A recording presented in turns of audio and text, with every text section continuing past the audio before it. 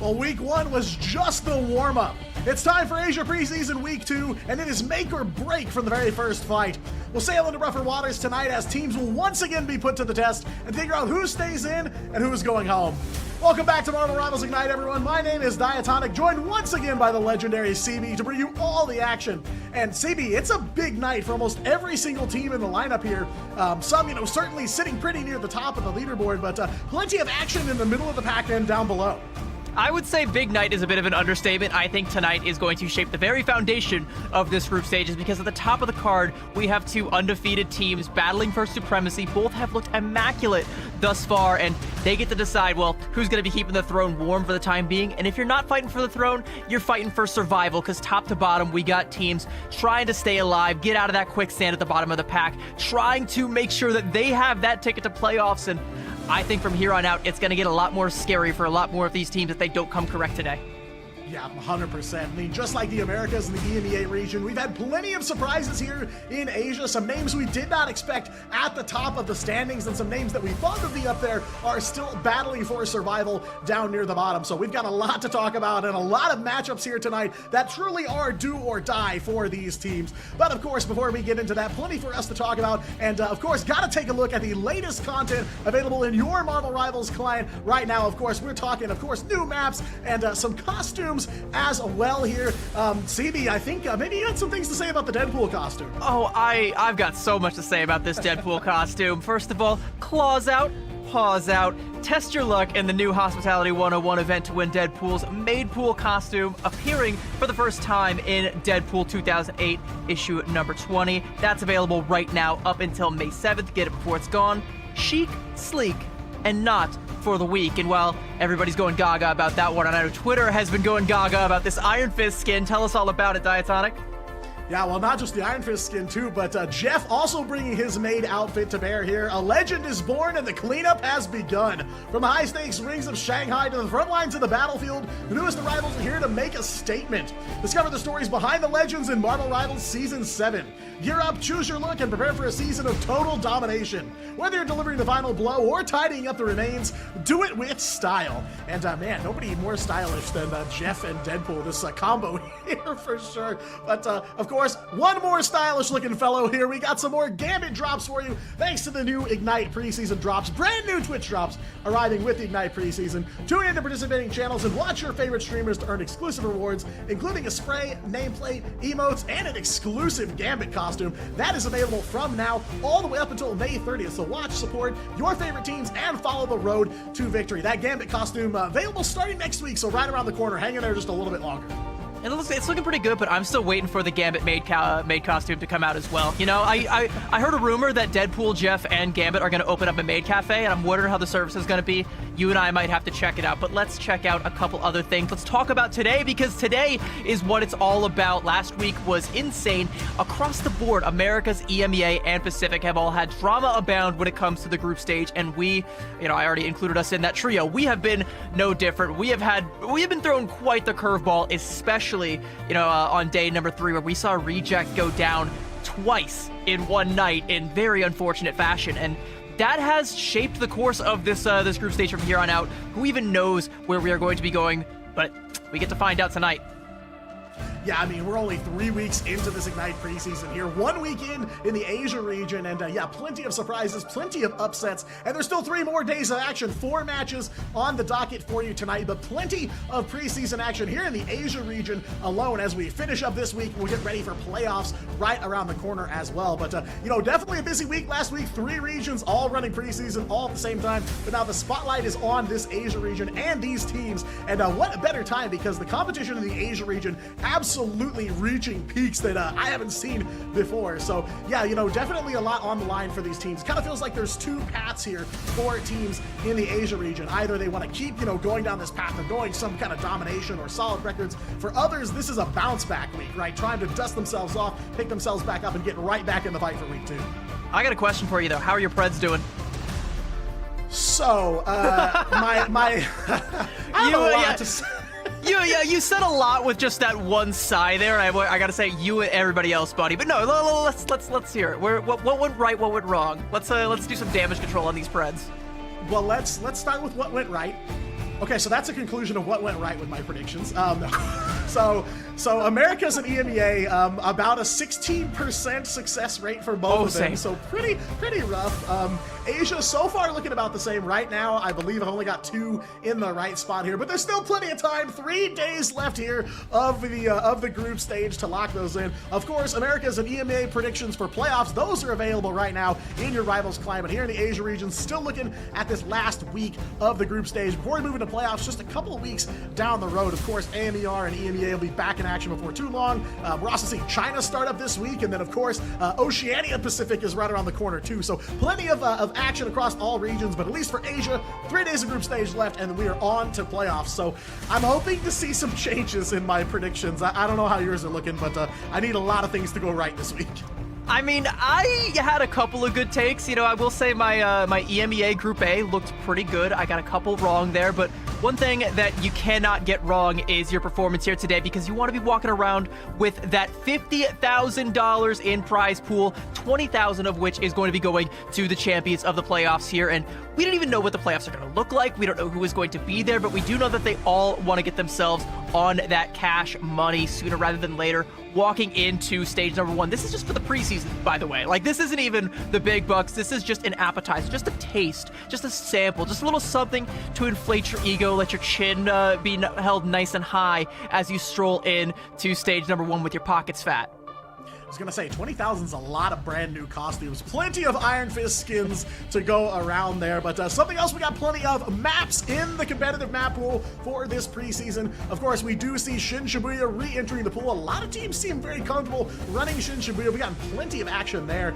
You know, some other maps maybe lacking in some departments. I know, you know, we've had a couple of select appearances of Symbiotic Surface, maybe for better or for worse, it's been around, but you know, other maps like Museum of Contemplation I feel like has been pretty popular, and some others, you know, we talked about like Yggdrasil Path hasn't shown up too much. Haven't seen a ton of Heart of Heaven yet, so definitely some interesting kind of stats coming through on map picks so far.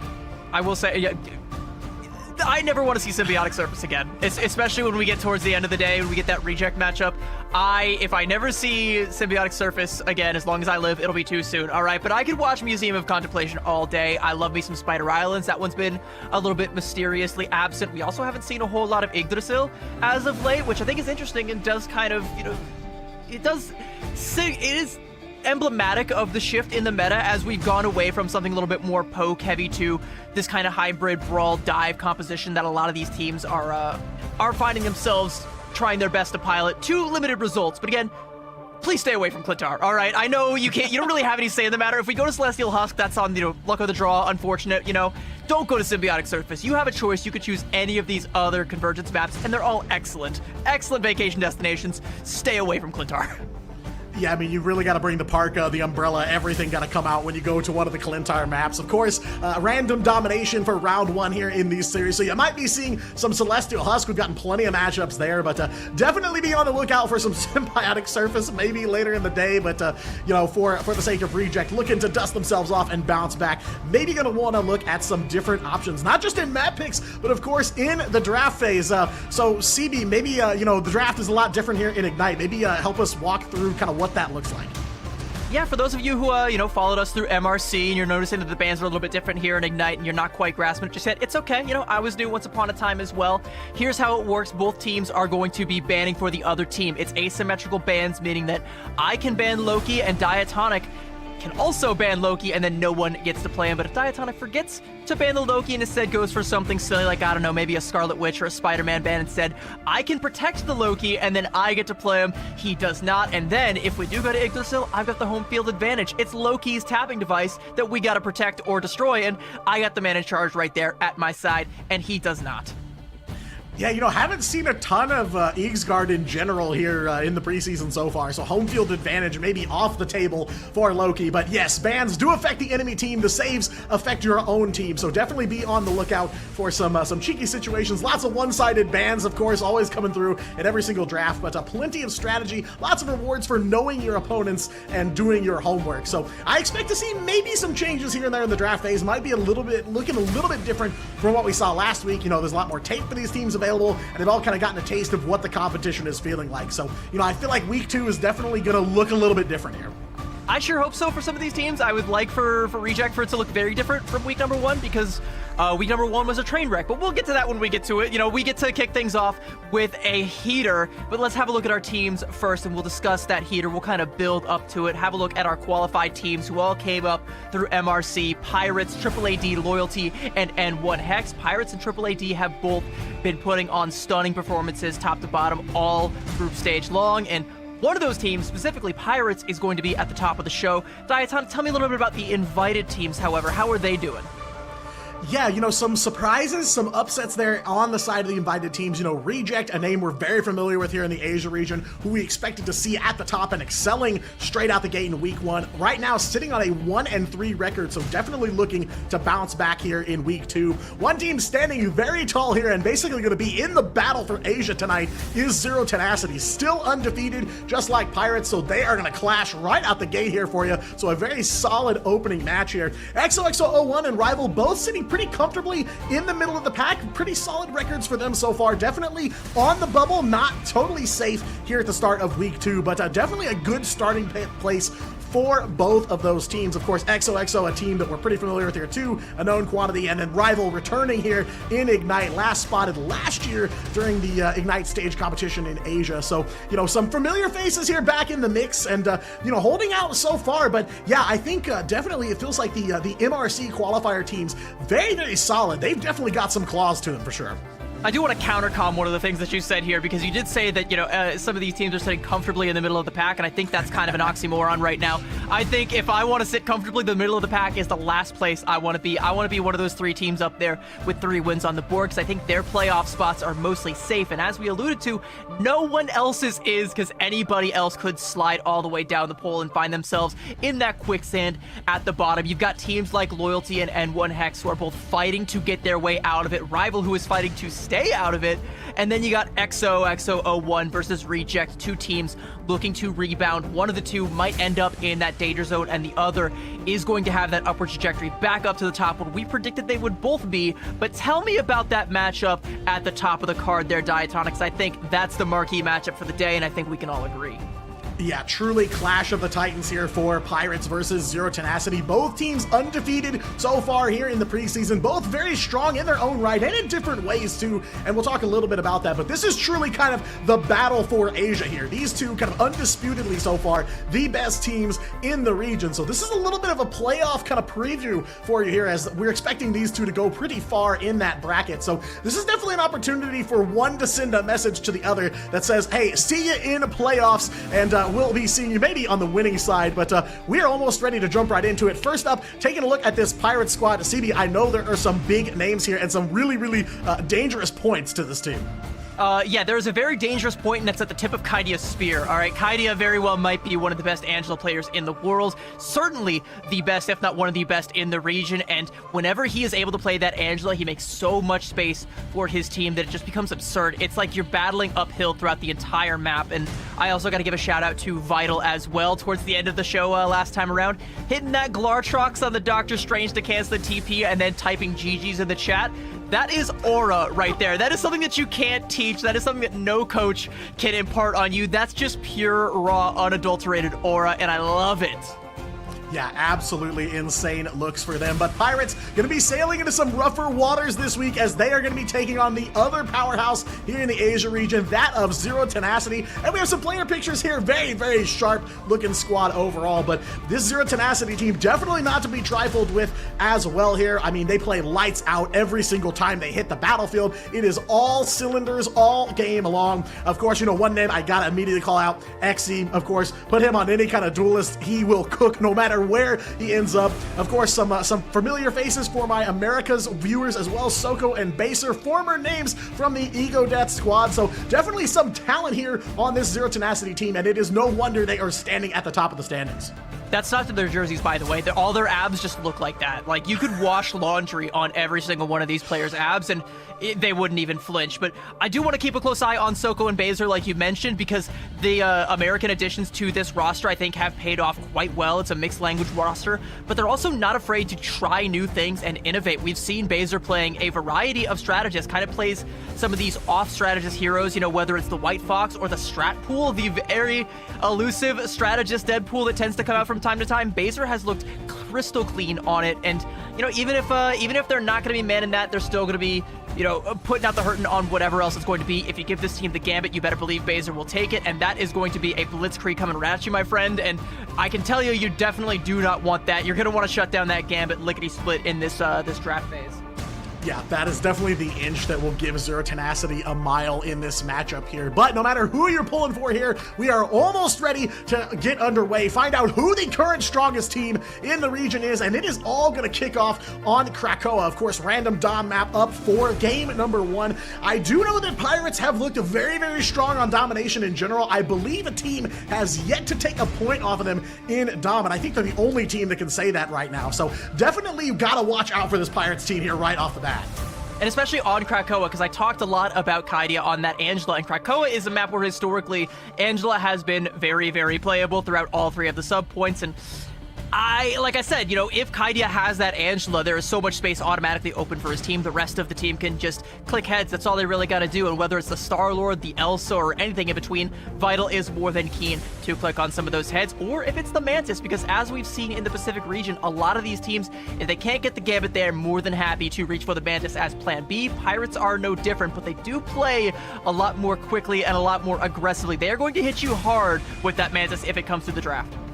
Yeah, I mean, definitely not a bad backup in terms of damage boost if you're not going to be able to get access to Gambit. And as we've seen time and time again here in Ignite, Gambit, definitely a rare commodity, but teams definitely take advantage when it's on the table and make a lot of progress when they're able to pull Gambit. But, you know, that is kind of the question here going into this match. Both of these teams have had very solid open and shut matchups all preseason long. And now here to kick off week number 2, they are going to have to take each other on here.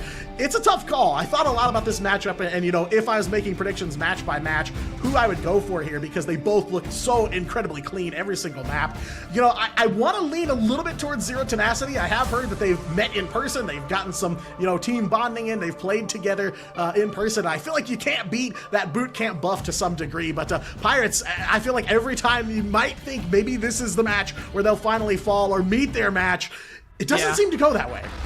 Yeah, I mean, my heart also kind of leans towards Zero Tenacity because I feel like they have looked a little bit more clean when it comes to the Convoy and the Convergence maps, but you can't count Pirates out. I have made that mistake once before. I will not be making that mistake again, especially on Domination. As we kick things off on Krakoa and we start to get the picks and the bans coming through here, and we start to see how this series is going to shape up, we have a currently vacant throne and 2 teams that have legitimate claims to it. And even if they're only going to be keeping it warm until the end of playoffs, there is enough room for one of the 2 to sit atop it, and let's see how we are going to get there. It's going to be a Gambit ban coming out early on from one side, and an early Mantis ban, the snipe from Pirates out the gate. Yeah, they're going to take that Mantis one-sided as well. No Soul Resurgence available for Zero Tenacity to start things off, but the Gambit ban, pretty classic to open things up here. Elsa as well off the table for Pirates. Maybe going to look for the one-sided Elsa in response here, and yeah, does look like that's going to be the case to start things off, so definitely got to watch out for some monster hunting here as we get ready to start this first matchup of the whole week, and what a matchup to open on indeed. You know, definitely don't want to miss the opportunity to send a message to the entire region that, hey, I am the undisputed strongest team to start things off. Of course, like you said, that may change as the playoff picture kind of unfolds over the next couple weeks, but definitely a big opportunity for both of these teams to show their stuff. I don't know that Pirates are so much in the business of sending messages as they're in the business of broadsiding you, taking all your loot and sailing off into the sunset like nothing ever happened.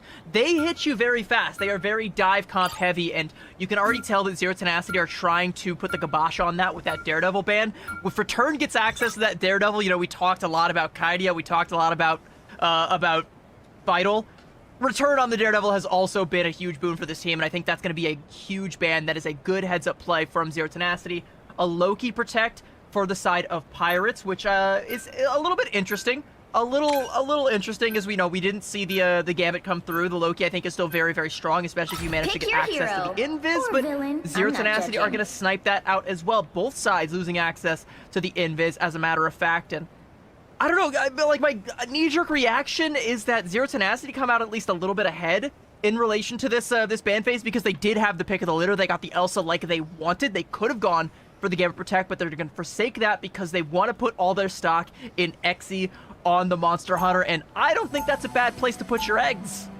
No, definitely not. And can't overlook the Vanpool save for Z10 in this situation either. Soko's been pretty crazy on the Deadpool so far, so I expect to see that maybe in some new maid pool costume as we get ready to head over on to Krakoa here for this first matchup. And yeah, I think I'm on the same page as you, CB. I think I like Z10's odds out of the draft phase a little bit more, but again, you cannot overlook this Pirates team. They have come up through the MRC. They've taken on every challenger here in Ignite so far and walked away to victors without a scratch to show for it. So sailing into rougher waters here for Pirates, though, probably the toughest matchup that both of these teams have faced so far here in the preseason, and I am so excited to see this first scrap between the two of them, right? Definitely gonna help set the tone for how this whole matchup is gonna go.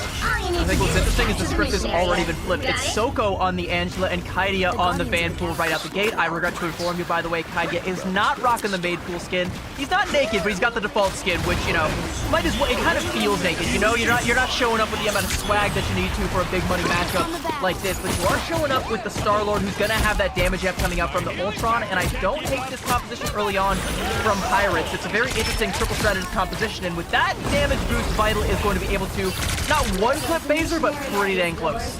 Yeah, playing right on through what seemed like a rougher draft phase for Pirates here. Return has had some good plays on the Ultron as well, so take away the Daredevil, and he will go straight for the flying robot here, and Vital on the move again. Another KO for the Star-Lord here. Jerry taken down, and the Angela gonna follow him back. That's courtesy of Kaidia on the Vanpool here. Pirates fully in control, take the first capture here, and send Zero Tenacity turning tail for now.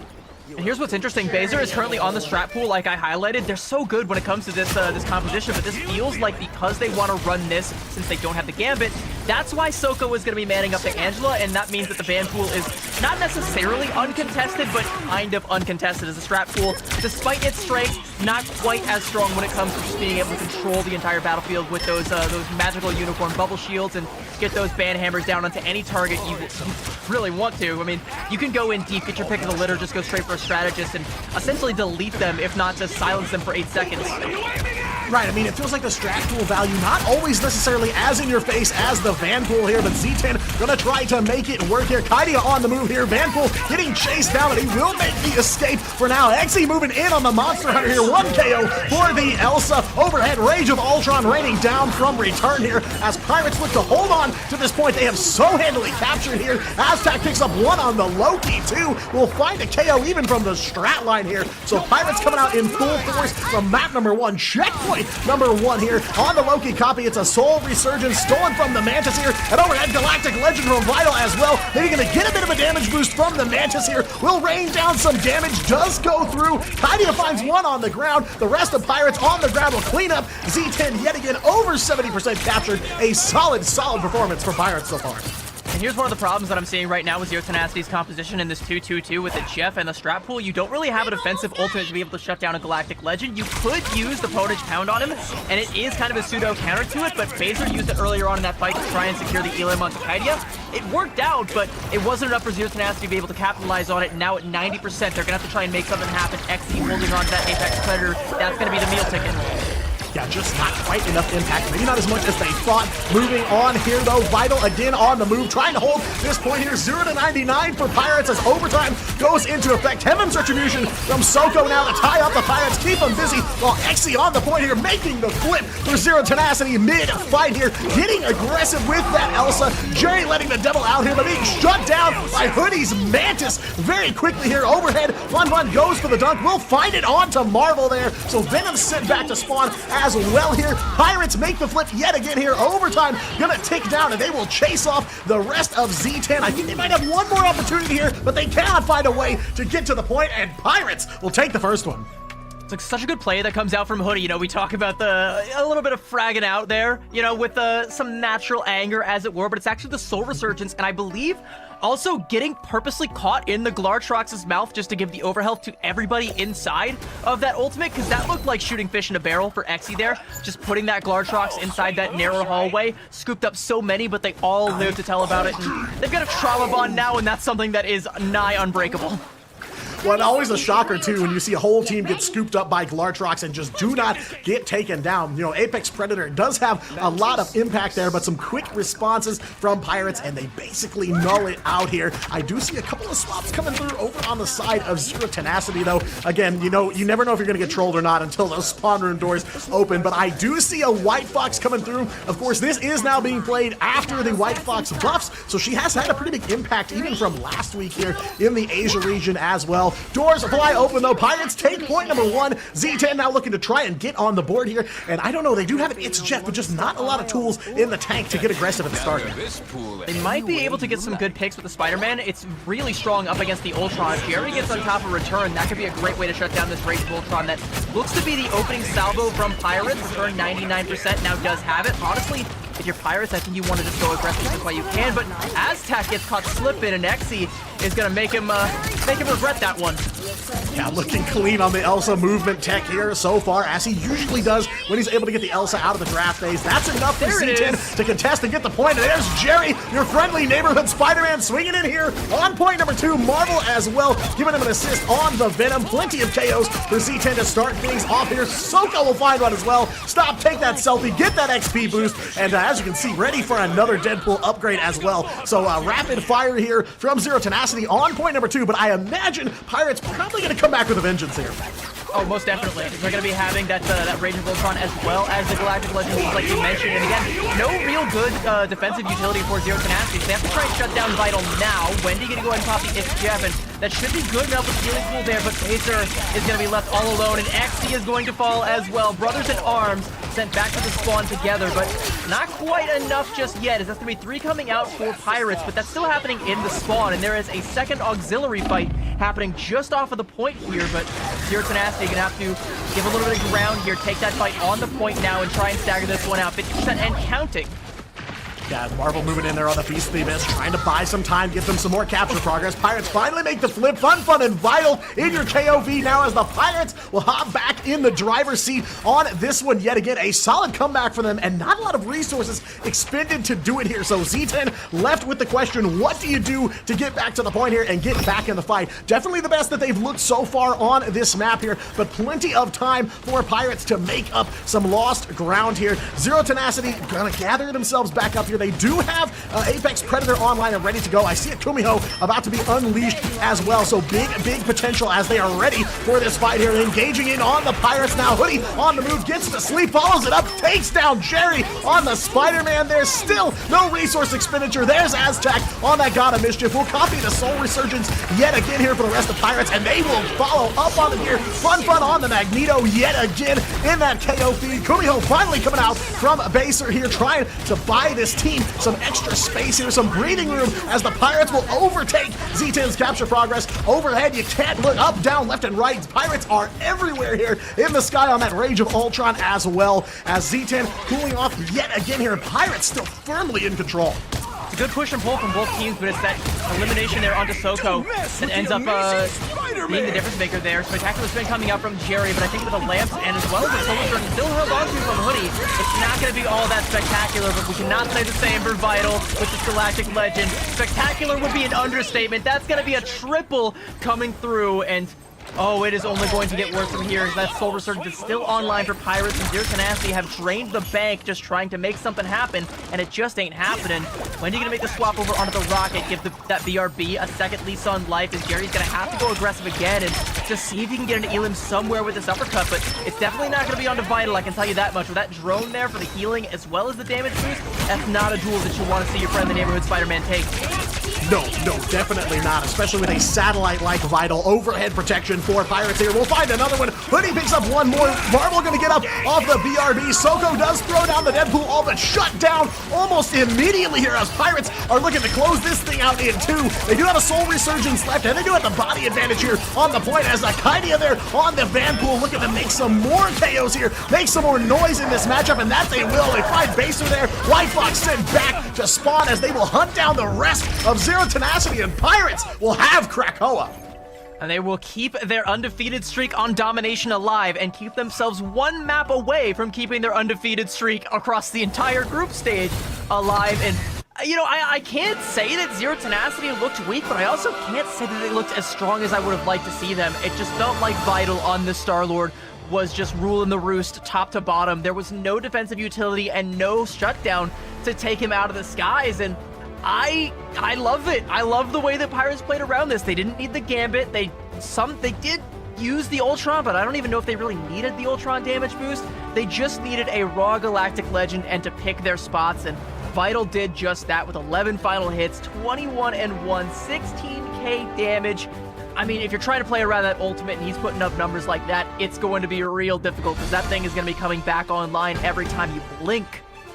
Yeah, not to mention you were underfoot of that pressure so often there. Almost everyone on Pirates eliminated only one time. In fact, Hoodie did not go down at all in that matchup, so no rest for the Wicked, no room to breathe there for Zero Tenacity. And yeah, you know, I feel the same way, right? Pirates looking as strong as ever. I feel like Zero Tenacity looked fine, maybe not quite as strong as we were expecting, but, you know, not to say that Zero Tenacity have not been challenged in any way up to this point, but this is truly kind of the first moment we get to see the raw strength of these two teams put together, because every match so far has been kind of an open and shut affair. But now this one is truly up in the air, and right now it seems to be that Pirates do have Zero Tenacity's number, but still two maps potentially, maybe just one more if Pirates have their way.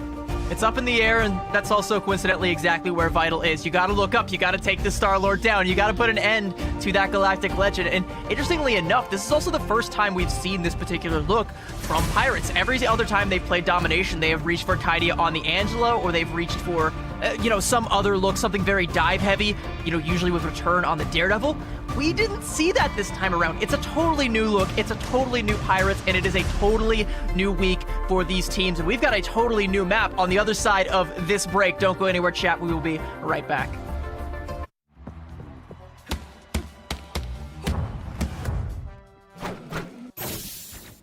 Solo Fury! 气贯长龙！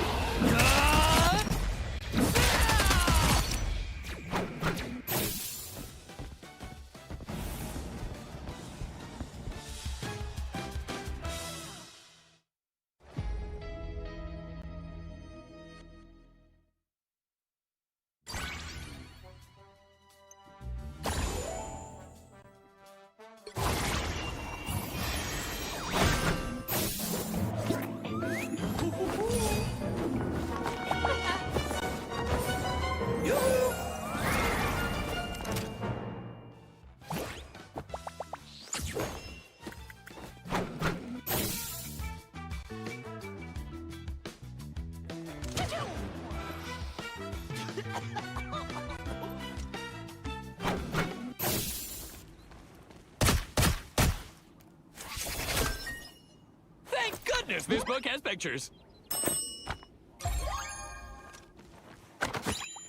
Let's get go!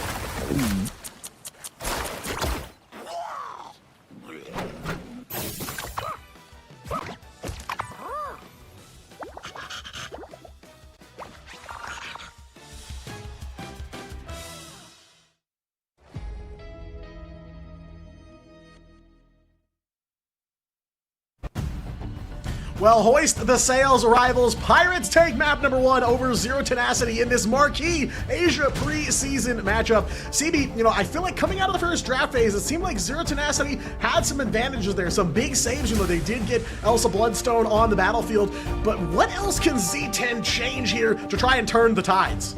Well, I think we saw a new look that came out from Pirates, like I mentioned, before we cut to the break, that we were seeing a completely new composition from Pirates that we hadn't seen previously, and they played it to perfection. We're going to be taking things to Museum of Contemplation, and I like this pick for Zero Tenacity. Some of the things that I think, we could potentially see is trying to get Xe over onto the Psylocke. That's another good pickup for him. Maybe you try and play into the Mantis yourself. Maybe Mantis is the way forward. Maybe Mantis is the truth right now, and some of the other teams in the Pacific, they're onto it. They just haven't fully cracked the code yet. And I think Zero Tenacity have that in them. Maybe with that, and maybe with Xe, switching things up, maybe giving up the Elsa, trying to play for the Gambit, play for the Mantis instead. There might be something there. I still want to wait to see once we actually get into the thick of it, though, because, that looked pretty dominant for Pirates coming out of map 1, and we know they tend to carry that momentum on through their second maps as well. So, long story short, it's not totally yikes, but a little bit yikes.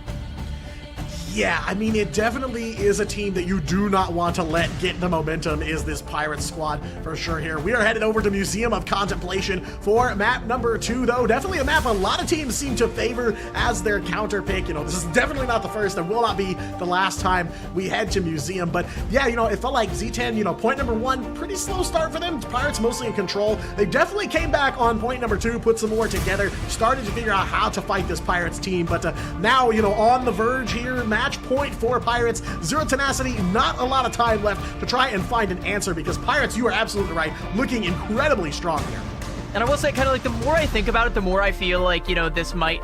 It either is... I know this sounds like the most dumb analysis of all time, but this either is a good map pick or it's not. But, I'm thinking about it as, it's hard to think of a composition that doesn't work well on Museum of Contemplation, right? You can play for the Atom, the double reses, the reses, or, you can play any flavor of triple strategist. You can play front to back. You can play dive with the Venom. You can play Elsa. She's really strong here. Not that there's anywhere where she's not really strong. It's just, you can kind of play whatever, and now that we've already seen that Pirates have multiple looks to them, there is more than just one dimension to this team. They are not just dive, dive, dive. They've got a few more tricks up their sleeve. I'm worried about Zero Tenacity. Is the trick that they've got up their sleeve going to be the trump card for whatever Pirates want to bring to the table here? Because I kind of feel like they can bring whatever they want and it's going to work. Right, I have to feel like that's some of the strength of Pirates here, busting out something new. You may not have tape on, you may not have any scouting on here, and just 2 maps to try and find an answer here as Pirates take map number 1 and sit on match point. We are ready for Museum of Contemplation for map number 2. Z10, Mantis ban right out of the gate. Pirates taking away the Elsa, and then they will save the Gambit for themselves. I don't know if it's too soon to call, but Pirates might have already won the draft. If you're Xe, yeah, losing out on the Elsa, I think means that Xe will definitely be looking to try and go for an opportunity to go over to the Psylocke. We're going to see the mirrored Gambit protect, so Gambit for Gambit, and now we're going to see a lot of these other mandatory bans come out. You got to hit the Loki, you got to hit the Star-Lord. What's interesting, though, is I have also seen Pirates reach for the Rogue on at least one occasion. I know Marvel has a decent Rogue in his back pocket. I'm not sure if Pirates are going to have that scouted, but that's another option that I think that Zero Tenacity, if they can get it through the back half of this ban phase, they might want to reach for. Yeah, if we're going to be looking for something to pull out of the pocket just to try and do a little bit of rug pull, yeah, I could definitely see Explosive Entanglement, Gambit, and Rogue being the option for sure here. Loki ban as well from Zero Tenacity, like you said, kind of a must ban. Cannot let that go through, but something that is going to make it through this time, Invisible Woman is saved for Zero Tenacity, so they will have access to Invisible Boundary. Definitely a lot of Invis movement in these draft phases here we've seen as of late. No shocker, big strategist ult. Definitely a team saver to be sure here, but yeah, the Gambit on both sides of the board, we're going to be seeing a lot of him in this matchup. Curious what we're going to see here. I think Pirates right now, yeah, like the Vanpool ban I think is mandatory, so that means Zero Tenacity get both the Star-Lord and the Rogue through. There's going to be an Ultron Protect currently hovered for Pirates. I think they're going to go ahead and lock that one in, unless this ban is also the Star-Lord, it's very likely that Pirates will have gotten that one through as well. We'll have to see. It's looking interesting. I was ready to call this ban phase in favor of Pirates, but the fact that they had to get the Mantis there in that 4th slot, I think is is interesting. It kind of changed things and let Zero Tenacity get either the Star-Lord or the Rogue through at their behest. They're going to go ahead and ban out the Van Pool, make sure that nobody gets access to it. So both Rogue and Star-Lord also getting through, and the Invis protect as well. This overall looks pretty good for Zero Tenacity, but as I talk about the Rogue, Kaidia just goes straight for it. So we might actually be seeing some fists flying on both sides. Yeah, a little bit of heartbreak from both sides of the board here. I feel like we talked about something similar on map number 1. It definitely felt like Zero Tenacity walked away with a draft phase win for sure. I feel like there's an advantage here for them as well. But again, they did have that on map number 1. It ended up being Pirates' map to win from start to finish here. So we'll have to see what that advantage looks like if they're able to press it enough to turn this thing around and get us to a map 3. But domination definitely dominated by Pirates here. This is Zero Tenacity's turf. They did counterpick this map, so you would expect with the draft advantage and the home field advantage for them, truly, that they would turn this thing around and get us to that map 3. But again, this is really a first look at these two teams' true power levels. Not to say that neither of them have not run into any roadblocks along the way here, but this is definitely the first true test for both of these teams. It's the biggest roadblock either of them are going to run into at any point in time, throughout this tournament, because they've already overcome what we thought was the biggest one in Reject, and both look immaculate doing so. Kaidia has backed down off of the Rogue and swapped over onto the Magneto, something a little bit more good old honest Marvel rivals here, but Marvel is sticking on the Rogue here. So you have the full Gambit team up with the Rogue, the Magneto, and you even got the Galactic Legend. This does not get any better for Baser. I like Zero Tenacity's chances here if they can stick with this. Yeah, beautiful composition, really solid draft days from this team, but they have to press that advantage on the battlefield here. Pirates on the attack first. Zero Tenacity going to look to defend and set the pace for their offensive run, but Kaidia already taking down Xe. 1 KO for Pirates coming through here. That is off the back of that explosive entanglement team up. That Magneto damage will really take you by surprise if you are not on the lookout for it here. So not a bad start for Pirates. They are on the move, but Zero Tenacity, for the most part, feet planted and ready to defend there, and Jerry will find return, and Marvel taking down Aztec, making a double for the Star-Lord here. Zero Tenacity looking solid here on defense. It's a good opening salvo. It starts off with Pirates checking their angles, clearing Xe off of that flank, but they don't anticipate Jerry trying to take that same one and deny that angle from the other side of Pirates. I think they've now swapped off of that Phoenix. Return going to make the swap over onto the Daredevil. Going to brawl things out a little bit more here, but Zero Tenacity already have the momentum on their side. They're starting to build up more of those ultimates. Baser is just ever so slightly leading the charge to that Rage and Royal Flush, but the key thing here is 90% for Jerry. That Galactic Legend is going to be coming online. That is a wombo combo that if Aztec doesn't track is going to be a guaranteed fight win. Yeah, it's going to take some defense here from the Pirates, ironically enough, as they're on the attack here. But that's a Raging Royal Flush from Hoodie now. Aztec throwing down the invisible boundary as Jerry goes over the head for the Galactic Legend here. And it's going to be Zero Tenacity on the receiving end. Aztec will find Marvel, so Rogue down and out just shy of that Heartbreaker. Wendy throwing down an invisible boundary of their own here. 2 minutes on the clock, and Pirates just inches away from the first checkpoint here. But Jerry will find a returning him back to the spawn room here, halfway through this first attack. But Zero Tenacity finding some plays here on defense. They've got some resources as well, but Pirates not going to be too far behind in the rearview mirror. Vital on the Dance of the Butterflies will find Xe and wins the Psylocke duel. Fun taking down Wendy. Aztec finding another one on the Invis here, and the Pirates will fight right back, swashbuckle their way to this first checkpoint here. Z10 got one more opportunity to hold here, but how long can they hold it for? The body disadvantage is too big, and Pirates will take that first checkpoint back up to 4 minutes on the clock. It seemed like such a good heads-up play for Wendy to try and hold that invisible boundary until the Dance of the Butterfly came out from Vital, but had to pop it a little bit too early. Vital goes in, finds the ultimate, and cancels Xyz, so Pirates end up getting the better of that exchange, and it all just sort of spirals out of control from there. But a good opening defense from Zero Tenacity, but a better offense from Pirates, and now they've got the momentum. Return has let the Devil out. You've got another invisible boundary from Aztec, and Wendy is going to be lagging behind in that exchange, so Zero Tenacity, they're going to have to find a miracle in this fight, but they're only going to find the Devil from Hell's Kitchen. Yeah, and overhead though, Soko gonna try to shut down that Devil. Will find return on the but Daredevil shut down by the Meteor in there, and Zero Tenacity back in full force for some defense here, not letting Pirates build up that time bank too much, as they will find another pick here to slow things down even further. Jerry on the Star-Lord as well, hunts down Vital on the track. Marvel will take down Kaidia as well, battling Vanguard v Vanguard here, and it is the Rogue that will walk away victorious. Aztec does have an invisible boundary back, but so far, Zero Tenacity finding some stops here and there. They just need to thread more of those wins together and close out Pirates as much as they can. 2:45 on the clock. Z10 finally slowing things down here and in control of the card. I do like this this duelist lineup here for Zero Tenacity with Jerry on the Star-Lord and Exy on the Psylocke. These are two heroes that can reward strong tracking and good flicks. Two things both of these guys are known for, and Exy putting that to work with that Raging Royal Flush at his back. Wendy is going to get traded out on the other side, though, so you can see Exy want to pop a U-turn. He does not want to engage when he knows the healing will not be there. There's not going to be Invisible Boundary to save him, so Pirates going to use this as an opportunity to move on forward, but Marvel going aggressive and forcing the Invisible Boundary out of Aztec. That will be enough to take down Jerry, but it's an early resource forced out. Wendy ready to mirror it, and Pirates have to try and find a way to break through.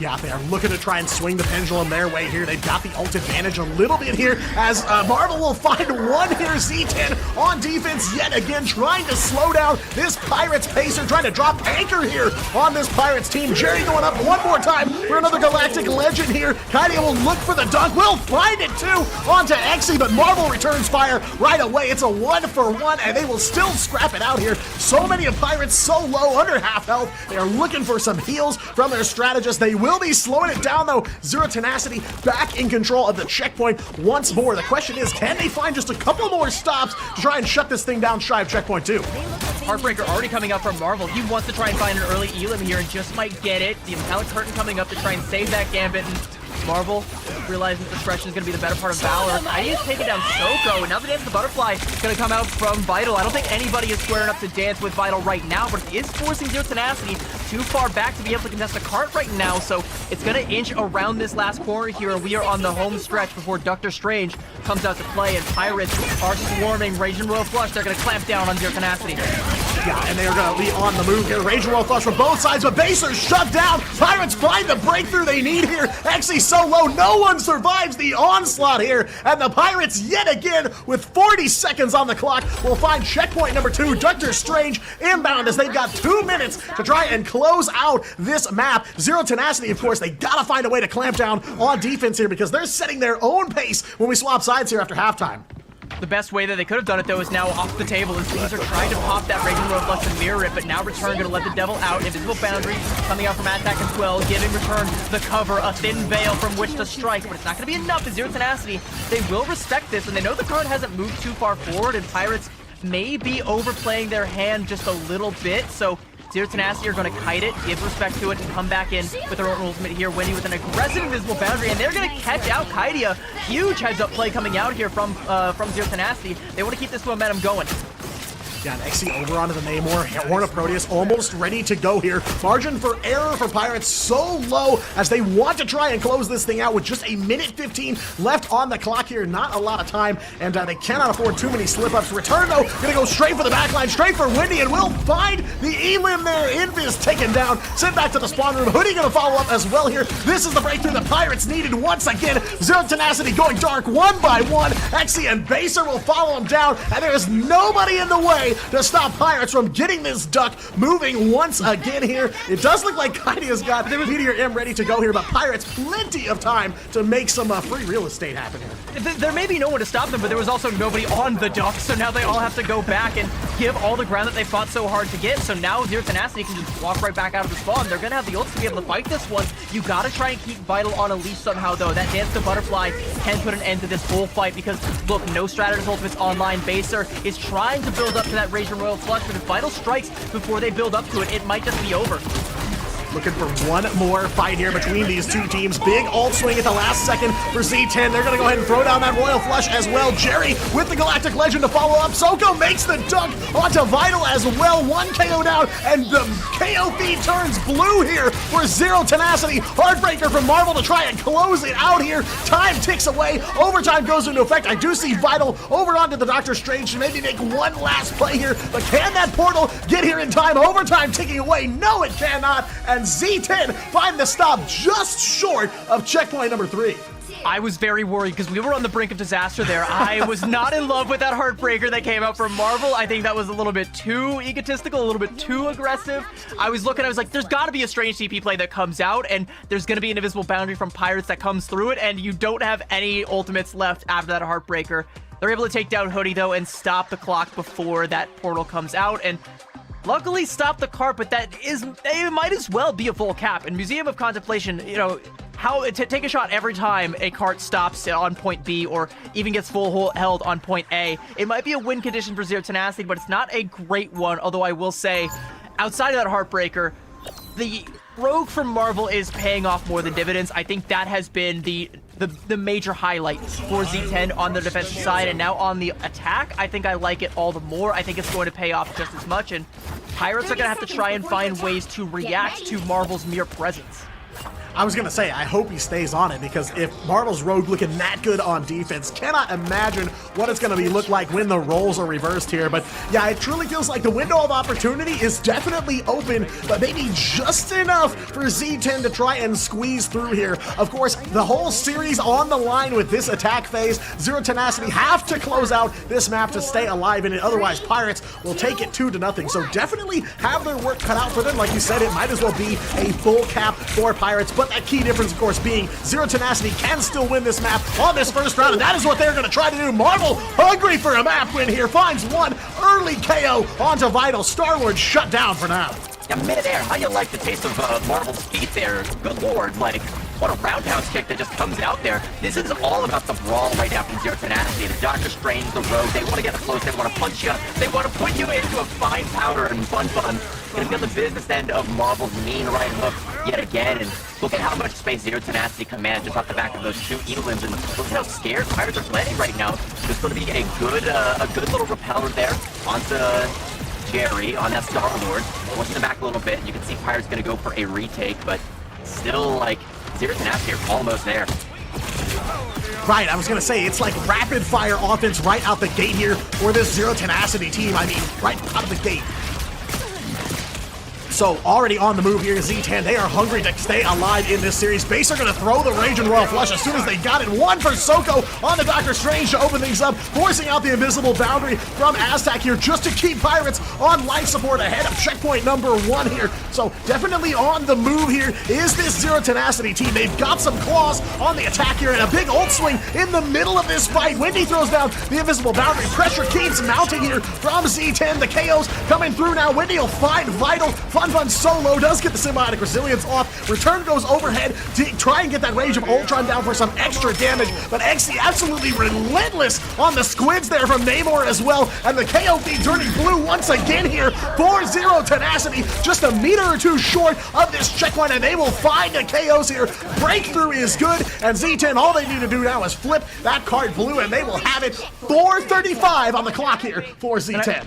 And I love the ult tracking. That's not the first time that we've seen Wendy go for an aggressive invisible boundary to try and catch out another member of Pirates and find the Elims off the back of it. It is a double-edged sword, though, as there's now going to be that Rage and Royal Flush and Galactic Legend combo coming out from Pirates, and there's not really a good way to deal with it. So if that comes out, Zero Tenacity are just going to have to kite it. Maybe you can go aggressive with Marvel's Heartbreaker and try and shut down one side of that combo or the other, but if Pirates are smart, they're going to play... Well, I was going to say they're going to play split, but they're going to play fast.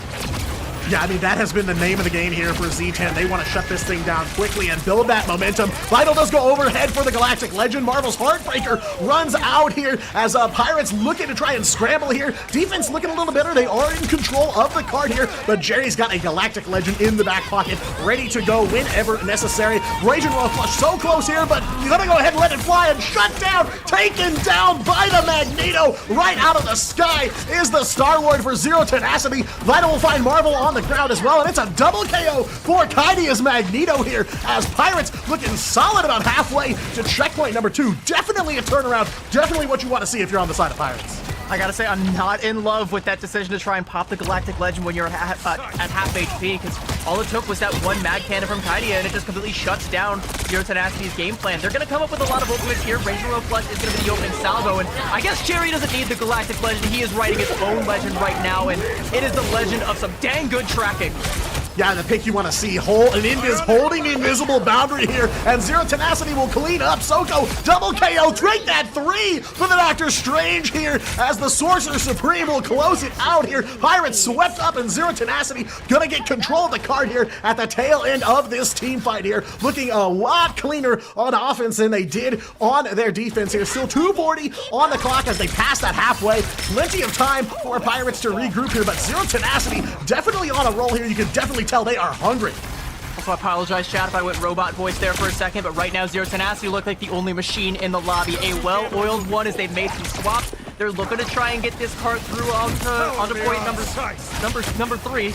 Almost at point number C. But Soko with an early KO there onto Vital. Invisible Boundary coming out now from Wendy to try and keep Zero Tenacity in the fray. They've lost Marvel, but gonna trade out for Fun as well, and you will take that. That's gonna amount to more forward momentum and get them to that last final hurdle. Again, the home stretch. Jerry, though, stretched a little too thin.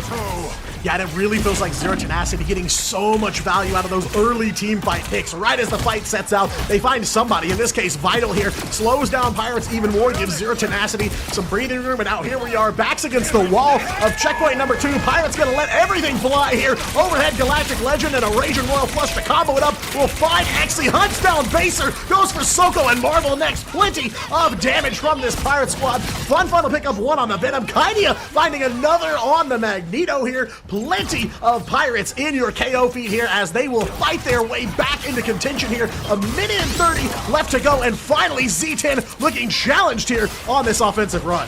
But did Pirates really need to use that combo? I don't know that they did. I mean, they had already more or less won the fight. They did press the advantage, and now they've got Zero Tenacity surrounded the spawn here, but with Baser's Raging Royal Flush and Jerry's Galactic Legend and the Heartbreaker to boot, they are dumping the house in on this fight. They are going to break out of the spawn there, find a huge Elim onto Aztac. It's going to get traded out here, but as return falls and Kaidia is going to go as well, it's looking really good here for Zero Tenacity. They should be able to find the cap, but they need to get some bodies on the cart, and more importantly, get the red ones off. Yeah, it does feel like a little bit of desperation coming in from both sides of the board. If they've got an ult, they are letting it fly here, but Z10 will stand strong. They get control of the card, and they'll have the ult advantage for now, too. So very good looks here as they go for this last time refresh. Though there is a portal coming through, and Pirates will swing on in here, but Marvel claps right back, finds 1 KO, make it 2 for the road here, as Zero Tenacity are not gonna stop short of this checkpoint. They will find it in the midst of the fight here. Almost a full ace onto Pirates, and Zero Tenacity, 1:45 on the clock, and they are looking to try and even the map score here. What a solid performance here on offense, but Pirates, again, they have shaved off a lot of time here. Just 1:30 is what they're gonna have to deal with, but it is time to lock down, batten down the hatches here, and protect the ship.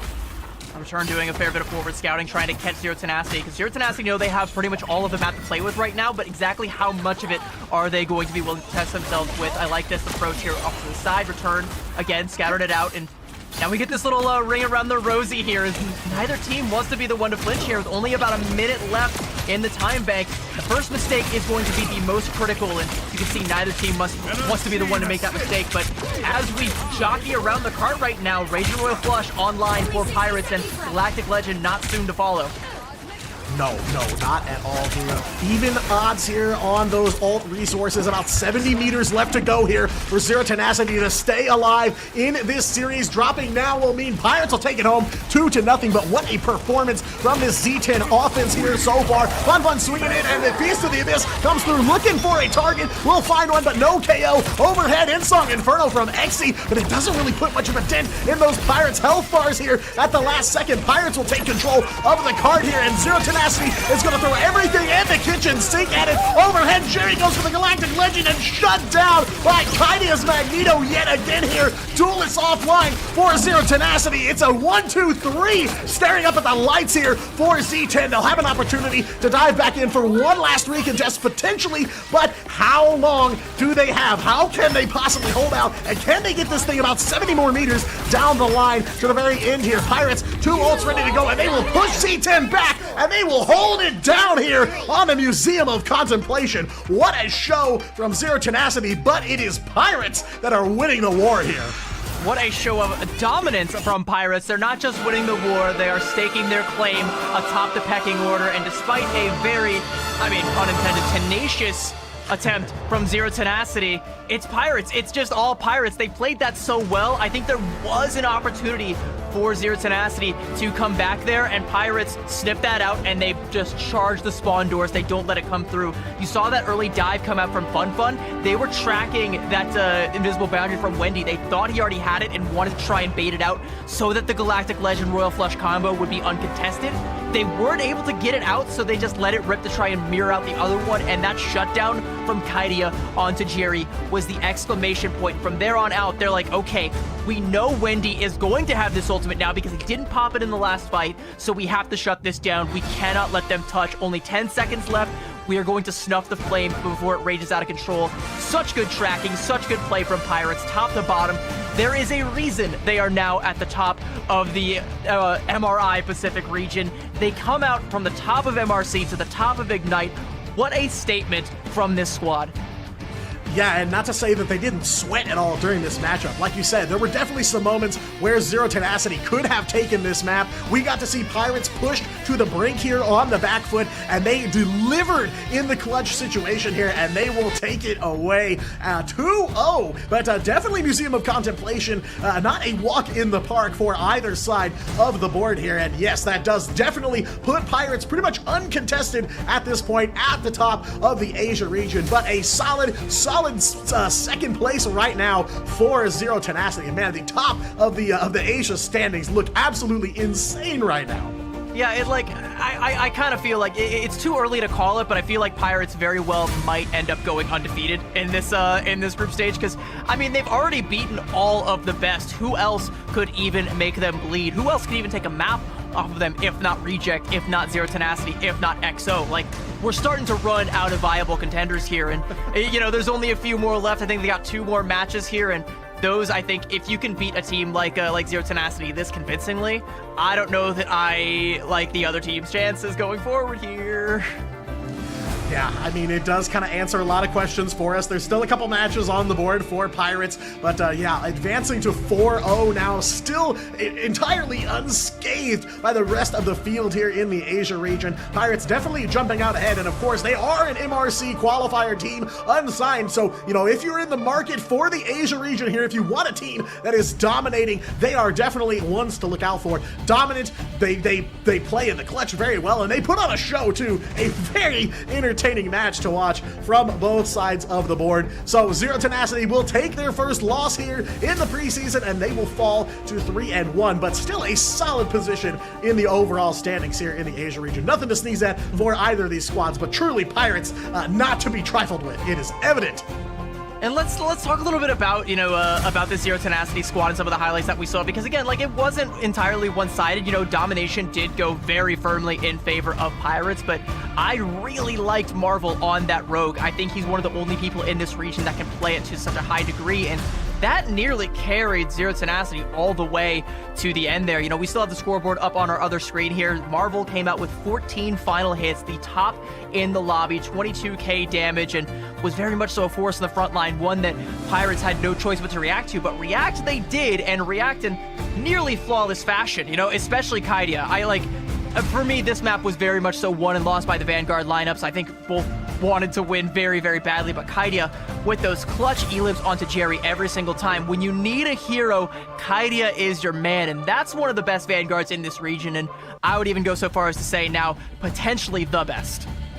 Yeah, I mean, a lot of action from the front lines. The Vanguard's putting in so much work, and Marvel definitely earning that SVP for Zero Tenacity. You could tell how badly he wanted it right out the gate on attack. Got that KO, immediate pickup for them, and just off to the races from there. So definitely got to give credit where credit is due. If Marvel is not a player you've been watching or paying attention to, definitely recommend you do now, because he put on an absolute show on the road there and definitely made it look like a serious threat. I do think maybe we're holding out to talk to a member of Pirates about that victory, because man, I mean, what else can you really say? Like, you gotta hear from the players themselves how they feel about kind of coming out as the undisputed top of the region right now.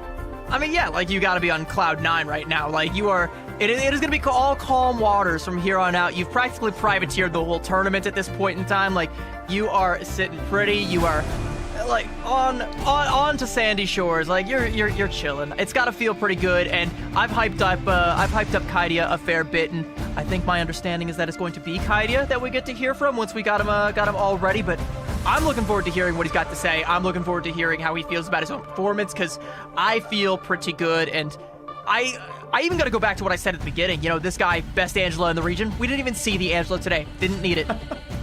Yeah, I mean, another tool that we didn't even get to witness, so you have to imagine not even pushed to using maybe arguably one of his best heroes. I mean, that definitely says quite a bit about the victory here. But again, you know, domination definitely looked like it went Pirates' way, and we've seen that from them almost every Dom map they've played so far in the preseason. But, you know, again, can't overlook Z10's work that they put in on Museum of Contemplation. Just unfortunately a little too late for them to try and make up that ground. But you have to imagine that over time, you know, as Zero Tenacity continues to play together, build some of that camaraderie, get some more hours under their belt, you have to imagine they will be a threat all season long. So again, another great reason to watch the preseason. You get an idea of where teams are at the start. You get to see who is really going to pan out to be the threats. And, you know, of course, Pirates, undisputed kings of Asia right now, but definitely Zero Tenacity one to watch out for if you are any other team in the lineup. I would also want to highlight that Reject, you know, if they bounce back and play up to the level that we kind of expected them to, should also be in that conversation. Triple AD, I think, is still going to be on deck for Pirates, and despite, you know, Pirates typically giving them the business back in MRC, I think there's still a chance that Triple AD can make them hurt this time around. They've already, you know, taken a map off of them once before. I will remind you, Triple AD, by the way, is still the last team that has managed to take a single map off of Pirates historically, outside of scrims. Again, I mean, I don't want to say scrims don't matter, but the scrim bucks are, you know, it's a fraudulent currency. It's fiat it's, you know, you can't take that to the bank, but you can definitely take Pirates to the bank. And hey, let's talk a little bit about that cash prize again, because they are very much so in contention for making themselves a nice appointment at the bank. I don't have a lot of money. Do you make appointments at banks? Is that a thing that you do, or you just like kind of show up? Like I've never been. You know, I have to imagine if you're talking about this kind of prize pool, you know, 50,000 on the line here in just the preseason alone, that feels to me like something you would make an appointment at the bank for. And, you know, at least with the trajectory we're seeing now, I think... Clear the lines, I'm on my way. Well, you know, there are pirates after all, so do they go to the bank or do they just put it in the treasure chest, you know, under the ship, you know? I don't think you can actually go to the bank with ill-gotten gains. They just got like a fat treasure chest, like under their mattress, like Mr. Krabs or something like that. Like, that's probably the way they do it. If it was me, that's how I would do it. Or, you know, maybe I would invest in the stock exchange, maybe invest in your own team stocks, because you're going to the moon at this rate. Like, you've taken on all comers and you haven't even dropped a map. Like, what is there even... I mean, kind of a rhetorical question, but what even is there left to accomplish for this team? Yeah, I mean, you know, I'm very curious. You know, again, unsigned team, they are not affiliated with an organization at the moment, so you would hope to see maybe someone interested in getting into some Asia action here. But, you know, Pirates are a team that, you know, if you're not familiar with the name, they've played under several other names before. They do have Ignite experience, of course, dominated the Season 6 MRC. That's why they're here now. So definitely forces to be reckoned with. Though they play under a new umbrella, they are very seasoned veterans in their own right, and they are showing it every single time they hit the battlefield. No questions asked from these players. So, you know, and that's the thing I noticed with a lot of the Asia region, is there are a lot of new names in terms of umbrellas or teams that these players are playing on, but so many familiar faces, and you get to see that talent come out in almost every single time they play. So, you know, always fun to watch. But yeah, this Pirate squad on an insane trajectory here in Asia alone. They take the MRC, they're 4-0 now in the preseason. You have to imagine definitely going to be sitting comfortable over these last couple days of the group stage. Well, apologies, by the way, as we're still kind of yapping, you know, making some time to get the interview all set up and ready to go. But let's talk more about this Pirate squad, and let's talk about the potential inevitable clash with another Pacific foe in Gen G once we start to get into the Oceania region a little bit later on this month, I believe. I think it's either later this month or next month. It's gonna be very soon that we're gonna get to peek at the teams from down under the OCE region. And Gen G, I think, not to jinx them in the way that we've kind of jinxed Reject, seem to be the favorites coming out of that region. That should be their region to win. And, you know, right now, if you had to bet the house on either Pirates or Gen G, who would you put it on? Well, you know, it's been a while since I've seen the Gen G squad, formerly known as Chopper Mag, back in the Grand Finals last year. Haven't seen them play in a while. They've been quiet, so I have to imagine something is cooking over there. But, you know, if I had to decide at this moment, you know, Pirates looking pretty pretty strong here, very convincing wins across the board. And yeah, you know, we will get to see that clash inevitably, as the Pacific region of Ignite has two branches to it. We've got the Asia Pacific, which is what we're on now, and we also have Oceania. So at some point, those two forces will collide. And yeah, it is definitely going to be some sparks in that matchup for sure. But, you know, right now, I'm definitely looking at Pirates, but I feel like this current meta that we're seeing definitely can favor a squad like Gen G. So it's going to be another matchup that's, you know, heavy hitters and really up in the air. It's one of those things where it's like, Pirates is just such a scary team, right? Because, like, you're not thinking of them, you know, when you're thinking of like the top teams in the world, you're not thinking of Pirates. They're not one of the top teams that comes to mind, especially if you haven't been paying attention to the Asia region, which if you haven't been, you need to start right now, and you need to start paying attention to this team, because they are going to grab your attention. They are going to make you want to pay attention to them, because they very well might be one of the best teams in the world. And I think that arguments against that are running thin by the day. And even going up against Gen G, I'm kind of inclined after this performance to say, I think Pirates take it, not because I doubt Gen G, but just because I feel like every time I have even the slightest instinct to underestimate Pirates, they over deliver on their promises. And you know, if it maybe if they had dropped a map all weekend long last weekend or today against Zero Tenacity, the one team out of the pack at this stage that still should have taken a map off of them, you know, maybe I would be like, all right, Gen G's got this in the bag. They're still one of the best in the world right now. You know, we just haven't seen them in a while. They're on that Virtus Pro, taking a nice vacation, waiting until they are called upon in order to act. But Pirates are making some noise in the meantime, and I gotta go Pirates in that one. Yeah, definitely a tough call. And I mean, especially, you know, you notice when teams kind of go dark for a while, they go underground, you know, they're doing some kind of scrimming, working together, playing together. You have to expect some kind of threat to emerge when they come out of the shadows and back into the spotlights of Ignite. So definitely a matchup I'm, of course, looking forward to. And anybody that follows Pacific already kind of has their eye on that matchup. You know, Pirates, Gen G, maybe some Zero Tenacity Gen G as well. You know, Z10 definitely in the mix, in the conversation here at the top of the Asia branch for sure. But, you know, a lot of dream matchups here in the Pacific region, and you know, eyes are kind of on those next steps of where these teams go from here. And, you know, Pirates so far definitely looking dominant, but, you know, this is week number 3 total of Ignite so far. There are months and months to go here. So, you know, it's like a lot of other competitions, a lot of other seasons that run long in other esports, even in traditional sports, where, you know, you see teams kind of come out very, very strong right out of the gate and maybe have a burnout or a flare out, and they have to kind of recover through the middle of the season. So definitely want to see how Pirates continue to stack up, especially once we wrap up preseason and they all get a little bit of a breather before we get on into stage 1. But yeah, I mean, definitely a lot of questions still on the table for these Pacific teams. I can't wait until we start to get into stage 1. We get to see all of these teams at their full power, and we get to see them all collide. The Asia region, the OCE region, eventually we get to all get international LAN events. It's going to be great. But you know what else I can't wait for? I can't wait any longer to hear from the man of the hour. It is Kaidia. We finally got him ready. Let's get him in here for an interview. Oh, never mind, we don't have him. Unfortunately, he wasn't able to get in here. Oh, that's a little bit of a bummer. It's okay. It's all good. You know, I can imagine he wants to keep it silent because, again, this team has been one of the best kept secrets in the Asia region and looking to keep it that way. Yeah, I mean, their gameplay definitely speaks for them. That matchup alone speaks for this Pirates squad. So I have to imagine they have a lot to say. But, you know, CB, we talked about it a little bit at the top of the show, right? We have a new costume in the game. And, you know, maybe we will, we'll talk a little bit more about that too. But we're going to take a very quick break here, reset here, and get ready for game number 2. Don't go anywhere. Asia Pacific action coming your way right after this.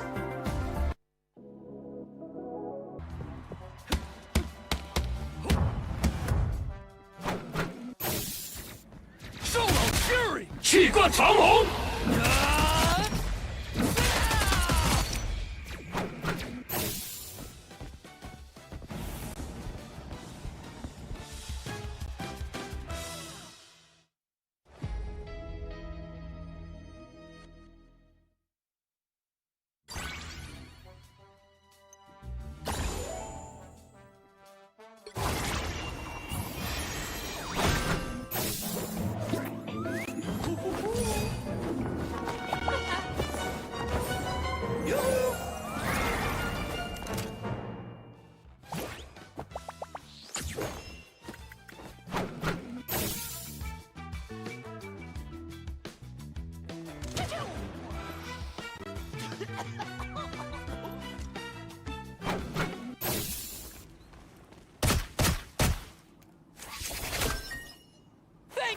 This book has pictures. Let's get go!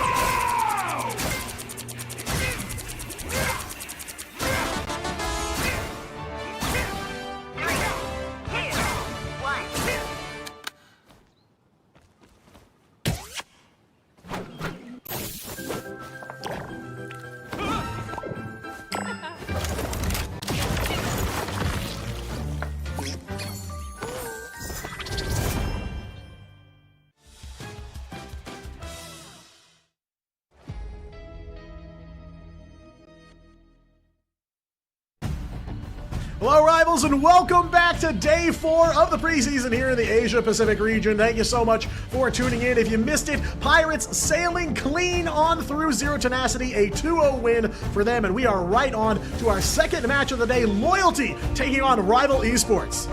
And these two teams, they are going to need a little bit of luck in order to survive. But speaking of luck, we've got an event going on right now. It's the Hospitality 101 event where you can try your luck to win the Made Pool skin. And, well, I tried my luck. I don't know that it was the best, but I took a little video because I was confident. I thought for sure I was going to get this in one pull, but, you know, let's take a look. We got a video. Let's see how I did with this event.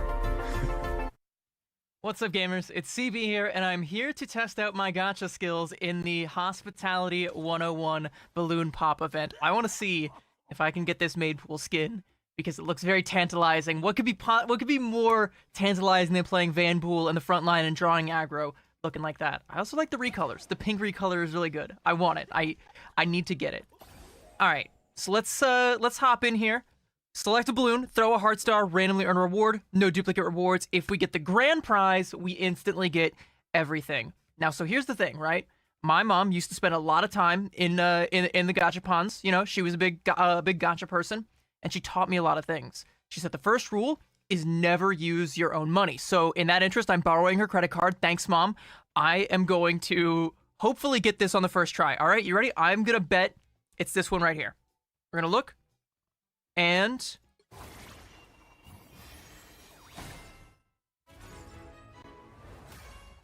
oh, that wasn't it? Okay, all right, I dabbed for no reason. I'm sorry, that was cringe. I won't do that again. But I will equip this. Look at that. Like, again, look at me. Look at it. He's drawing aggro. That's what he's doing. He's drawing aggro.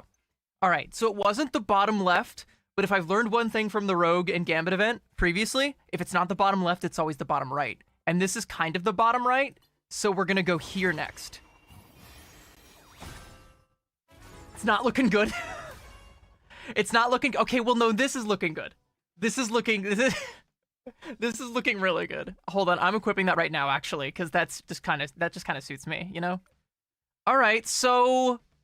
Please tell me I don't have to use all 2,500. Mom's gonna... Oh, she is going to be mad. Let's try top left. Oh, I'm sorry, Oh, but these emotes are cute. I actually haven't looked at the emotes yet. Wait, hold on. I know we might be going overtime here. I want to quickly go through those. That's really cute. It's a Marilyn Monroe reference. That's so cute. This is what I'm going to do to you, chat, if you're nice to me. And, this also. Oh, wait, I'm going to equip that one. Oh, what do I replace? I'm going to replace Marry Me, so I stop proposing marriage to people in game. Let's go. Let's just go to this next one. Top middle. Oh, that's the one. That's the one. We did it. We got the... Wait, was that the actual...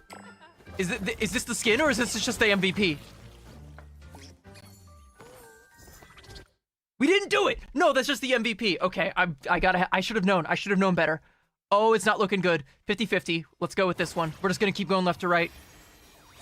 Oh, this is humiliating. I'm sorry. Oh, no. Oh, cringe. It's taking me all of them. Oh, no. Oh, it took me home. All right, well, it was worth it. It was worth it. Thank you again, Mom, for letting me borrow your credit card. This is what I'm getting up to with your money. Anyway, share. Let's show everybody. Oh, wait, no, I can't. I'm just gonna equip it. I'm not ready for that level of social anxiety. Anyway, we got the Made Pool skin. Thank you all so much for watching. Mwah. Yeah, so not great.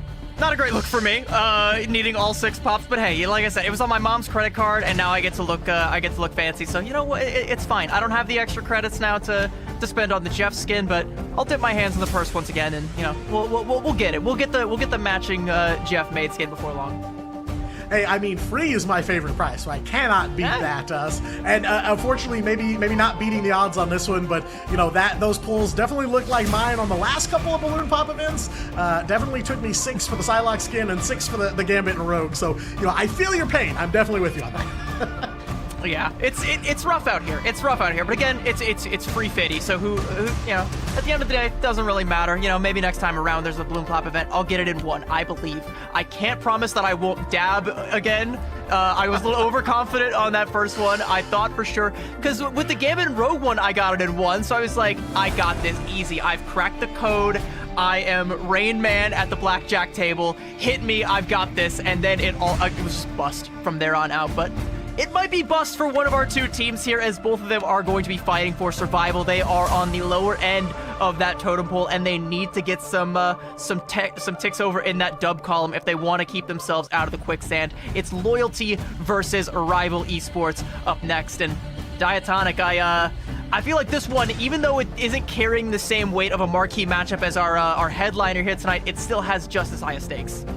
Yeah, I mean, for these teams, definitely an important match. Loyalty sitting at 0-3 currently overall, so definitely looking for them to get their first win here this week and looking to get on the board. Rival Esports currently 1-2, so somewhere in the middle of the pack, but as the competition at the top of the standings continues to tighten up, they are definitely wanting to take a win here today. So, you know, yeah, maybe not the most, the biggest 3-0 versus 3-0 matchup, but definitely for these teams, a very important night, and it's true across the board here, not just in this matchup, but the rest of the matches on deck for tonight. So yeah, definitely both of these teams going to be looking to get in and get aggressive and walk away with that early win. So, you know, maybe it takes six hits to get the new Deadpool skin, but both of these teams going to look to walk away in just 2.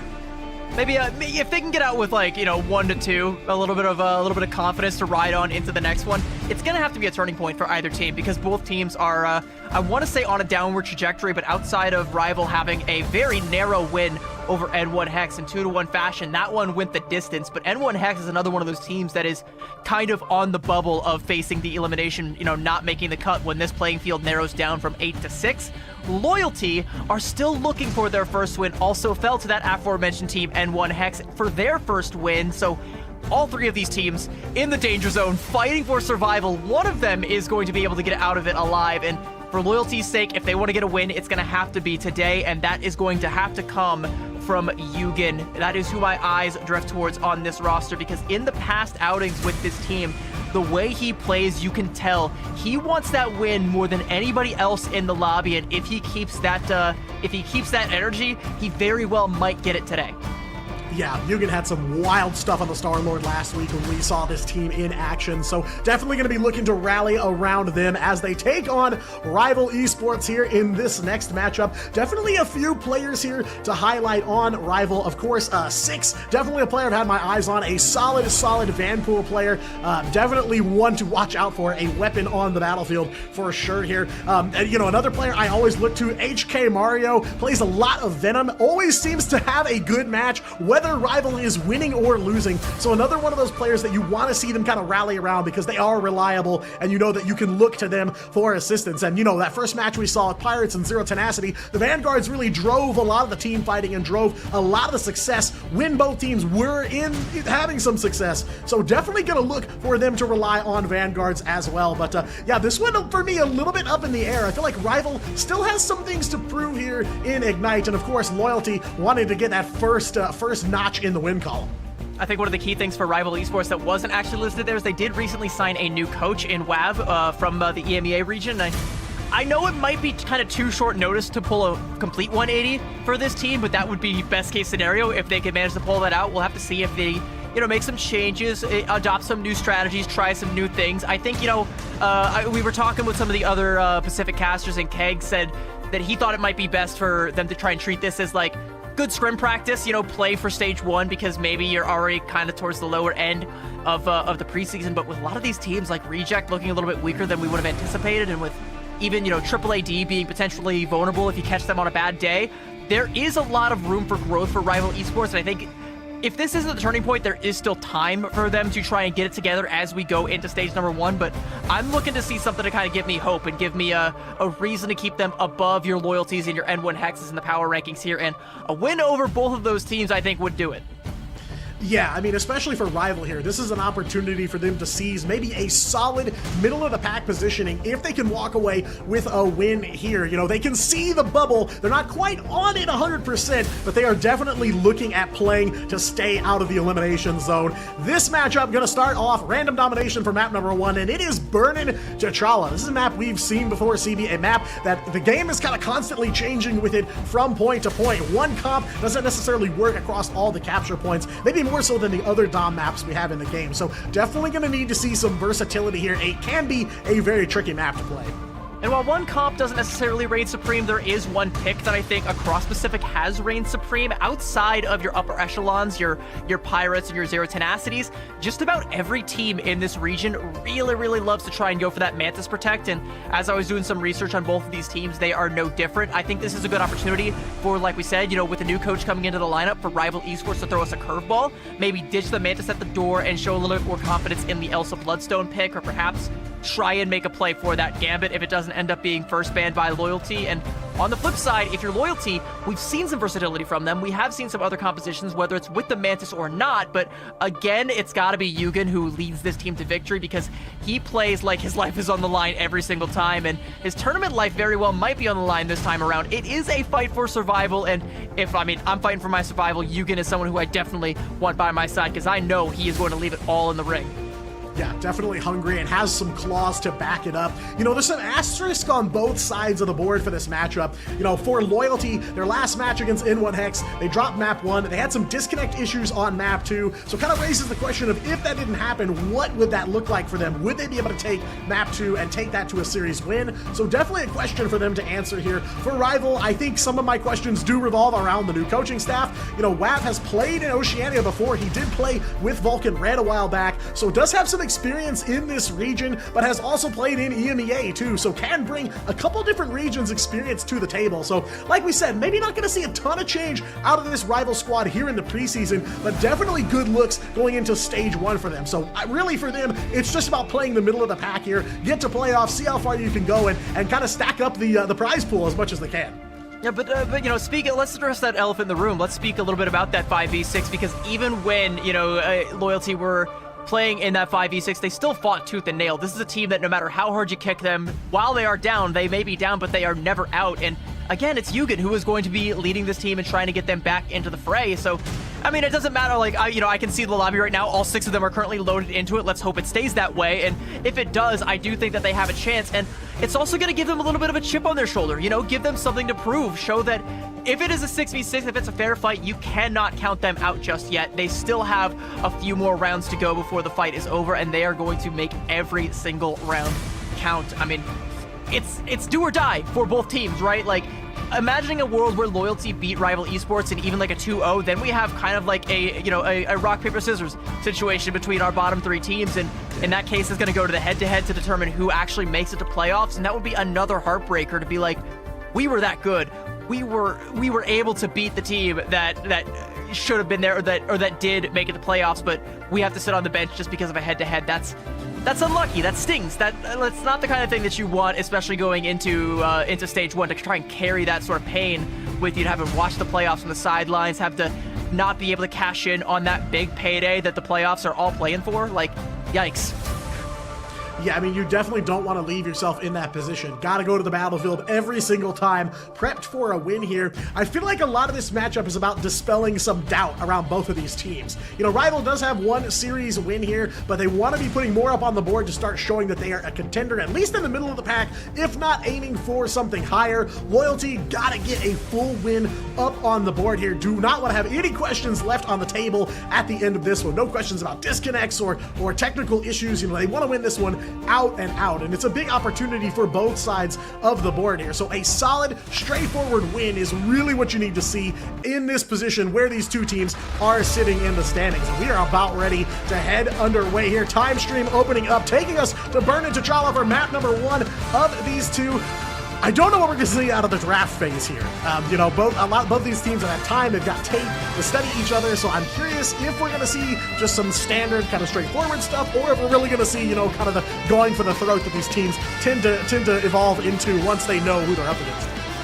For Rival Esports, they are looking to slingshot themselves to safety with a win over Loyalty, and for Loyalty, they are looking to get their first win on the board and give themselves some hope in this group stage and try and get themselves just a chance at a ticket to playoffs. And as you said, you know, you don't know exactly what we're going to see in this pick and ban phase. I can say with certainty that we are going to see a fair bit of Mantis. Just like I said, both these teams love to prioritize the Mantis for the first Protect, especially when it comes to domination. And seeing that Protect coming out from Rival Esports, I got to imagine Loyalty are going to go for something similar, but that is a very early Vanpool ban, and I'm wondering if they're cooking something. Yeah, definitely signaling something interesting here, and you called it basically, you know, 2020 vision here. Mantis saved yet again here. A lot of the Asian teams, like you said, do favor that Mantis. That does leave the door open, though, for an Elsa Bloodstone ban to come out from Rival Esports. Loyalty maybe going to look to do the same. I saw it for a second there. Rival going to hover the Invis ban as well. A lot of stuff we've seen here in the Asia region several times through the ban phase. No, they will swap to the Loki at the last second, and Loyalty does confirm the Elsa ban on one side of the board. They could make it a one-sided Elsa Bloodstone if they wanted to here. If not, you know, I have to wonder, is Rival going to ban her or maybe look for something else? I have to say, they're hovering their Protect. Looks like, yeah, we're going to see the Invis Protect here, and that does give you a relatively stable backline, does allow you to play a little bit more of that front to back, and Viz also still very good when it comes to living in some of these dive compositions.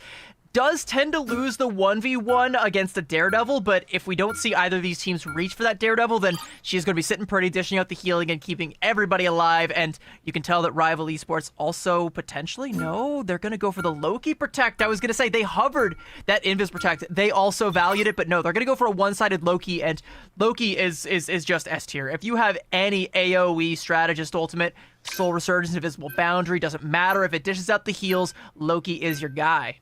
Pick your hero. Yeah, and Loyalty going to wrap it up, banning out the Ultron, so no Rage of Ultrons on the board. They do get a damage boost in the form of Mantis. Both sides going to save her, but yeah, not a ton of strategists being taken away from Rival, so they will have some potential targets for that God of Mischief. I do not see an Invis ban for them, so and that looks like what maybe Proxy is going to go for here, switching back and forth. Of course, they do have access to White Fox as well here, so yeah, there's definitely some good stuff on the table for both sides of the board here, but it seems like they were both very focused on securing a solid lineup for strategists. I see a lot of teams go for that. It's very safe. You know, gotta ensure you can get healing out to the rest of the team before you can commit to anything really on the battlefield here. So no shocker here to see a lot of strategists being saved out by both sides. We'll have to see kind of how this ends up, though. I feel like pretty straightforward draft phase for both of them.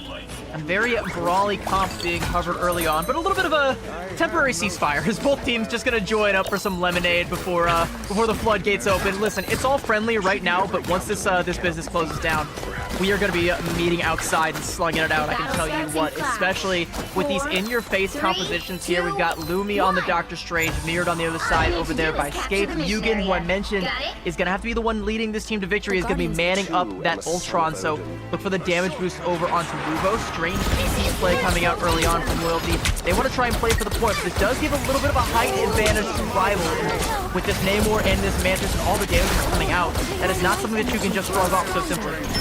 Yeah, definitely want any high ground you can get here, so Rival will take that fight on the stairs as we go into Warrior Falls here for the first checkpoint of this matchup here. Rival standing tall here. Both teams just going to trade some blows for now, looking for an opportunity to dig their teeth in to this fight here, but it is Rival that's going to start making some progress here. Loyalty pushing back just a little bit here. They're an inch away from the first capture, but of course, Loyalty not just going to hand that over to Rival Esports here. Zeft on the Mantis, kind of leading the team a little bit, at least as they walked up onto the point here, but so far solid back and forth here, no breakthroughs yet as they are just looking to play out some neutral here and get some ults going.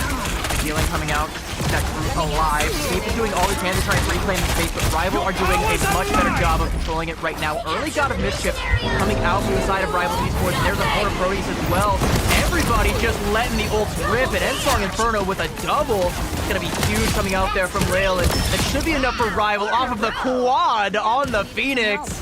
to get that first cap and start that cap percentage ticking. But that was a pretty back and forth fight as Loyalty had no choice but to back up and give space as Rival exerted their will. The Loyalty are going to be coming out of that with 6 ultimates carrying over onto that next fight, and Rival, like I mentioned, they let it all rip. They let 3 come out early on there. That was, well, no, that was a Loki duplicate onto the Phoenix. I don't know if that was intentional, but you got to give credit. They definitely made the most of it.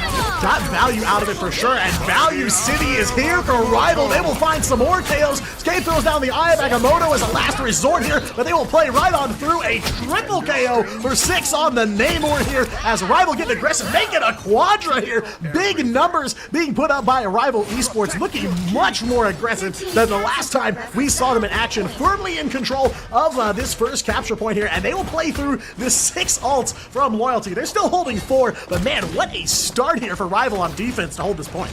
They're just playing the map so well. Like they're playing around these choke points and forcing Loyalty to try and walk their way through them slowly but surely. And having already burned the Soul Return just to try and get through, means Loyalty are going to have to slow their roll. And taking down Skate early on there. Soul Returns now to parry that Rage of Ultron now coming out from Yugen. I can't imagine that Rage is going to amount to all that much more than a temper tantrum. And Rumi was going on to Game-O as well. And this fight is already over, my friends.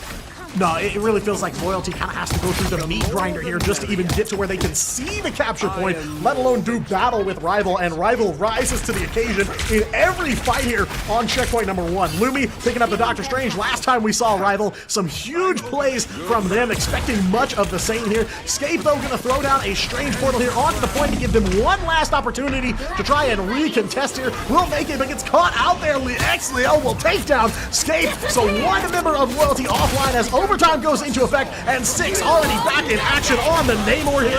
Wubo goes up for the Insong Inferno. 6 using the bubble to try and get out of there and avoid some of that damage. Will do it here. HK Mario on the Groot as well, picking up another KO here, and they are just looking to finish off the last of Loyalty to try and close out this point. It looks like Skate over onto the cap here, maybe trying to dash in for a little bit of a hold here, but not going to be able to hold too strong. The body advantage is not there, and Rival a 0 to 100 here on checkpoint number 1.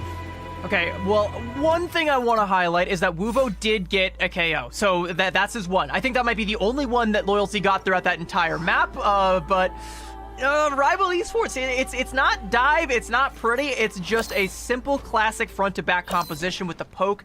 6 on that Namor is putting in the hurt with damage-boosted tridents, and I mean, when you're able to control the map to that extent and Loyalty have no choice but to, like you said, walk into the meat grinder over and over again, like, there's not really a whole lot to break down there. It's literally just Loyalty walking into the same bear trap over and over again with no real plan. And I think that's also just kind of the nature of Warrior Falls and the way these compositions are playing out. You have to take that brawl. You kind of have to just walk at them with that head-to-head. And if you don't have map control and 6 can just get those tridents coming straight at your face, then you are going to be taking all 3 points right between the eyes.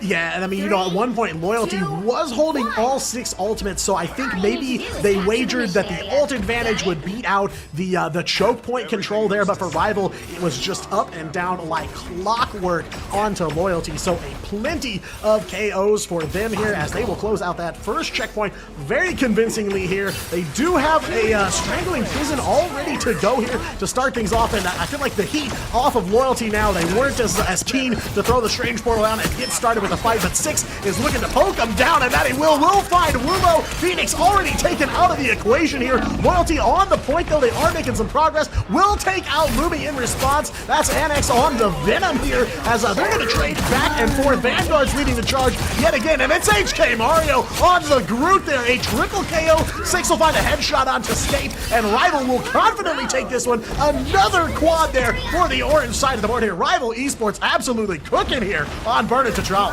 I like the swaps that come out from Loyalty, though. Like, you get over onto the Wolverine does give them a little bit more agency, especially on Stellar Spaceport, where the map opens up a little bit more, but this is where it gets a little bit sticky because you lost the first fight, and now Rival Esports have map control once again, so they control this choke point. They're going to give up a little bit of it, and Wubo is going to make more than a meal out of that high ground advantage, but Rival Esports, like, look at their ult bank. They don't really care. They want that fight to happen on the point. They want to just bait them in for a big Eye of Agamotto. Maybe you couple that with that Horn of Proteus. It doesn't matter. You can have whatever you want here. You got more than enough. Yeah, and if you cool your heels to try and avoid it, they will just take the fight straight to you. Aya Nagamoto from Lumi is good. We'll find a couple of stuns, plenty of stuns. Loyalty stuck shaking in their boots here as a Rival will take them down one by one here. Name a member of Rival Esports, and they are in your KO feed. 6 on a double KO again on the Namor, and now aggressive here. They are going to look to maybe take that choke point around the corner. Absolutely brutal stuff on the choke points upstairs here on Stellar Spaceport. Do not want to get caught in that trap again. Luckily for Loyalty, they didn't overinvest to try and win that fight, but oh, you gotta check your corners here. The stuns for a little bit of botanical barbiturates coming from behind, and Zeph and Six are on the case, and that is 2 early KOs, and this is just so much lost time. Invisible boundary from proxies, but it's just a formality at this point because there was never really any danger for Rival Esports. Six is the danger.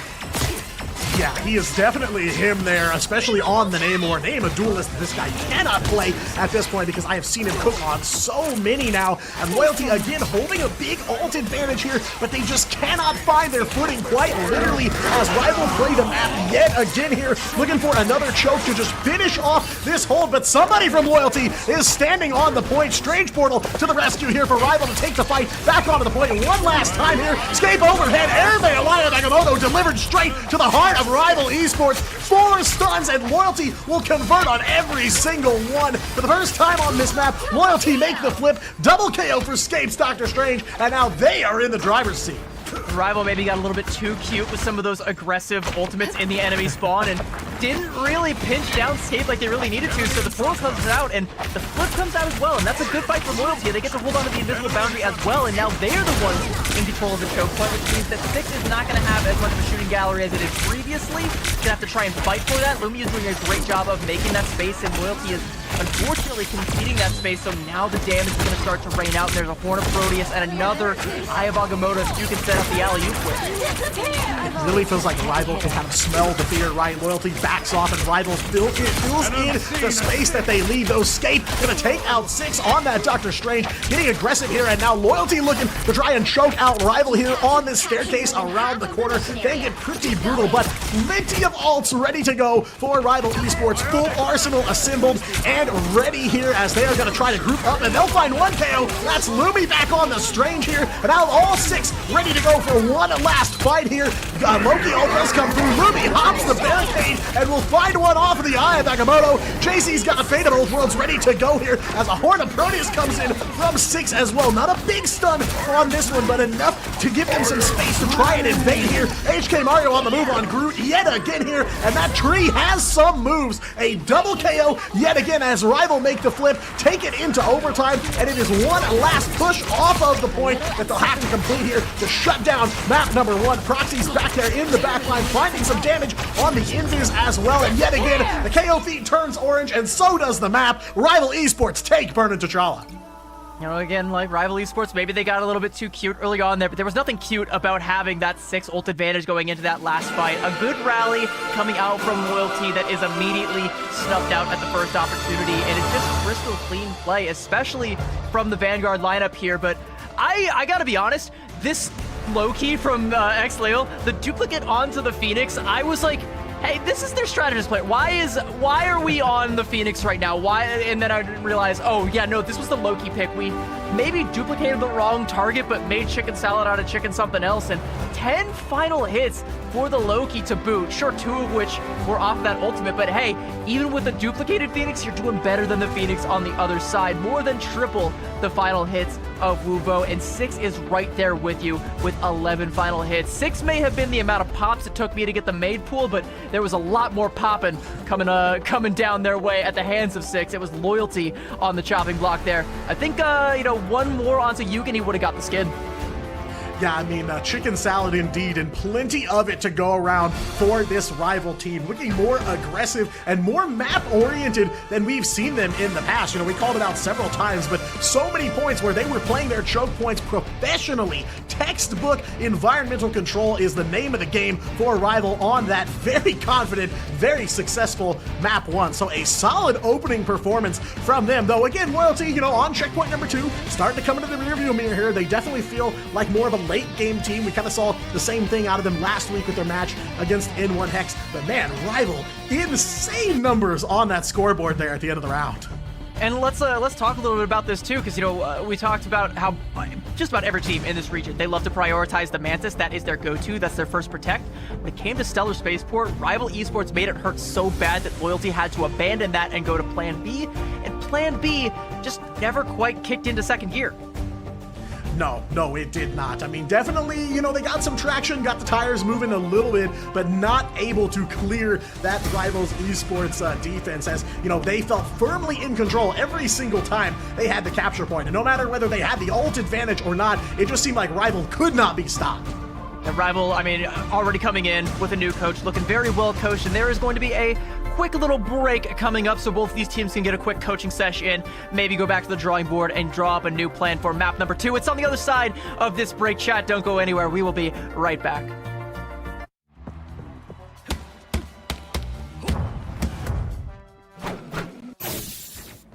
Fury! 气贯长龙！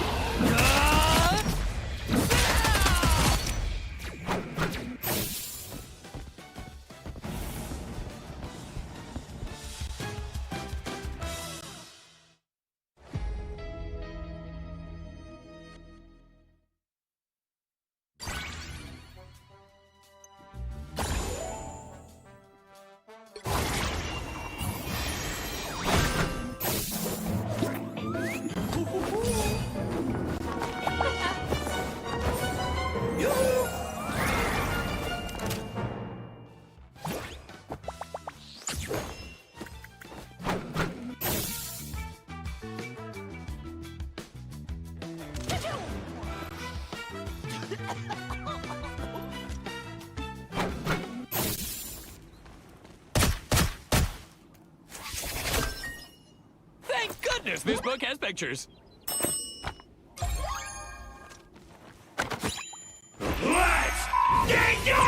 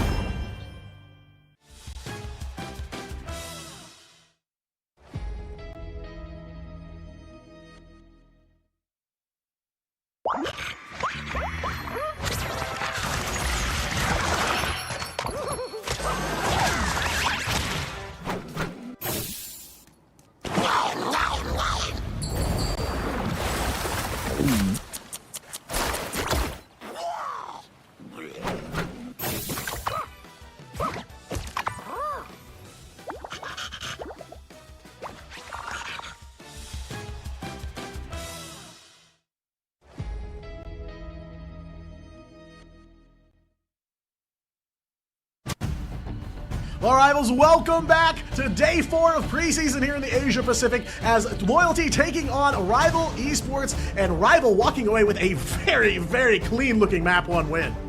And map number 2 is going to be on deck, and here's where I think things are going to start to get a little bit sticky. Yes, it is going to be Loyalty's map choice, but it's going to be either Convoy or Convergence, and let's talk a little bit about the fundamentals of Marvel Rivals and what the most important resource is in the entire game, and that is space. And that is something that with these front-to-back compositions we saw Rival playing to perfection, just always having agency over the choke points and forcing Loyalty to have to fight just to be able to get through them. And when it was Loyalty the ones controlling those choke points, they bend.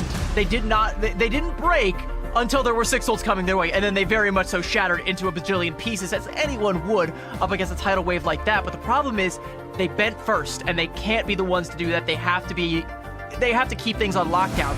We're gonna go to Halajalia, and whether it's on the attack or the defensive side first, on Loyalty's attack, they need to be better when it comes to reclaiming that space. Yeah, I mean, it really felt like there was a moment where Loyalty started to take control, kind of give them a taste of their own medicine, and like you said, it just felt like they saw a lot of ults, they found that to be a threat, and they backed off. Loyalty took full advantage of that, so looking to stand their ground here on map number 2 as we head to Hall of Djalia for some convergence action. I feel like we don't see a ton of Djalia, not as much as we did before, but definitely an interesting choice here. Of course, this is Loyalty's pick, so they are playing on their turf now, so that might be something to help them get over the hill here, because it does feel like Loyalty, you know, in the back half of several maps we've seen them play, they seem to start putting things together, but it's just too little too late by then, so definitely want to see them come out the gate swinging here. I mean, Hall of Djalia, I think, is an interesting one. I think historically it's one of those maps where a lot of different things have been viable. You know, you think back to when you had the Hulk Namor team up, Namor ruled the roost on this map, and that's not necessarily untrue nowadays. You know, even if you go more for like the Hela Namor team up, but no one's really playing Hela anymore, so I don't know. I'm thinking of Namor because it's still fresh in my mind because Six was putting on a show on the Namor, and that's where I'm kind of wondering, like, have you made a mistake by taking Six to a potential home field advantage if he wants to bust that particular pick out again? But you know, it's also historically been strong for like your Ultron, your Torch picks, which have now kind of evolved into like Ultron Star-Lord. I think Gambit and Elsa, again, also going to be strong on just about any map. I think both teams want to try and play that front-to-back style. They want to play a little bit more poke-heavy, and I can't blame them, but Rival just looks so much more well-practiced on that composition that I'm wondering if this map pick might be a mistake. Yeah, I mean, the confidence is definitely there. Again, I point back to, you know, Stellar Spaceport when Loyalty kind of just backed off. You know, there's definitely some threat in a team coming at you with 6 ultimates. No shame there whatsoever. But, you know, Rival definitely playing very aggressive here. They're a team that it feels like you give them an inch and they're going to take every mile they can possibly make out of it. And in the case of map number 1, that was a solid, clean 2-0 finish. So now Rival looking to seal the deal here on map number 2, Hall of Djalia. Again, it is Loyalty's pick here, so hopefully the counter pick will be in their advantage. But, you know, I have to imagine, like you said, front to back, we're definitely going to be seeing a rerun of that here. The question is just who do they bring to the table and who do they try to kneecap here against Rival to turn the tables? I think both teams, you know, before we even get into the picks and bans here, on a map like Hall of Djalia, I think there's no reason either of them are going to ditch their reliance on the Mantis, so I expect that to be the first protect from both sides. And some Gambit bans, as is par for the course at this stage, especially if you want to try and prioritize the Mantis, because, I mean, you're not going to play Gambit Mantis. That's just a little bit too heavily investing in that strategist lineup there, so you know, it makes sense. And then, of course, you know, you're going to see Elsa bans coming out after that Mantis, but again, an early Vanpool ban that comes out from Loyalty, and I don't hate that. Like, I still really do like that early ban. It's a little bit aggressive and does potentially give up the Elsa to the other side, unless, you know, you can manage to get it hidden here on this next ban. But I don't know. It still kind of feels like echoes of what we saw on Burn It T'Challa, and if we see those same echoes coming out, I mean, it's going to be Rival Esports 2-0, right? Like, yeah, you don't want them to rewrite the whole book start to finish the same way that they did on map number 1, right? So, you know, I'm with you. I like the Vanpool ban early. It does kind of leave the door open, but, you know, when you've only got 4 bans, you kind of have to take that risk sometimes, and Loyalty definitely does not want to deal with the Vanpool. Rival does take away the Elsa from them here, and Loyalty is thinking about doing the same right back to them. That they do, and Rival is going to make it a one-sided Mantis here going into this matchup. So, you know, no Gambit, no Mantis. The question is, maybe an Ultron from Loyalty, perhaps? Maybe, but then why would you protect the Loki unless that's just bait? You know, it looks like they're also going to protect the Invis, so maybe Loki Invis, and they just want to go all in on the front-to-back style and make sure that they have the most healthy strategist lineup that they possibly can so that they can keep their front line bolstered with just all of the healing and then some. But it gets a little bit rough from here on out because there's a lot of things that I think can just overwhelm that amount of healing, especially in between. You remember, like, not too long ago, we had that global 20% ult charge nerf, and that makes the windows between these strategist ultimates a lot wider, a lot more room to make plays, and a lot more room for just one stray headshot from Six to change the entire course of the fight. Yeah, that's exactly what we saw on map 1. Plenty of headshot markers in the KO feed to start things off here. Rivals got 1 save left. They cycle through a couple that I did not think we were going to see at all, but they will save the Daredevil for themselves at the last here. So Lawyer of Hell's Kitchen on the table for Rival, as it is a one-sided Daredevil. Now Loyalty's got 1 ban left in the tank here before we will kick things off. They are hovering a Venom, definitely targeted HK Mario for sure there. If they do follow through with that, they do they do have the Loki open as well. Some options here for them, but they will take the Loki ban onto Rival. So that is the end of the draft here. Loki on the table, one-sided for Loyalty, but it is going to be a one-sided Mantis for Rival too. So definitely trading some barbs here in that draft phase ahead of map number 2.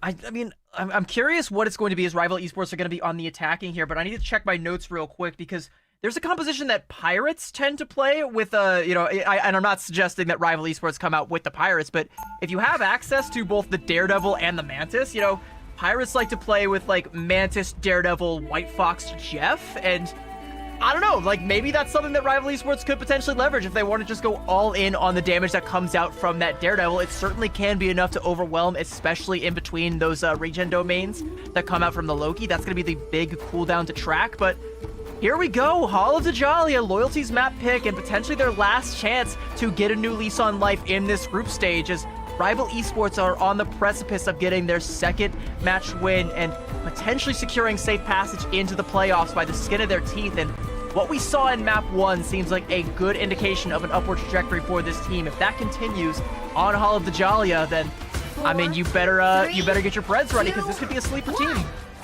Yeah, I mean, this is definitely the most solid play I've seen out of Rivals so far here in the preseason, but it does really feel like a must-win here for Loyalty, right? Both teams definitely need to win this match, but for Loyalty, they need to get a win on the board here just to keep the hopes of making it into the playoffs alive here. Rival Esports on the attack first. Lumi looking for a portal here. Loyalty taking the high ground. Portal is down. They will jump on through here, looking to commit very early through some aggression here. They catch NX off guard. Symbiotic Resilience already popped for the Venom here, and that is all Rival is going to get for now, but they will get the high ground though. Definitely a position they want to be in here, as they have shown to be so aggressive here, and if they can find a very early first fight, this could be a huge time bank buildup for Rival. I love that portal too, though, from Lumi. It gives them shielding, but there is no shielding left to escape with that Maelstrom that's going to take down Zeph, getting kidnapped there by proxies and taken for a ride, but off of those KOs coming out, it's all blue in the KO feed, and Uvo and Yugen are making the most out of this Hell and Amore team up. We talked about how not a lot of people are playing Hella these days, but Uvo still very much so is. He can still click heads with the best of them and is making the most of that, and that portal play not paying off, Rival Esports are going to abandon that particular strategy and switch to something a little bit more fast-paced, a little bit more aggressive. Lumi now off the Doctor Strange over onto the Venom, and now Zeph over on the Ultron, and this is going to be a lot of front-loaded damage coming out here from Rival if they can just dodge the daggers that come in from Uvo. Yeah, that's going to be the question here. So far, Loyalty, though, in control on defense, ending up 1 minute and 30 of Rival's time already, and like you said, the portal and plenty of ult charge going Loyalty's away, as well as Yugen and Wuvo both hungry here to stay in this series. It is going to be the Horn of Proteus that comes up first for the side of Loyalty. Now Rival again looking for some high ground here. HK Mario on the cap, gonna dive right on in and will take down JZ on the invis. Wuvo following him back to spawn here as Rival taking a little bit of control here. HK Mario looking to take the fight all the way to the high ground here on capture point 1. We'll find Skate as well, so that is the downed Doctor Strange there. One more KO for the captain, and Rival looks like they might be able to take this first capture point. And X is going to put up a very token of resistance and does fall, but it's enough time to get that Doctor Strange teleport coming out. Invisible boundary now from X-Lail. Wuvo taking down Zeph out of the skies, but it is all 6 right now in that KO feed. Gamebo going to hit the invisible boundary again, get a little bit more survivability, but there will be no surviving when the End Song Inferno and the Feast of the Abyss both clamp down on top of Loyalty. This point belongs to Rival Esports.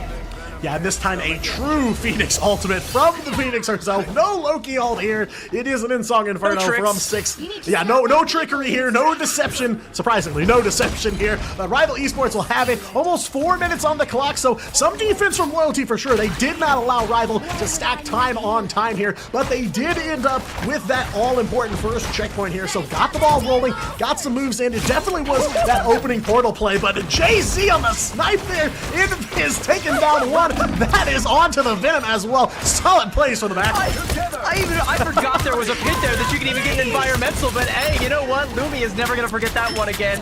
Goddess of Death now coming out from Wuvo. 6 trying to burn it down and bring that goddess back down to earth with the rest of us mere mortals. And Wuvo will return from whence he came. And he's going to use the flock to get back to the rest of the team. AK Mario falling as well, but now with Lumi and Xlail getting in deep into that backline, Loyalty are going to have to get around Invisible Boundary to try and stem the bleeding, at least for now. But Rival Esports still looking to get that forward momentum going as fast as nearly halfway onto point B. But Yugen with one swift trident threads the needle, and that should put a stop to Rival Esports' attack.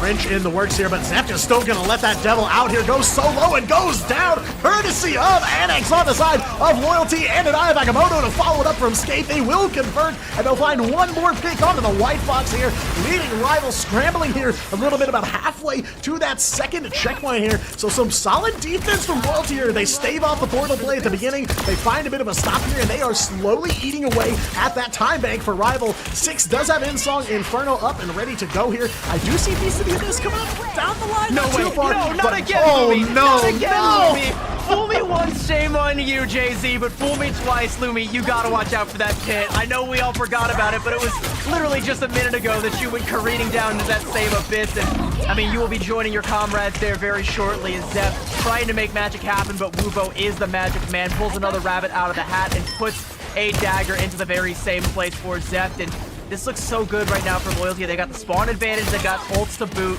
Rival Esports trying to keep a little bit more forward pressure going, but they just have the manpower to make this offense stick. And HK Mario got a pop with the Maelstrom there from Scape, but this end song Inferno doesn't matter. No one can even hear this song. They got the earplugs in. They do not care.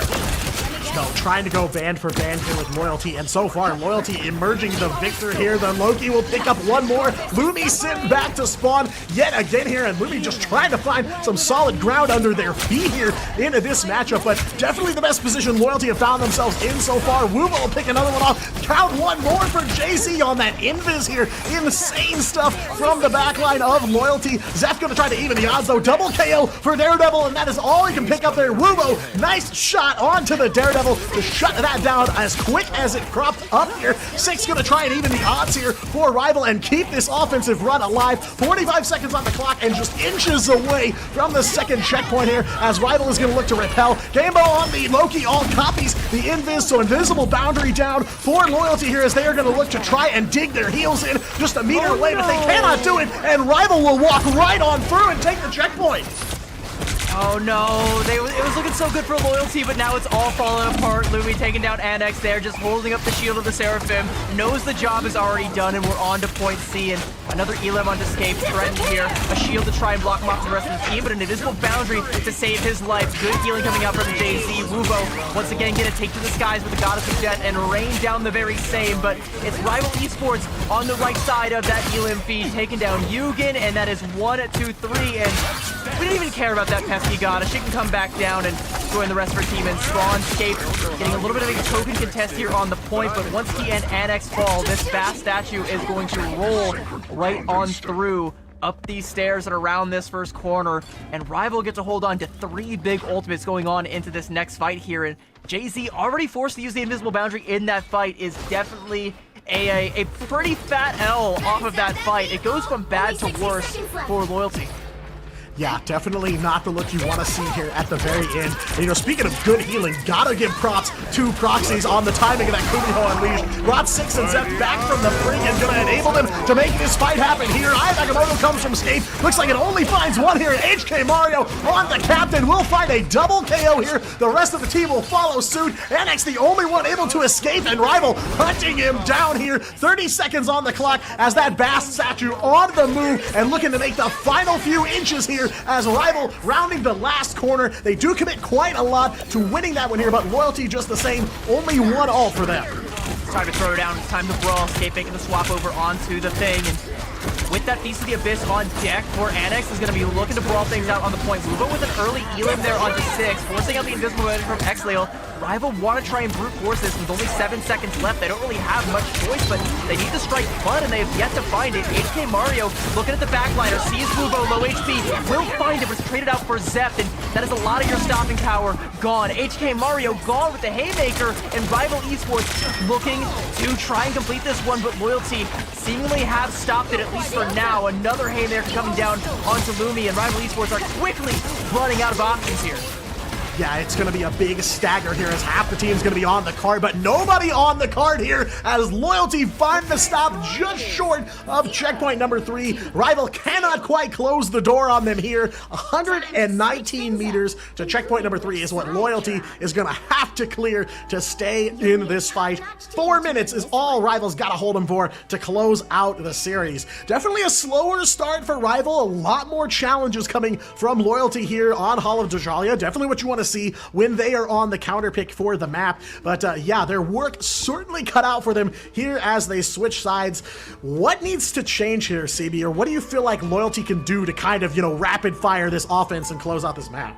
I mean, I feel like maybe on the defensive side, Loyalty have done enough. Jay-Z was definitely stellar on the defensive side, getting those environmentals. Again, completely forgot there was even an environmental there, but again, Lumi fell for the same trick twice, and even outside of that, Jay-Z's ultimates were clutch. I think there was just that one little hiccup where Loyalty didn't capture or failed to stop the cart at the end of point B, and they're going to be kicking themselves for that, but they still stopped the full cap and denied any extra innings. So, the goal is in their sights. They just have to reach out and they have to take it, and Uvo hitting the shots on the Hella, I think, is going to be a good way forward. I do also want to point out, though, that entire offense for Rival Esports opened up because Loyalty were trying to set up a crossfire with this poke composition, and they just kind of left Jay-Z unguarded. I think it was Scape took a few steps too far, and HK Mario seized the moment and just deleted that Invis woman, and it kind of spiraled out of control from there. Good stuff from Loyalty to be able to regain composure. Now they just got to execute on this attack. Yeah, looking to execute on the opening portal here. All of Loyalty jumps right on through. Similarly taking the high ground there. 6 caught up on the balcony as Scape looking for it on the Doctor Strange here. As Loyalty a bit of a scramble here, trying to figure out where exactly to go. Almost feels like they're flipping the map on them here, but Proxy's gonna fight right back. Will take down the Venom for the opening KO on this second half of the map here. So Loyalty repelled a bit on the Strange portal, and now it feels like they're not 100% sure what to do here. They're caught in the building where the cart resides, but they have not unlocked it yet, so they're just going to look to rain down some darts on the Rival, and that's what they'll do there. Wubo, another headshot on the Ultron, this time shot down, and Yugen will find Lumi for another one. Yugen making a double KO on the Punisher. That shotgun moving different here. 2 KOs already for Wubo as well on the Hella. They will open this map wide up here as Loyalty looking to capture this first point very early. Strange TP coming out while Rival Esports are still picking that buckshot from Yugen out of their teeth, but they're going to run on through that portal, get themselves back on the point there. Good isolation there onto Lumi with that Adam Warlock, denying the res from coming out, and Loyalty, come hell or high water, they will have this point. They cap it relatively quickly, 5 minutes in the time bank, and even a stagger Elam off of the cocoon from Lumi, so he's going to have to swap off that Adam, or at the very least, he's going to have to play very safe from here on out. He's going to make the swap over back onto the Magneto. I like that for Rival Esports, but for Loyalty, they've got the momentum. They are gambling with house money at this point in time. They got the Invisible Boundary. They got an Eye of Agamotto. They even got a God of Mischief coming up online as well. So many tools to just brute force this card and force Rival Esports to rely entirely on the spawn advantage from here on out. I realistically only see one lost fight on deck for Rival Esports before it's critical, and I mean, Wubo might have already struck the card. Yeah, definitely taking out the Ultron early. Good looks for sure. They find the Mantis as well. Big opening for Loyalty here as they round this first corner, and they will clear the way. JC on the Invisible Woman. This map, insane moves from Loyalty here. They don't have to commit a ton of resources to this one. 3 ults still online, 4:10 on the clock, and this cart is on a warpath here as they will find yet another crack in the armor of Rival Esports here on Hall of Djalia. Their map pick, and Loyalty is going to keep the pressure mounting. Just under 4 minutes, and they're going to look to close out this second checkpoint here. Wubo finds another KO on the Proxies. Mantis completely offline this entire checkpoint. Yugen moving in on that Punisher. A triple KO onto Rival here. The door wide open for Loyalty here. 5:15 on the clock, and they are not stopping there. Still on the move, chasing him all the way to spawn. Yugen finding the quad. Insane. I mean, I gotta take it back. I misspoke earlier. I said Loyalty would be kicking themselves for not being able to stop the cart before the end of point B. No, the only thing they are kicking is Rival Esports, and it's straight to the curb with them. 4 minutes and 50 in the time bank, and the checkpoint in their sights, and Lumi is hitting with the mag cannons there. Good deny there onto Annex to try and keep a little bit more of that space in control for Rival Esports. They come out through the choke here, try and reclaim the Statue of Bass, but we forgot about Annex. He got access to the back line. Beast of the Abyss already forcing Rival Esports into disarray, and Yugen just pumping in the damage with that Punisher. I can't think of a better word than disarray right now. That's what it feels like for Rival Esports. Trying to pull themselves together, though. 6 goes over to the Punisher and mows down half of Loyalty. A double KO here for the Punisher. Gonna look to make it 3. HK finishes it off. The plenty of damage coming in from 6 here as they will clap right back here. But they have given up a ton of space. It took them almost this whole map to start battling back against this Loyalty offense. But definitely a good look for Rival here. They are not looking to give up. I see Zeph there getting pretty cheeky on the Daredevil as well, as Rival is just going to look to put the gas right back on them here and push out from this card. A solid defensive turn for Rival. Final Judgment coming out from 6, making the swap over onto the Frank Castle, and it is Castle Doctrine. You gotta stand your ground right now, Rival, but they're not getting anything off that elim with the space, and Zep is making a meal out of that space. Take it down 2. Gambo, JZ, and Annex all on the chopping block, and there is one final chop. There was nothing righteous about that cross that came through, but it is gonna be enough to get Rival Esports back in the driver's seat here. And if they can keep this momentum up, this time bank that was at 5 minutes, it's already down to nearly 3. If we can get that down to about 1 minute, that's where Loyalty are going to really start to sweat. Yeah, I mean, Rival kind of took some time to hone their claws here on this second half of the map, but those claws are sharp here. Escape on the Eye of Agamotto will find a couple, and they're going to convert on it. Maelstrom of Madness to take down Zeph. The Proxy fights right back and finds Escape on that Doctor Strange, but already did the work here. Definitely harmed the damage output for Rival here into this matchup as well. Loyalty still looking to try and fight on this card. Kumiho unleashed by Proxies, and big damage from those Fox slams. 1, 2, 3. Or maybe looking for even more here, trying to find Skate to finish off the rest of Loyalty, but now Rival back to back to back. Major team fight wins here, and Loyalty, where they were at almost 5:15 just a little bit ago, now sit at 2:30. So time very quickly running out here, as it seems like Rival wresting control, but Loyalty definitely going to look to come back aggressive here, as they're going to have a huge alt economy advantage.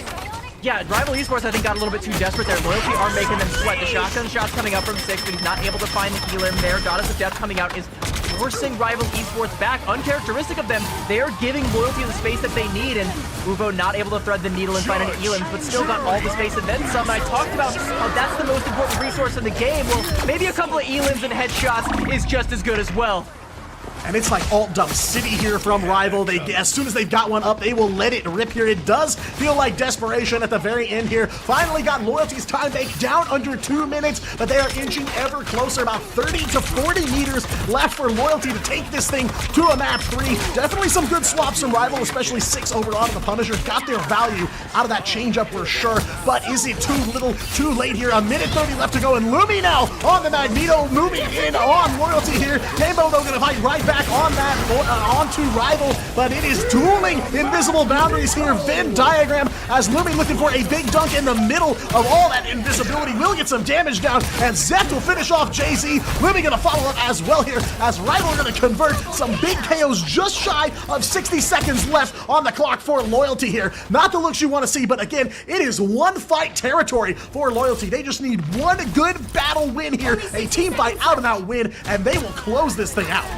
Like you said, under a minute to go, it's starting to get a little bit scary. We were at a 5-minute time bank coming into point C, and now we are down to less than 20%. of that, and Loyalty only going to have an Eye of Agamotto to try and make something happen. There's a small window before the ults come online for Rival Esports. Once that window closes, they are all going to be coming up. Proxies with an early Elim onto Hugin, and that is disastrous. Everything Loyalty have worked for is now going up in smoke as Proxies letting the claws fly. Wubo is down, and now we're under 30 seconds. That's another fight win for Rival Esports, and Loyalty, it is DEFCON 5 right now, full panic mode.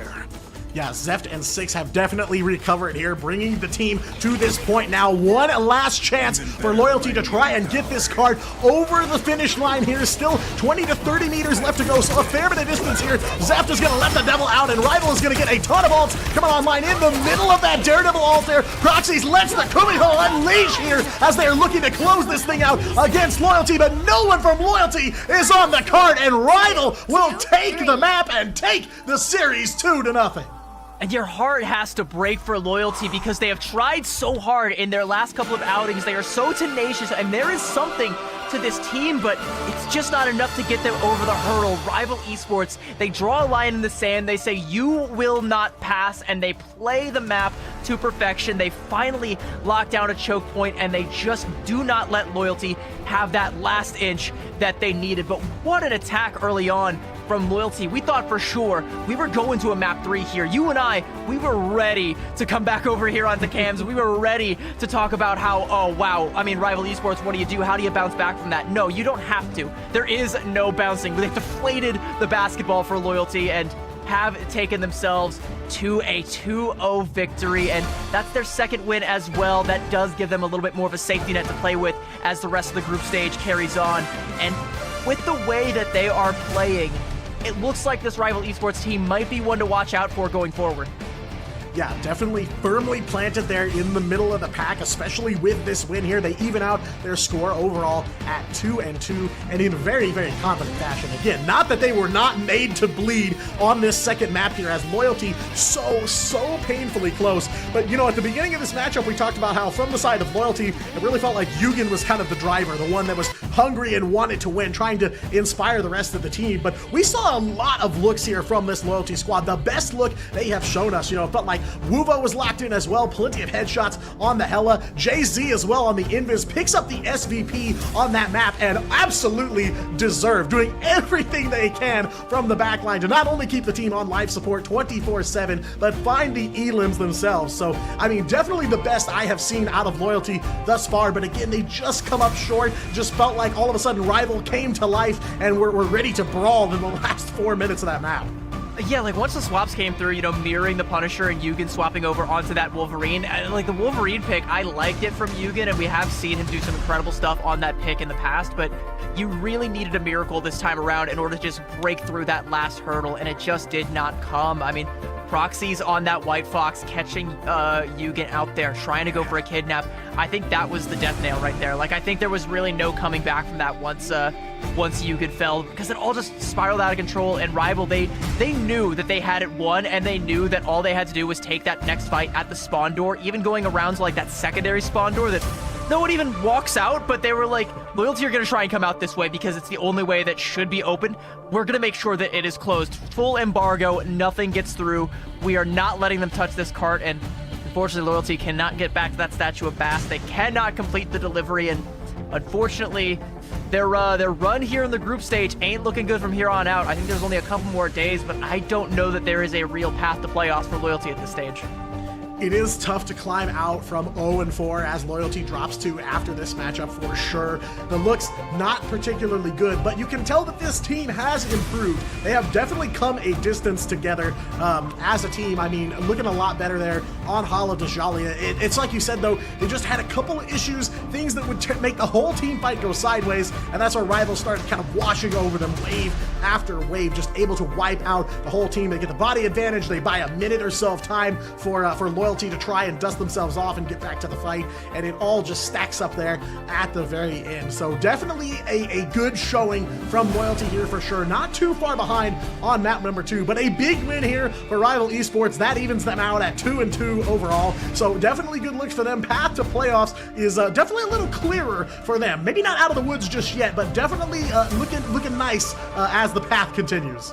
Yeah, I think one more win and they've pretty much like cinched a spot in playoffs, but they have beaten both Loyalty and N1 Hex, which should put them ahead of both of them. And I think, you know, they're right at that cutoff. And I think this match is a good takeaway for both teams. I think both teams, as we go into stage 1, are making some incredible turnarounds. I think there is some good upside to Rival Esports. They're starting on an upward trajectory. They're kind of figuring out how to just exert a stranglehold on whatever part of the map they want at any point in time. And once they finally get that, it's so hard to just like, it's so hard to claw it away from them. And on the other side, Loyalty, again, like you can tell the way they play, they want it. They want it so badly. And a little bit of time back at that drawing board, trying to reassess and figure out what is actually going to get it for them, I think will do them nicely. And I do think that we will be seeing more from this team when we go into stage 1. There's still a little bit more of group stage to play, but I think, you know, they still kind of want to get that one win somewhere. This, I think, was their best chance short of that N1 Hex game, and they just fell short. Still going to be some opportunities, and maybe getting that one win could maybe boost the ego, let their spirits lift up heading in, even if they don't manage to make the cut for playoffs. But your heart just has to break because they want it, just want it so bad.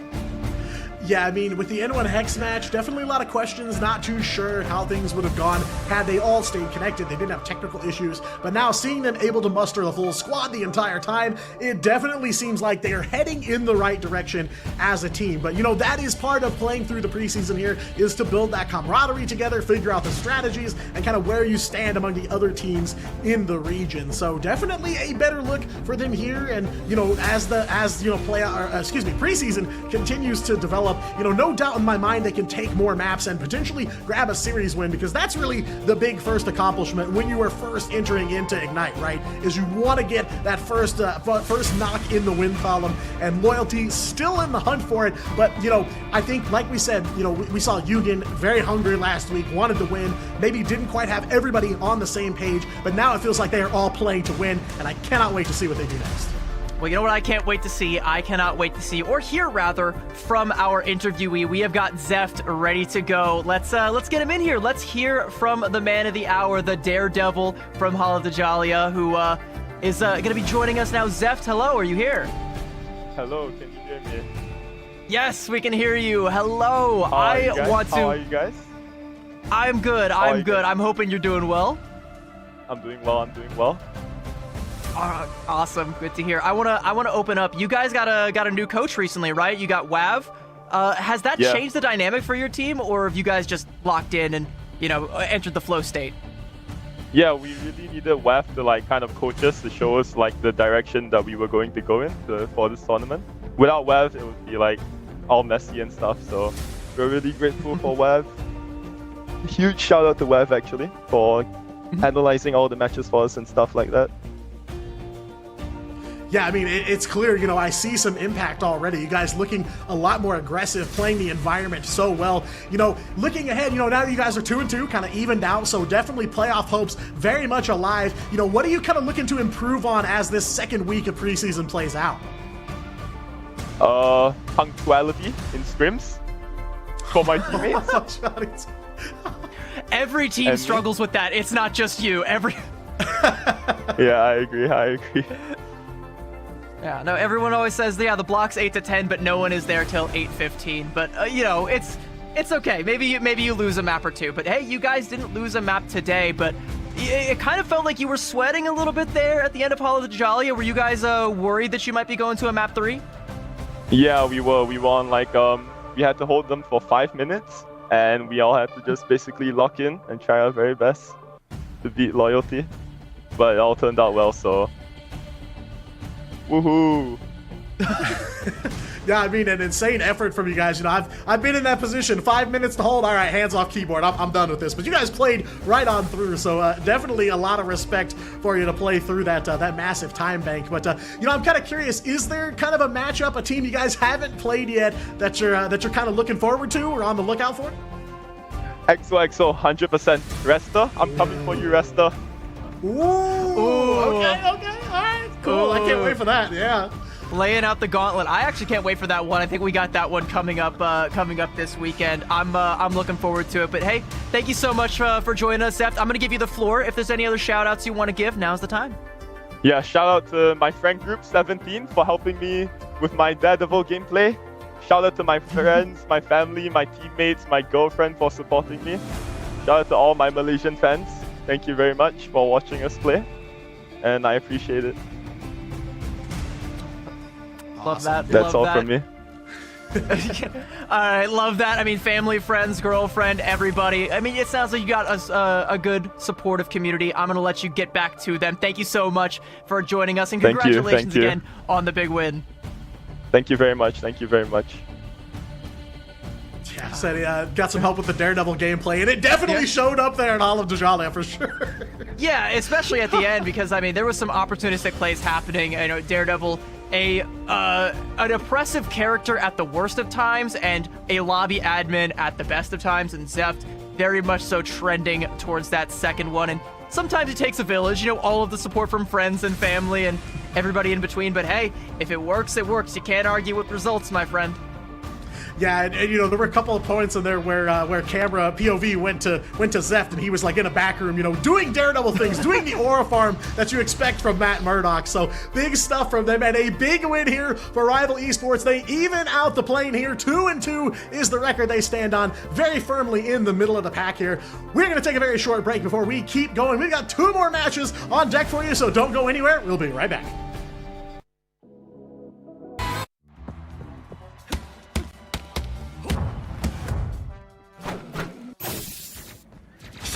Fury! 气贯长龙！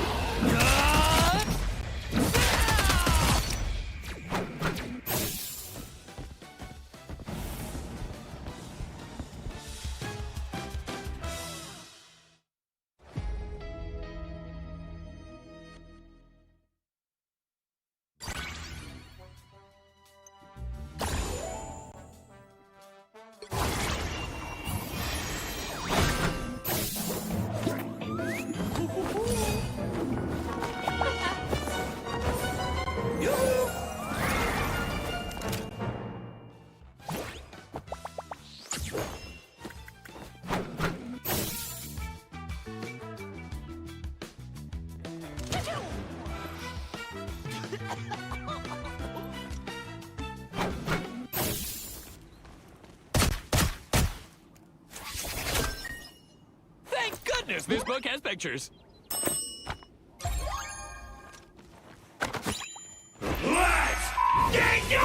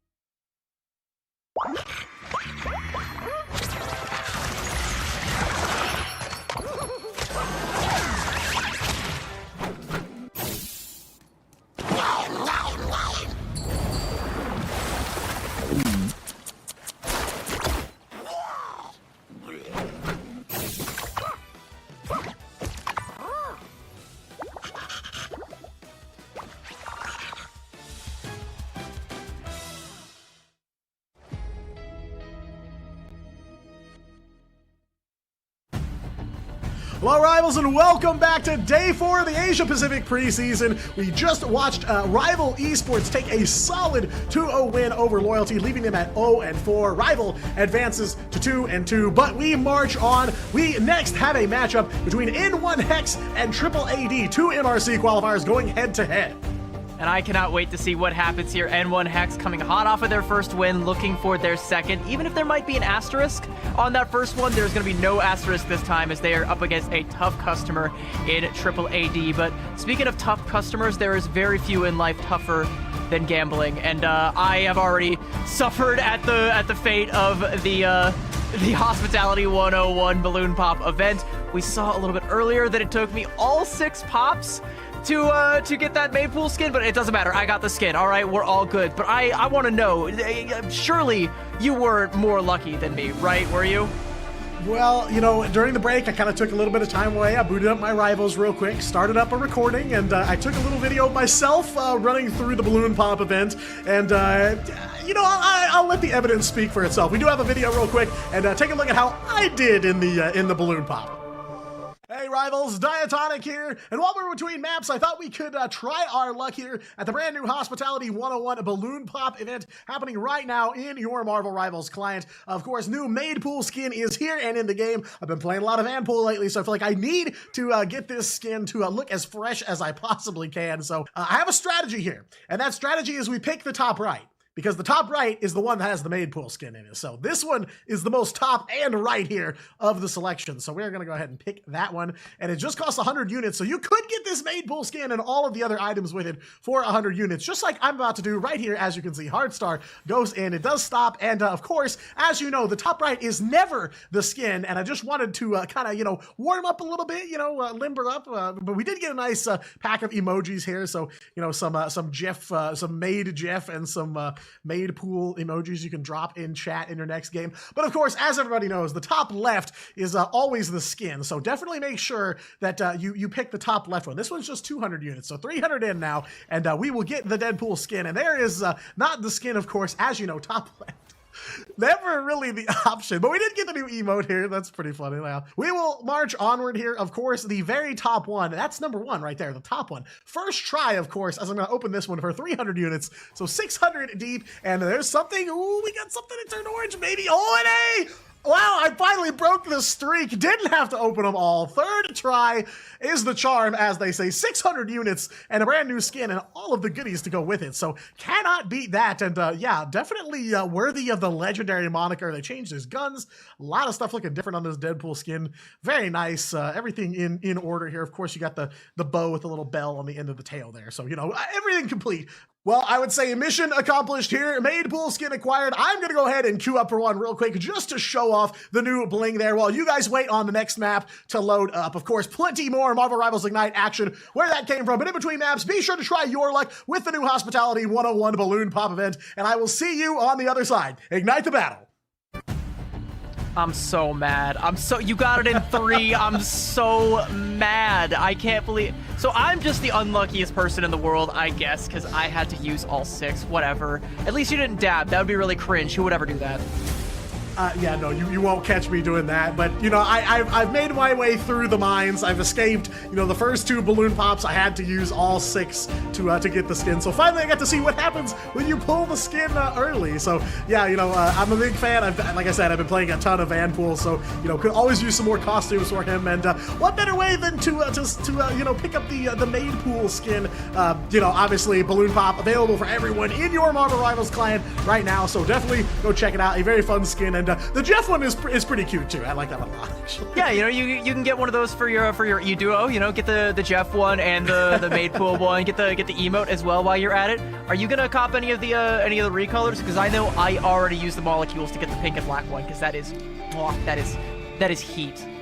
I was gonna say, I think the pink one is the best choice, really. So yeah, you know, I have a ton. I don't have a lot of recolors, so you know, probably time to invest. So yeah, I think I'll be picking that one up as well. But we do have a matchup here. 2 teams looking to pick up a win here in 1 hex. They are, like you said before the little break, CD, very hot off their first win. Triple AD though, a name that maybe we didn't expect to find themselves up at the top of the standings. They are currently in, I believe, 3rd right now. So definitely big shouts for both teams in this matchup here.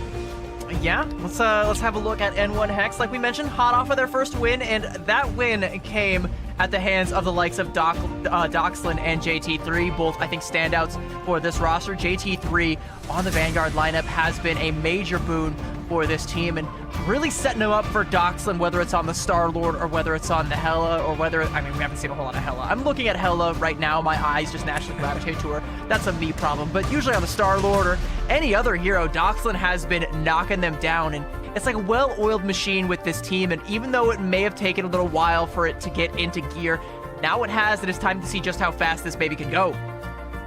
Well, we will see if they can shift it into full gear here against Triple AD, a team currently sitting at 3-1 near the top of the Asia region leaderboards here. Plenty of threats on this team. Like a lot of other squads, the Vanguard line on this team, absolute menaces. Whether it's No Smite picking up a Captain America out of nowhere or Tuba over on the Vanpool, they are menaces and not to be trifled with. So plenty of threats from that front line. Gotta watch the big bodies here for sure. And you also got to keep your eyes on Illicit, as well as, like you mentioned, Tuba as well. And if you don't believe me, you can take No Smite's word for it, because he even said twice last week, that those are two standout teammates. Those are, as he likes to put it, the carries for this team. A little bit humble of himself, as he is also very much so in that conversation. It's really hard to pick a quote-unquote carry for a team that looks this good, even though we wouldn't have really given them the win over Reject if it weren't for, you know, some missteps on Reject's end. It doesn't matter, because at the end of the day, ever the opportunist, Triple AD get to walk away with the dub, and that was a full team effort.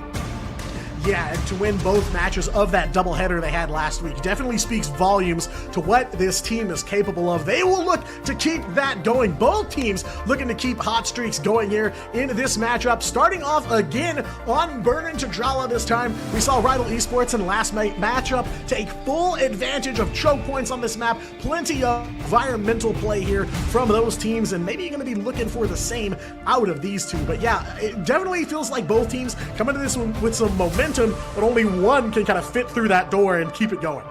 I think my first question, though, I mean, not to get ahead of ourselves, we'll talk about it a little bit more when we get to the picks and the bans, but N1 Hex is another one of those teams in this region that does tend to favor that Mantis pick. Triple AD, though, are a little bit more dive privy, and whether they want to augment that with the Mantis is kind of up to them, but they don't really need it. I think they're one of those teams that want to try and lean a little bit more towards the Elsa and just kind of front load the damage, especially if they can get Rocco.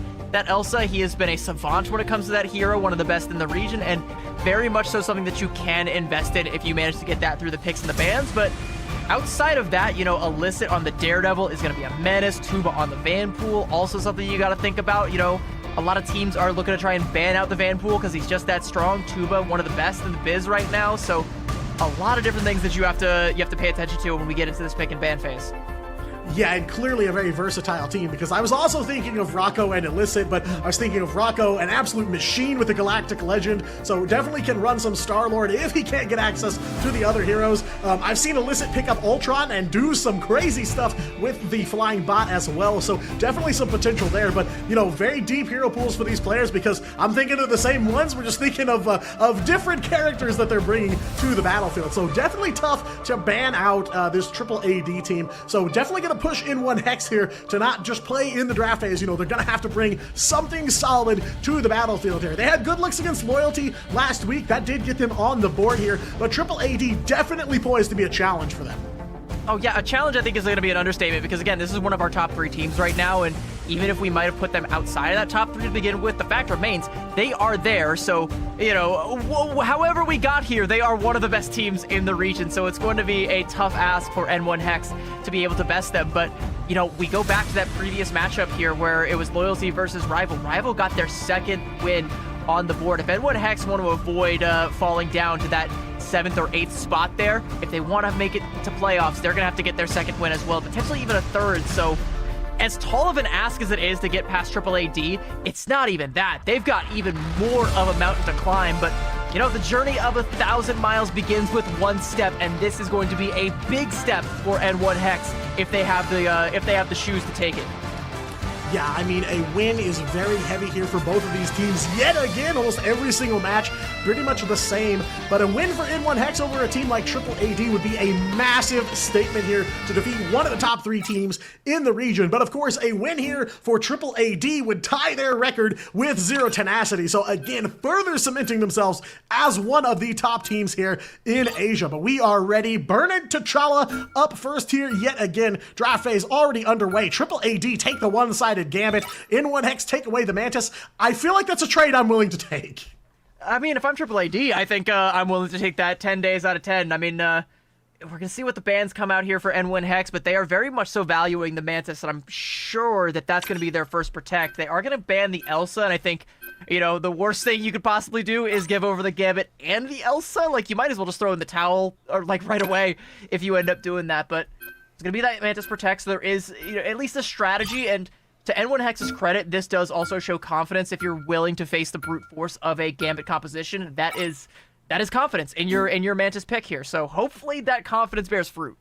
Yeah, I mean, if they take this map, that is huge for them here up against, like you said, the Gambit. Definitely a big statement for them. They will get the one-sided Mantis for themselves here, so can't get Gambit, but they will go with the next best thing. They do not have access to Elsa. Triple AD going to ban her out. Both sides going to ban Loki, so stuck hanging out with the TVA for this matchup here. But N1X will take the Vanpool away from this matchup. They're going to save that for themselves here, so pretty good pickups here, I would say, for N1X on the saves. But again, you know, I got to look at the Gambit. You don't see him make it through too many draft phases, so when he does show up, it is definitely a gigantic neon sign here. Triple AD gonna ban out the Invis as well, and maybe save the Rogue here for some explosive entanglement.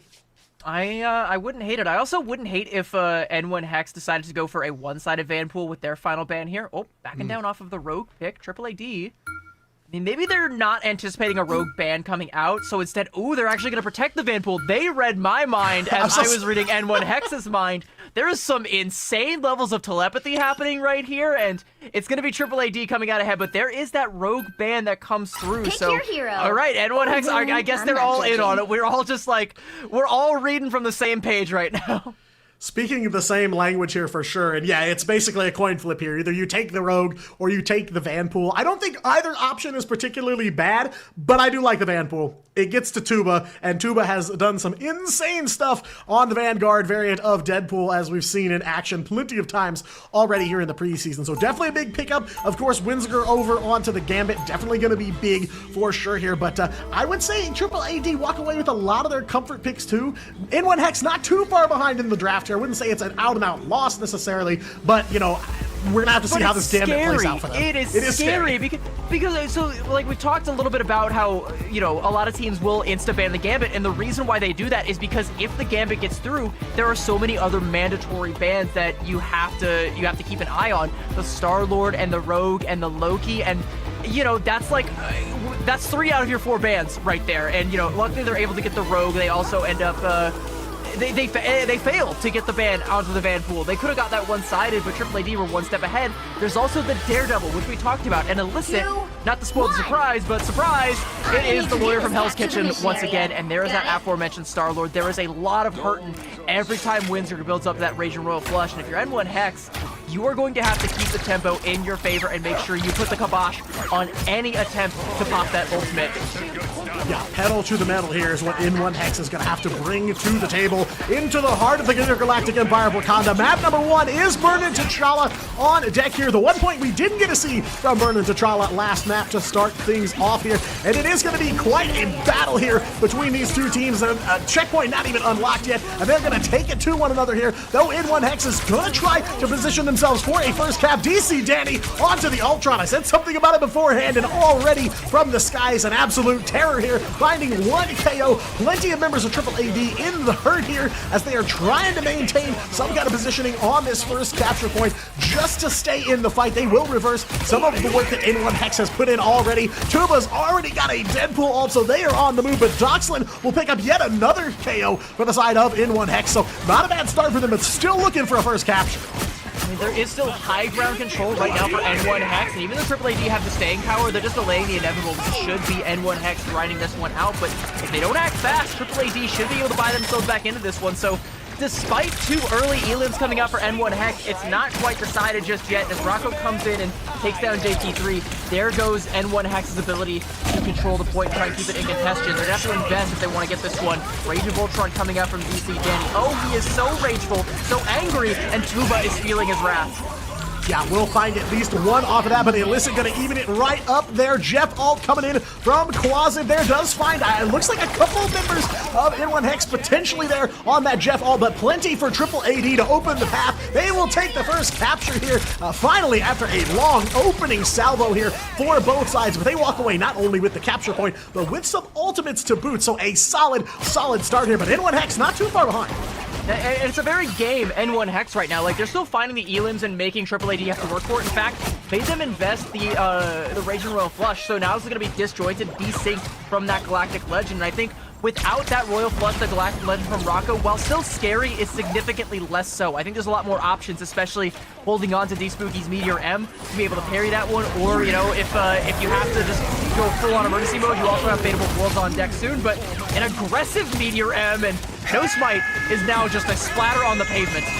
Yeah, on the track, but on the track as well. Rocco overhead with a Galactic Legend. Jamon throws down the fate of both worlds here to keep the team alive through all that. Galactic Legend does go down, but Triple AD still holding the point here. I think Freeze as well coming in from Jamon. They can't quite convert, but Jamon will finish the job there as Illicit lets the devil out here somewhere in the background, but not enough to save Triple AD in this fight. N1 Hex taking 3 KOs now thanks to DC Danny. Another one for the Ultron here, making a double KO for the Ultron, as N1 Hex will finally make the flip here. A solid comeback for them.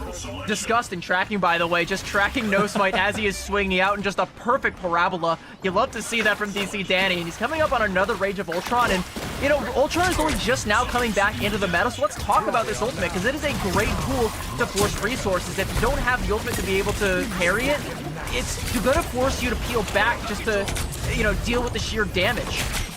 Yeah, a space maker and a game changer for sure, all rolled into one here, but Winsger trying to turn the tide there. We'll find JT3, Triple AD gonna look to get back in the fight here, while N1 Hex still in control of the point, and the KO feed goes orange here. No Smite, Illicit, Tuba, all finding some KOs here, a couple of double KOs in the mix. They will wipe the floor with N1 Hex here, and Triple AD back in control before their lead can even be overtaken. They still hold a Jeff ult as well, so a pretty decent position for them to retake it. Yeah, a huge Feast of the Abyss from No Smite, and like you said, the Jeff ult online. Both Quasit and No Smite are going to be rubbing their big bellies right now. They are full, they are satiated, but maybe we can get a little bit more as the Joyful Splash from Quasit taking down Fish, and there's that Rage of Ultron, but now Triple AD control the space. They don't care. They're forcing DC Data to use this just to try and buy a little bit of space, but they are not selling. No, they will dig their heels in and stand tall against that Rage of Ultron here. Gonna quiet down while Triple AD does have N1 Hex pushed out a little bit here, so they will have to kind of fight their way through a bit of a meat grinder here. Maybe not as bad as our last series here, but somebody from N1 Hex has got to get on the point here. The Winsker will find one on the Gambit as overtime does go into effect. JT3 throwing down the Deadpool ult here, will manage to make some plays here. Finds Rocco taking one down from Triple AD, but it's a body disadvantage here for N1 Hex. Illicit gonna even things out for Triple AD, and Winsker again on the move on that Gambit here. Tuba picks up one on the Deadpool, as well as Triple AD find the body advantage. Overtime ticks away, and the portal is not in time. Triple AD will have checkpoint number 1. It looked pretty good for N1 Hex initially, but Triple AD, once they got control of that one, they only lost it for a brief moment, but they're able to clap right back off of big plays. They're really getting the most out of these ultimate fights, and sure, N1 Hex are finding some picks there, but Triple AD are doing such a good job of taking their time and forcing N1 Hex to have to keep going for more and more elims, not giving away too much more, not overly brawling out, and giving N1 Hex an opportunity to snowball that man advantage into a fight win. And the longer the fight takes, the more likely it's going to be that an ultimate comes online. And once those ults come online, just like I said, Triple AD, they know exactly how to use them to their fullest of effects. And in doing so, they burn the Strange TP. I mean, we can see the timer at the top of your screen ticking down. That's going to be a few more seconds off of that, but it's still going to mean that there's not going to be a Strange TP coming online until it's midway through this this point here on Warrior Falls. And speaking of this map, I don't know that I love the Ultron pick on this map. I think of the 3 sub-maps in Burning T'Challa, this is probably the weakest for Ultron. You would like to see Stellar Spaceport instead, but luck of the draw, not on N1 Hex's side today. Yeah, I mean, you know, they did make one retake there on the first capture point, but it felt like it was just enough time for Triple AD to catch a breather there and regroup, and that's exactly what they did. They came right back out the gate swinging, but now N1 Hex here on checkpoint number 2. Fish on the Mantis will find one onto Tuba, so one member of Triple AD away here, as N1 Hex again gonna try to rotate here and make it to that capture point to open things up, but Triple AD, plenty of ults for both sides of the board, really here, as they are gonna let him fly here. JT3, Deadpool ult comes down here. Banhammer in effect for now to slow down Triple AD, and DC Danny will pick off Rocco as well. The Ultron v Ultron, won by the side of N1 Hex here. Jamon gets the fate of both worlds to let N1 Hex invade here and try to take this capture point here. Double KO for the Ultron, and now Illicit letting that devil out once again. Doxson goes overhead for the Insong Inferno, gets some damage down, can't quite convert here, but D Spooky on the Magneto will find one, and Doxlin picks up one on the Phoenix after the ult here. Body advantage definitely favoring N1 Hex here, and they will take capture number 1. A body advantage on favor of N1 Hex, and the bodies being stacked high, and Triple AD fall one by one at the hands of DC Danny.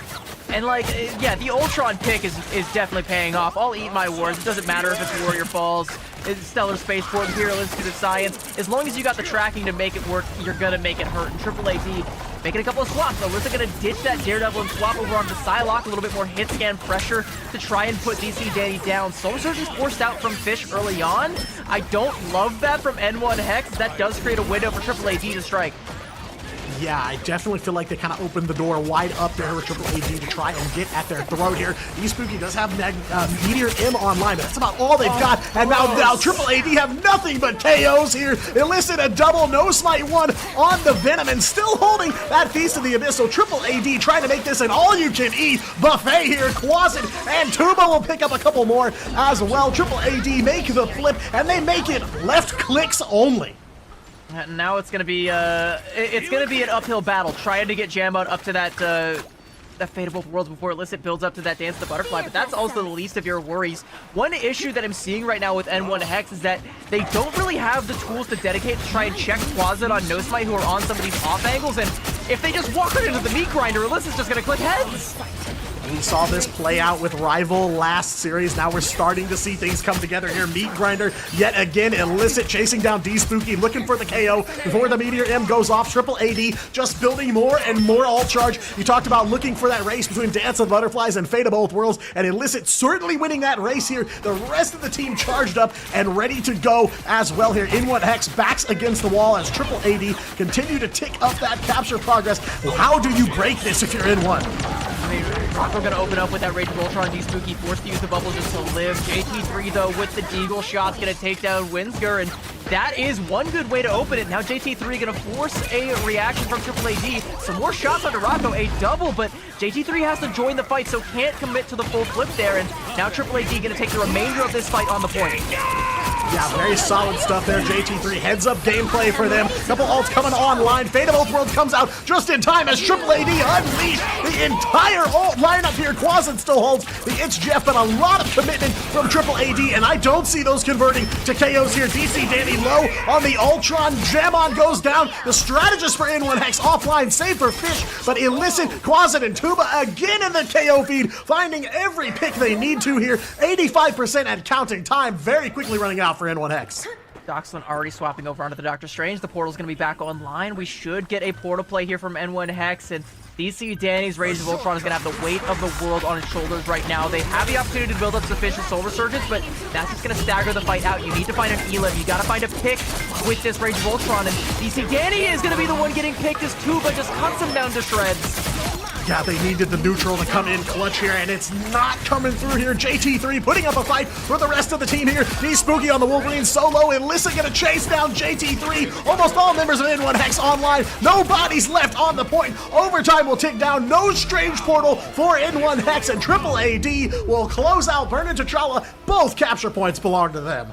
Holy Psylocke, as soon as Illicit makes that swap, Triple AD just shift into a higher gear, and N1 Hex just never managed to caught up despite the heroics that come out from DC Danny. I really like what I saw from that Ultron pick, and I really liked what I saw from N1 Hex on Imperial Institute of Science, but Warrior Falls was just night and day. As soon as we ditched the Daredevil and swapped over onto the Psy, Illicit, I don't even know if I saw him pop ults. I know he did at one point in time. He was building them up like candy, but in the neutral, able to build it to 11 final hits off of 14k damage, tying up with Tuba.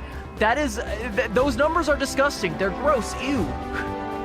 Yeah, I mean, insane stuff. And yeah, you're right. Not a ton of impact from Dance of the Butterflies, but Illicit did not need it here. Clearly exhibited by the scoreboard. Of course, like you said, DC Danny on the Ultron. Not necessarily the bot, but it's how you use it. And he definitely got a lot of value. One thing I gotta call out here, there's a giant glaring white spot on this leaderboard. Quasid on the Jeff, never KO'd throughout that entire map, and walks away with the most healing as well. So big stuff for the Jeff here in this matchup. But yeah, a very, very confident looking triple AD. Definitely pushed a couple times here in 1hex, find some ways to poke holes here and there, but just not enough for them to walk all the way through to convert that to checkpoints here. So triple AD already in that that match point right away.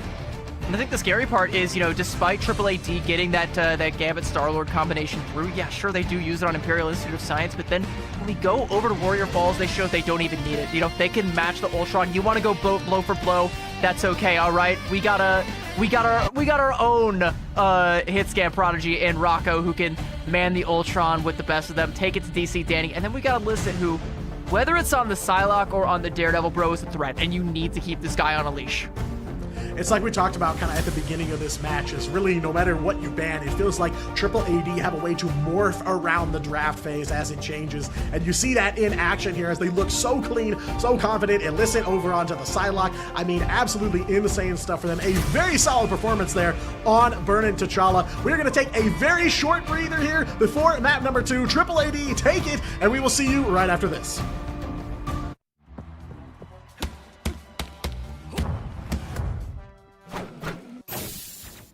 Solo Fury! 气贯长虹！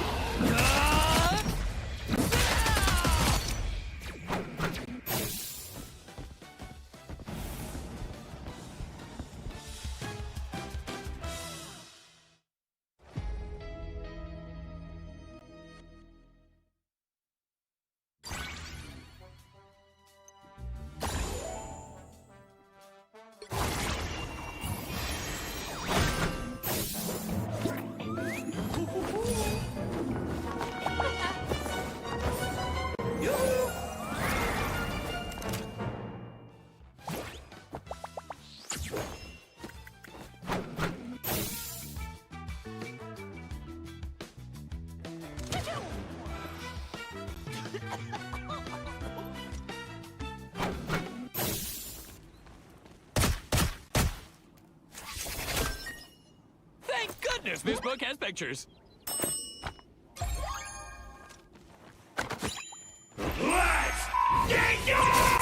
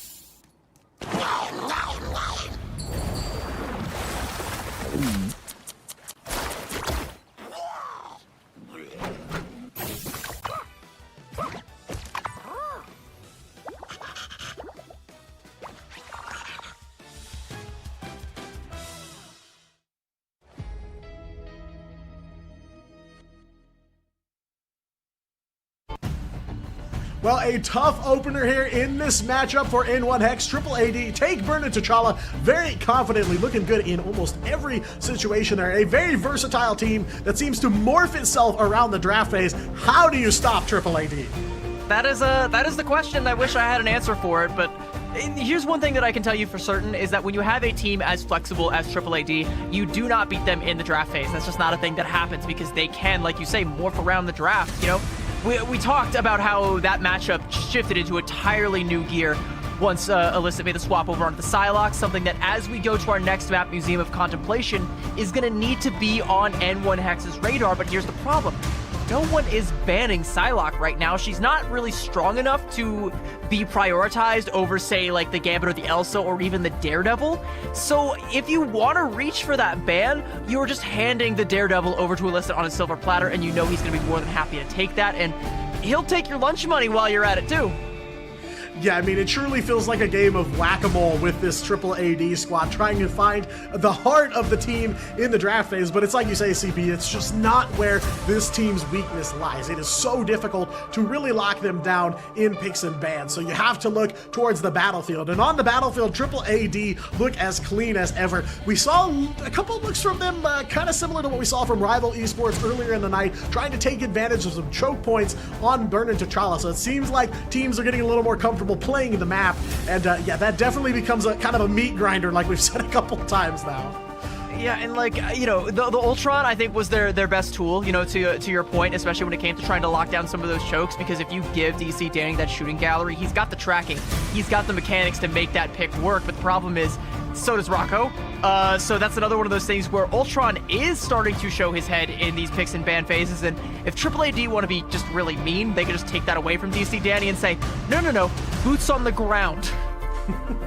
Yeah, maybe some Ultron motion in the draft phase might be something to at least help them throw a wrench in the works, but as we have seen, Triple AD not wants to back down when they are getting banned out directly, so definitely some things gotta change here for N1 Hex, but it is gonna be on their turf this time. They do have the map counter pick, so hopefully that will help steer some advantage in their direction. Of course, both of these teams coming off of wins in their previous matches, but it feels like for N1 Hex, the momentum is being slowed down a little bit, not down and out for sure, cannot count them out just yet, but Triple AD, you know, they're currently the third strongest team here in the Asia region, and it definitely showed there on map number 1.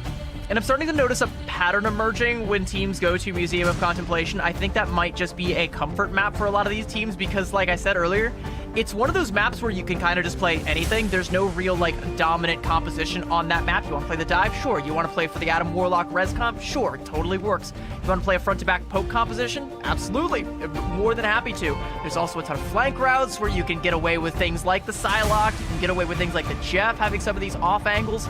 It's really hard to pick a dominant composition. I think a lot of teams are going to default to that, but if you try to take it on an even playing field, the better team is going to win 10 times out of 10. Yeah, and I mean, you're 100% right. It does seem like a lot of teams very comfortable. It tends to be the first map that gets counterpicked as soon as a team has an opportunity. And it feels like over time we've seen teams kind of evolve and become more comfortable with it. We see a lot more play in the flank routes now as opposed to week 1 or even, you know, some preseason scrims. Remember not too long ago when it was like Moon Knight was like everything, yeah. that was a flavor that we haven't even seen a Moon Knight in like weeks. It's been like, bro, he's on the moon right now, like just up there vibing, being haunted. Yeah.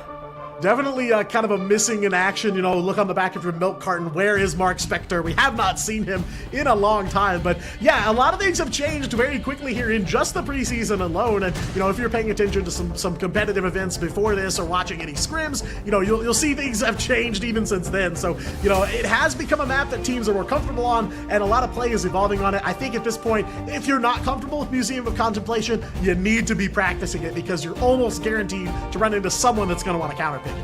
I feel a little bit smug because I remember back then predicting that once teams start to unlock, you know, playing Venom on this map, Venom would become a mainstay, and, you know, maybe all it took was a global ult charge nerf and a dive meta for Venom to come back into the fold, but hey, you know, it's a big, wide open space, but it's all walls and ceilings for Venom to crawl around and strike from literally 360 possible degrees. I mean, I guess he can't strike you from underground yet. Well, no, he can. Feast of the Abyss. So yeah, bro's got 360 degree coverage. You are in a world of hurt.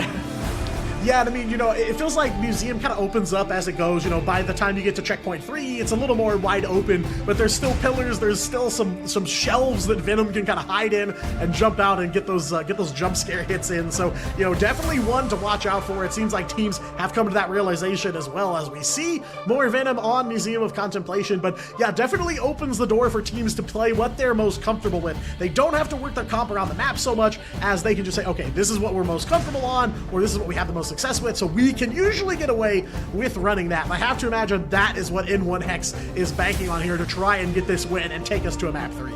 I will say, before we go into the picks and the bans for these teams, I do want to see one shift, as a matter of fact, from N1 Hex. And I think that if they want to try and differentiate themselves from the pack, lest they fall behind it, I think they need to move on from what everyone else is doing. And instead of prioritizing the Mantis, they need to be willing to take a duel on whether it's the Elsa or, try and prioritize getting the Gambit if they can. I can imagine AAAD are probably going to go for that snipe right out the gate onto the Gambit because, again, if the Gambit gets through, you have to ban so many other things. It becomes a checklist, right? Like, you gotta hit the Star-Lord, you gotta hit the Rogue, you gotta hit the Loki, then you only have one ban left, and it's probably going to Vanpool at that point in time, so, it's probably gonna have to be Elsa, but if you're not confident in the Elsa and you crutch the Mantis, and people have already figured out how to beat the Mantis, it's like, you have to be one of these flexible teams, right? You can't be that one-dimensional.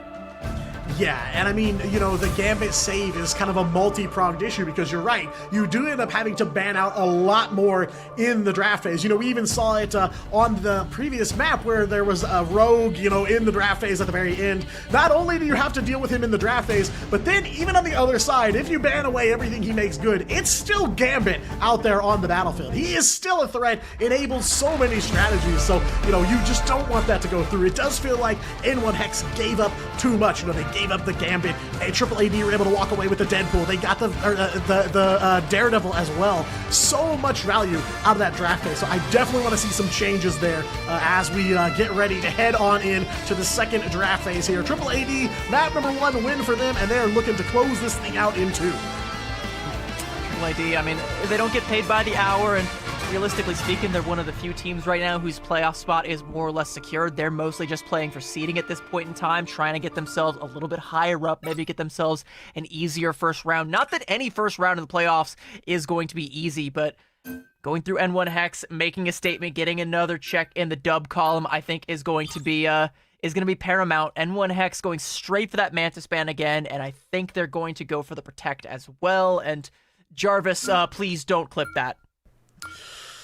Yeah, definitely not what you want to see here. AAAD will get the ban and the save back-to-back here. Loki ban being hovered. I think I know who we're going to be seeing show up in this blue box here next with the shield on it, the Protect onto Gambit. No questions asked. Snap decision. AAAD have the Gambit in their corner, but N1 Hex can't give them any more. They can't give up the Daredevil. They can't give up the Deadpool. You got to deal with Elsa. Now there are so many problems here on the table, and this is just the draft phase. Yeah, the Elsa ban is going to be coming through, so, you've gotten through seemingly the worst of it, but again, yeah, the Gambit has already come through. Now you have to hit, like, the Loki. I think that's going to be the next highest priority for N1 Hex, and then, again, Star-Lord and Rogue, and we did see both AAAD hovering over the Rogue. They do want to at least make an attempt to play it, and N1 Hex going for the Scout ban onto that Rogue, so there's a lot of teams that just can't play the Rogue. You don't really have to worry about that as much in the ban phase, but if AAAD have in scrims or somewhere off screen showed a tendency to try and lean towards that at some point or another, then N1 Hex have to be aware of it. We'll see the Protect coming through. It's going to be the Daredevil securing safe passage for Illicit, and again, like, this is scary because he doesn't even need the Daredevil, right? Like, even if you manage to brute force him off this hero, it's only going to get worse when he switches to the Psylocke.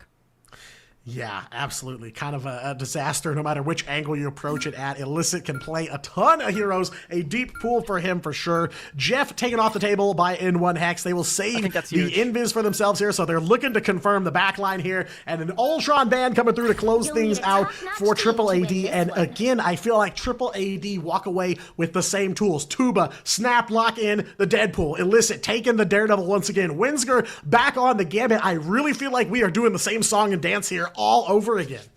But I do think that the Jeff ban is a huge coup for N1 Hex, because a real pain point on that last map was that you had Quasid and No Smite on the Venom and the Jeff.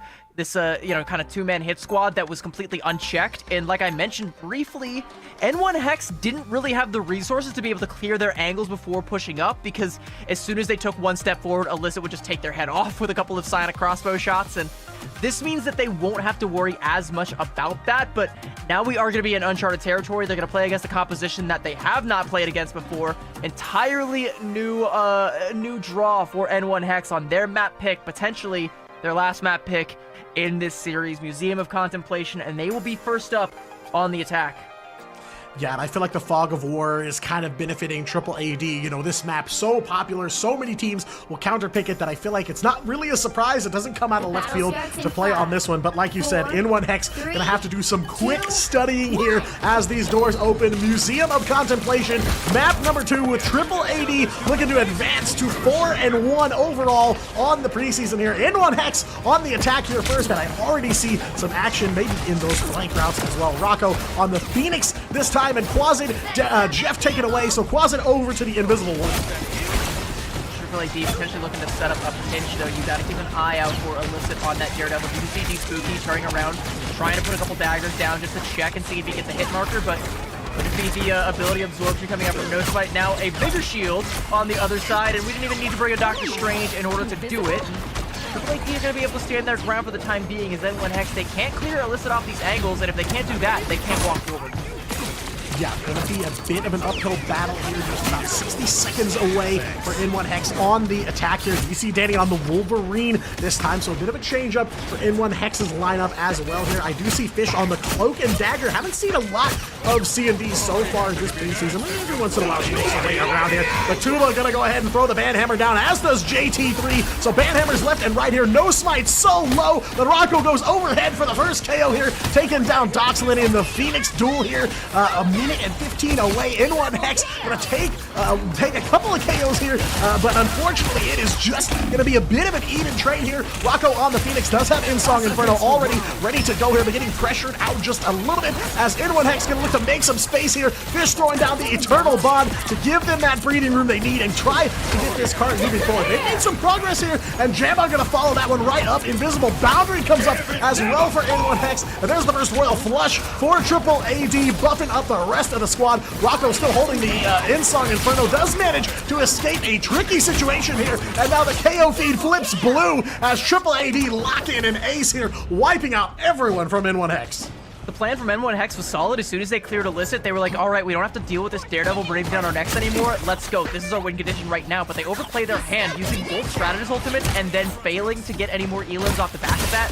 Means that once Triple AD come back with that Rage and Royal Flush, N1 Hex just can't compete anymore. They don't have an Invisible Boundary to say maybe catch it and nullify the speed boost with a little bit of slow. It just doesn't happen. They're going to have an Ensong Inferno and a Agamotto, but they're going to have TC Danny as Illicit and letting the devil out all over your backline and taking down Fish. I think off of the deflect on the Ensong Inferno. Is that even possible?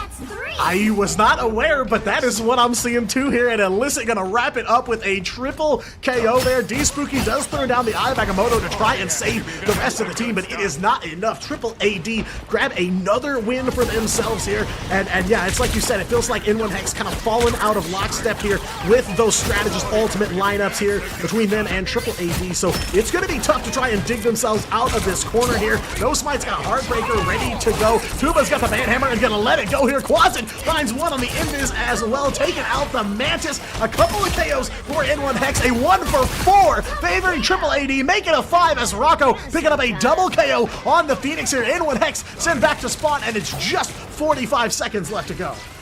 And they're going to have to use a not insignificant portion of those 45 seconds once again to clear Illicit. Where is he lurking? Who knows? He's got wall hacks, so he knows where you're going to be approaching from. You got to deal with him before you're comfortable walking around this first corner here. And if you're walking around this first corner, you're going right into Rocco, who is clicking heads, stacking up the sparks. Oh no, your backline. You see Danny left alone, and there's a 1-2 hit. Illicit moving again on this Daredevil right into the backline. Backs turned towards him from N1 Hex. Triple AD taking control yet again here. Illicit, a double KO with the Lawyer from Hell's Kitchen one more time here as Triple AD are looking to close this thing out. Just 10 seconds left to go, and they are not sure how to broach this. I do see a portal being charged up from Doxlin, but are they going to be able to make it? The portal does go through. It is good. Overtime goes into effect here, but they're not even halfway to checkpoint number 1, so they've got to win this fight here, and maybe even one more after this if they want to get this time refresh. But Triple AD, Raging Royal Flush comes out. Rocco goes overhead for the Insong Inferno yet again, though Jambon's got the team on oversight here. Does throw down that Invisible Boundary, so they will survive this onslaught here. Tuba does have that Banhammer one more time from the Deadpool here, just trying to make a dent in this N1 Hex offense, trying to seal the deal about halfway to checkpoint number 1, but Triple AD not able to hold it as strong this time here. D-Spooky got that the Venom up and running here, does have the ult ready to go, but N1 Hex are just trying to find a way to stay in this fight, and for now it seems like they got control.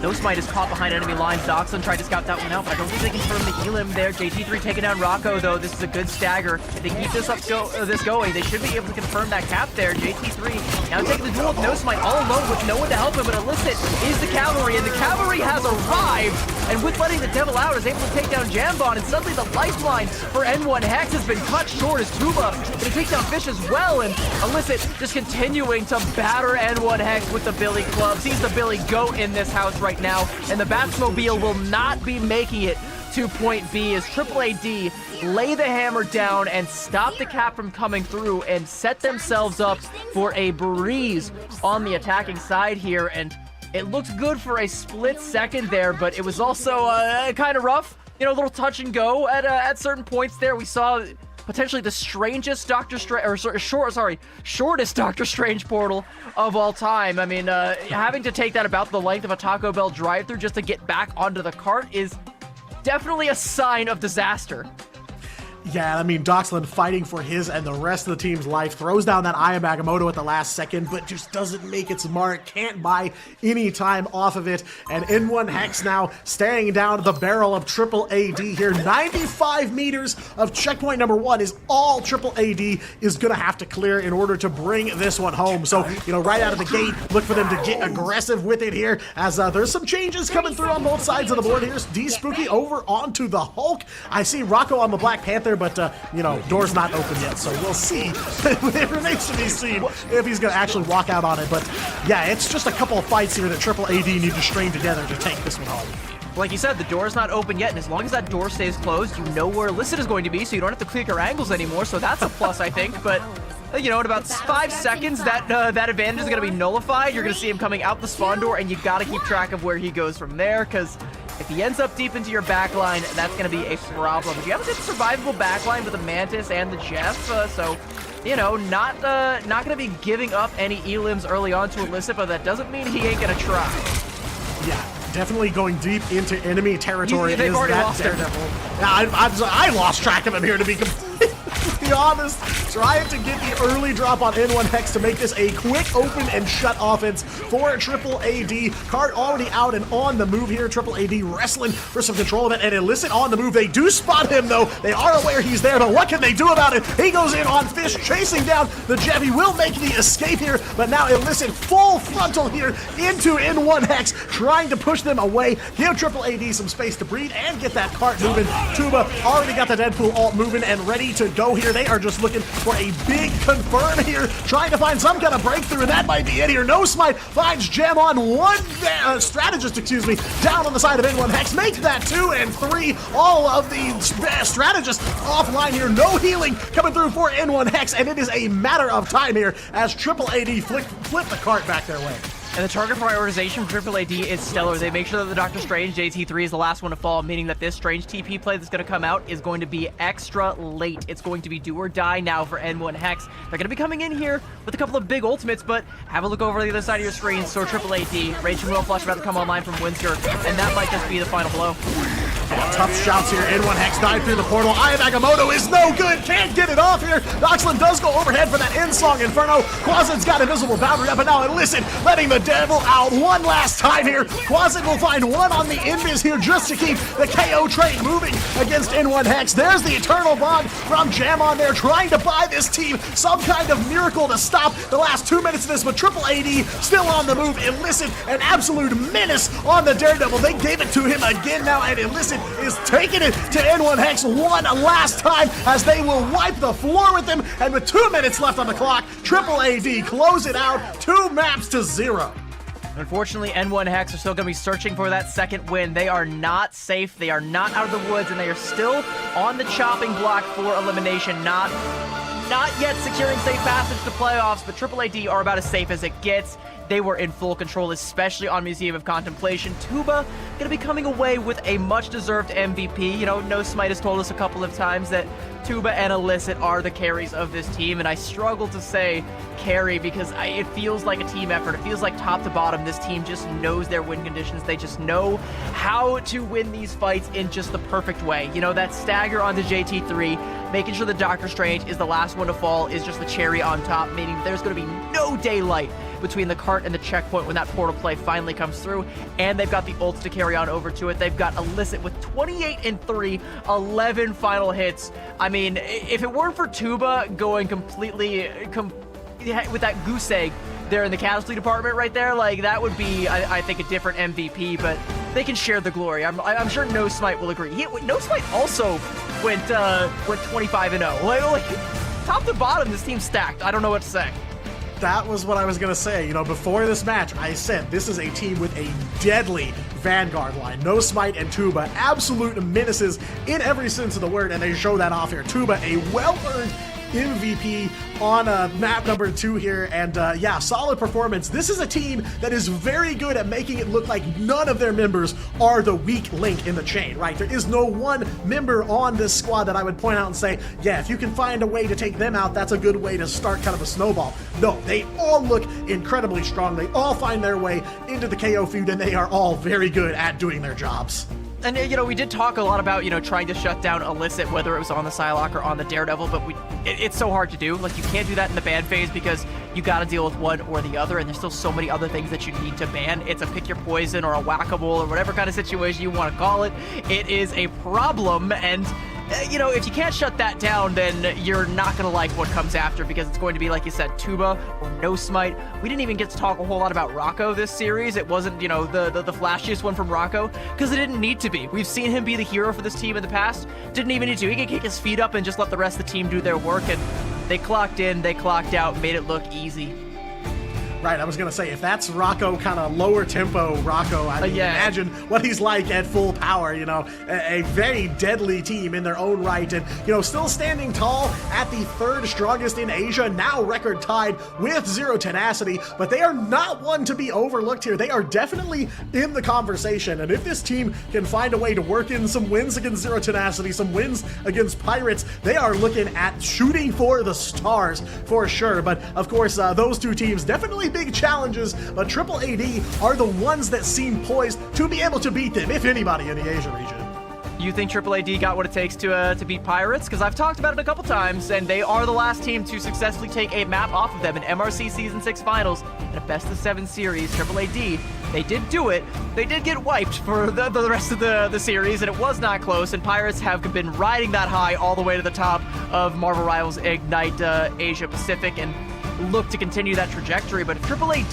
managed to get a turnaround, because I'll say, you know, of the top 3 teams, they have at times been the shakiest. Their contest against Reject was the closest out of those top 3 teams.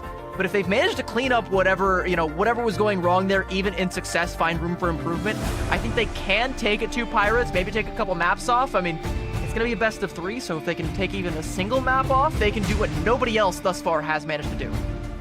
Yeah, I mean, they're definitely a strong team, but you're right. There are some things they need to smooth over in order to take a full series away from Pirates, or take some maps or a series from Zero Tenacity. There's still some questions they have to answer, some things they need to show us, but, you know, in their matchups against almost every other team we've seen in the Asia region, it's been a very, very strong showing for them. So, again, I think if anyone's going to compete with this kind of 2-pillar that we have of Pirates and Zero Tenacity, I think Triple AD, you know, the Triple A stands for the 3rd pillar in the Asia region, because that's where they are really positioning themselves. So it feels like that top 3 group kind of, you know, peeling away from the rest here, but yeah, definitely challengers to be feared for sure. So if you're N1 Hex, though, you know, let's talk a little bit about their trajectory. Like, where do you go from here? Because you still need to get that second win in order to, you know, match rival esports after that previous series. It'd be a different story if Loyalty had managed to best them, because then we would have all 3 teams sitting at 1 win apiece.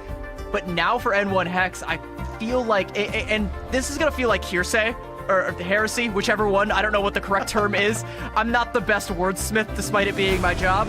But, like, of the teams that I think N1 Hex still have to face, Triple AD might have been the most beatable, and they have now fallen 2-0. So where do you go? What do you do? What do you clean up? And where do you kind of butter your bread trying to go forward if you want to try and make the cut here? Because there is still a chance. It's a slim one, but it's a chance. Yeah, I mean, it's a really tough question to try and answer. You know, this week for N1 Hex, their week 2 schedule is insanely difficult. They take on Triple AD tonight. They lose that one 0-2, unfortunately. They will be taking on Zero Tenacity and Pirates for the rest of this second week of preseason. So it is definitely a difficult position to find themselves in where, you know, I agree with you. I think of those 3 matchups, Triple AD, definitely the best look on paper for them. Those other 2 gonna be very, very tough matchups for them as well. So, you know, I think it is a little bit about trying to scout a little bit of information and a little bit of future planning for them. Not to say that they're not going to be able to perform a stunner, because we've seen crazier things in Ignite before, even just in this preseason. I was gonna say, it's a tough look. We've definitely seen crazier things coming out. We could see a Cafe Rose situation. We could see a FlyQuest situation with like a total 180 here. You know, it's possible. It's happened. We've seen it happen. You know, and even some of these teams like Loyalty and N1 Hex, you can tell they're both very hungry. And if you get caught sleeping, they will make you hurt. You know, N1 Hex have taken a few maps off of other teams above them, took a map off of Rivals and nearly bested them. And I think are going to be, you know, looking back at that series and thinking about how winnable that one might have been and how that one might have been the one that could have been safe for them. But I don't know. It's looking a little bit rough here, but we are not looking rough at all. We have got an interview ready to go. I don't know if it's ready to go, but we got it on deck soon, and we get to actually change things up. We get to talk to Tuba here pretty shortly from Triple AD. We'll see if we can get that one on deck, but I'm excited to hear what Tuba has to say as one of the carries that No Smite has pointed out a couple of times. Yeah, I mean, obviously a solid player, you know, put up the 0 times KO'd on that second match, showed why this team's Vanguard line is so deadly, and just to be as feared as the Duelist lineup, as the Strategist lineup, you know, absolutely hard workers there on the front lines of battle for Triple AD. So definitely interested to hear some feedback. You know, how does Tuba interpret himself in the bigger picture of Asia and the team really as a whole? But definitely a lot to be excited for if you're Triple AD. You know, a very, very solid group stage for them. I don't know the math. I'm not that good at math, so I don't know if it's worked out to where they are in playoffs, but they are definitely on a very solid trajectory here early on in the preseason. I mean, absolutely, definitely put themselves on the map. Definitely, you know, outplayed my predictions as most teams in Ignite have so far. So, do you think in the interview that Tuba is going to toot his own horn? Could be doing a little bit of that. Could be hearing a little bit of the tuba sounds here.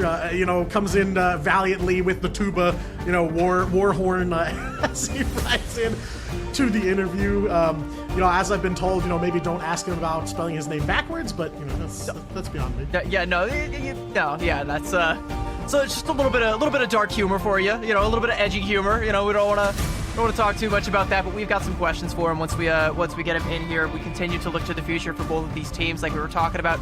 N1 Hex, they are going to have a very scary road ahead of them. Crazier things have happened. There's still a chance they can get a couple of map wins, potentially even a series win under their belt, but against a Pirates that is looking dominant and a Zero Tenacity that is going to be looking to get their lick back after falling to Pirates today. It's going to be a tall order going from here on out. Meanwhile, Triple AD, I do think that their playoff spot is mostly secure. I think, you know, you're looking right now as the, you know, N1 Hex and Loyalty being the 2 on the outside looking in of that top 6. Yeah. I mean, you know, it is going to be a long road ahead. I think Triple AD are also playing Pirates and Z10 this week, so they both have pretty tough schedules here. But for tonight, Triple AD, the big winners here, and we do have Tuba on the line to talk a little bit about this matchup. So let's get into the interview. Oh, on the horn. Hi, Tuba. Can you hear me? Yo, hello. Hello. Hello. Hey, hi. Hey, nice job. You guys played really well. Really big win for you. How would you evaluate your individual performance in this match? I think it went fine. a bit of an understatement. Yeah. It definitely went fine. Who do you think was your standout teammate in securing this victory? Ilishi. I would agree. I would agree. Yeah. Alyssa looks pretty strong. Yeah, he's so good. You and No Spite, you're very good Vanguard players. How did you communicate at the end of map 2? We just communicate on instinct, so there's no need to say things upload. Yeah. That's. I mean, on instinct alone, that's crazy. You guys are so good. Congratulations on the win, and we look forward to seeing more of you. Thank you so much, Tuba. Yeah, thank you. Bye. See ya. Bye. Instinct. Yeah, I mean, it feels like it, right? They react so quickly to almost every situation they find themselves in that, yeah, I would almost say, has to be instinct between those two. But man, yeah, solid performance from that Vanguard line. I'm glad I said something about it beforehand, because I'm like, okay, I want them to show it, Yep. and they definitely got to show a lot. So yeah, props to Triple AD, huge win for them. I like the mental image in my head where they're like, yeah, they're on instinct. They're all just like locked in. Nobody's even calming everything. They're just like all playing the game, and it's just like perfect symphony. Like they're just hitting all the notes. And hey, they definitely hit a high note today, and there's definitely going to be more to play. We talked about how it's going to be from here on out, but we still have one more game before we even get that far. One more on deck. Don't go anywhere. We have got game number 4 on the other side of this break. Chat, we'll see you in just a bit.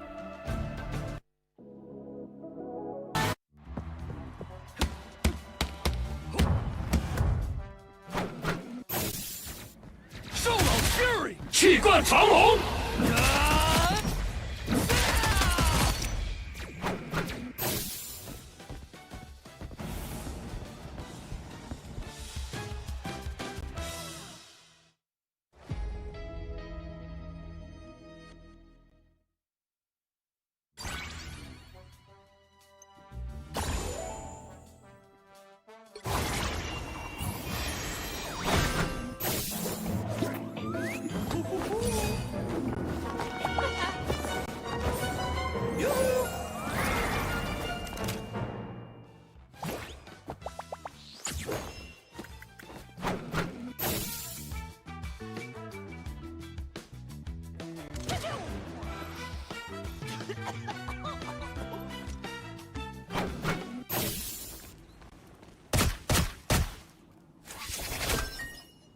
Thank goodness this book has pictures. Let's get go!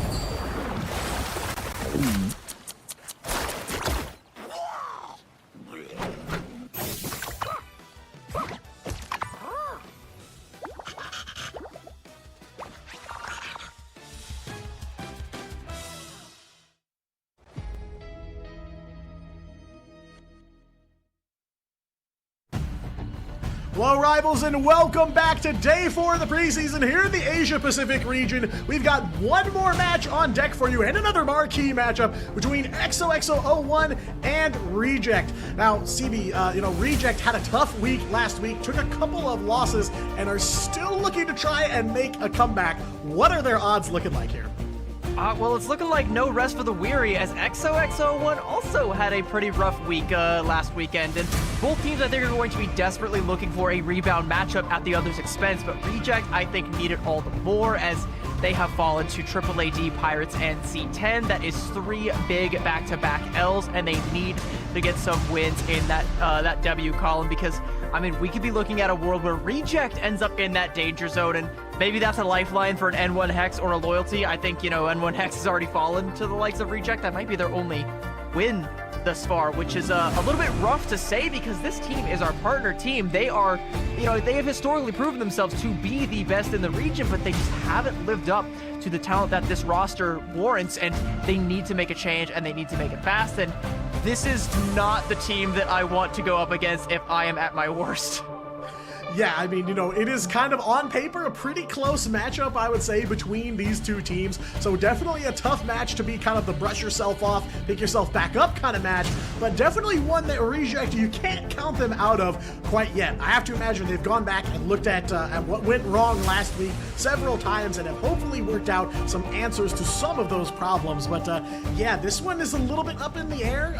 It kind of feels like in the Asia region, we're seeing kind of a changing of the guard. Names like EXO and Reject that we've seen in the region have kind of fallen out of favor for newer teams like Pirates, Zero Tenacity, Triple AD. Now, not to say that there aren't veterans on those teams that have been here before, but XOXO01 is a team that has not changed very much since they were last playing in Ignite in both stages last year.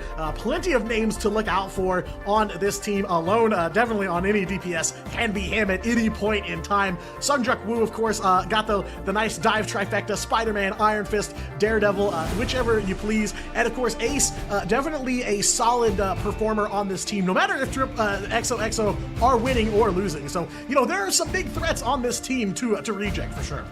And the biggest threat is the curveball that they throw you. Like, it's going to be something chaotic, it's going to be something divey, it's going to be something difficult that not very many other teams in the region are going to be scrimming against. And let's have a look now at Reject, and let's not sugarcoat it. These are some of the best players in the world. You have players like Yaki, who on that Daredevil have put on performances before. Brownie on the hit scan has been stellar.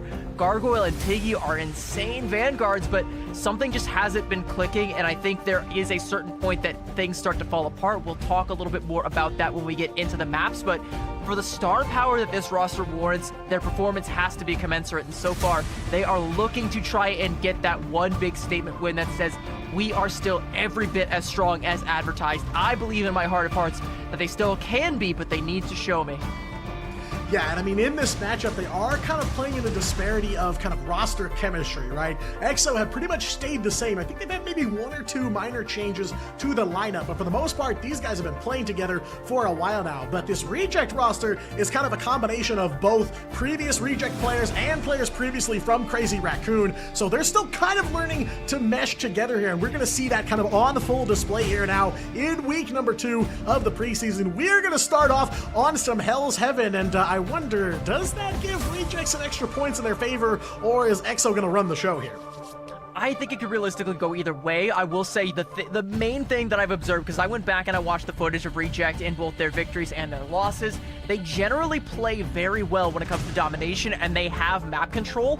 It starts to fall apart, though, specifically on the offensive side of the Convoy and Convergence matches, where they have to be the teams that is, or they have to be the team that is fighting to try and claim space. We talked about how important space is as a resource, and when they are still struggling to try and fight to claim it, the fundamentals all start to fall apart, and that's where things just go awry, and that cannot be the case. But then you look on the other side, and domination tending to favor the more chaotic team, and there are a few more chaotic than EXO, so I think, if Reject can keep them corralled, I want to give them the dub, but even that, I'm kind of hesitant to do so nonchalantly. Yeah, I mean, EXO kind of like the loose cannons here in the Asia region. You never know what they're going to come out of left field with, but you can be assured they will enter the battlefield from left field because they always have some kind of surprise around the corner. I noticed something interesting with this Reject roster. Like I was saying, this is kind of old Reject players and previous Crazy Raccoon players. Both of those teams have defeated XOXO01 in the past, last year during Ignite. So, Reject, kind of a rough week 1 for them, kind of looking to dust themselves off here in week 2.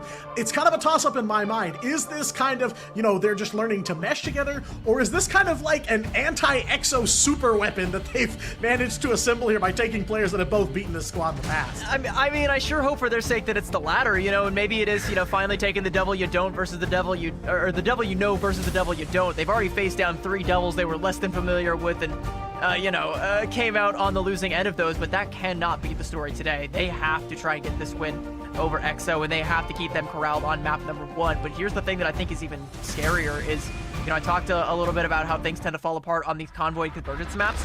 There's also a pocket pick from EXO, a comfort map. If Reject win Hell's Heaven, I suspect in map 2, EXO could just take us to like Morocco, and that's a map I don't know that Reject are going to have a whole lot of practice on. So even when Reject seem to have the advantage, I'm not so sure that I'm ready to give them the benefit of the doubt here. They got to earn it, they've got to prove it, and Hell's Heaven is where they got to start things off, and that, thankfully, where we're going.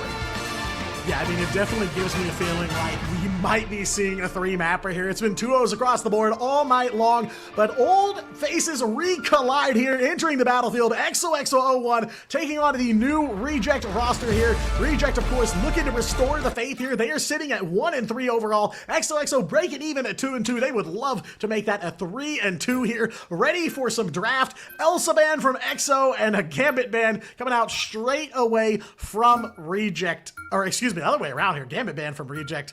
Elsa ban from EXO. They're going to save Mantis as well, so they will take the backup here. They will go straight for that Mantis, as we've talked about all night long. Very common. EXO going to ban out the Loki as well. So a lot of the same notes we've seen from a lot of other teams here tonight.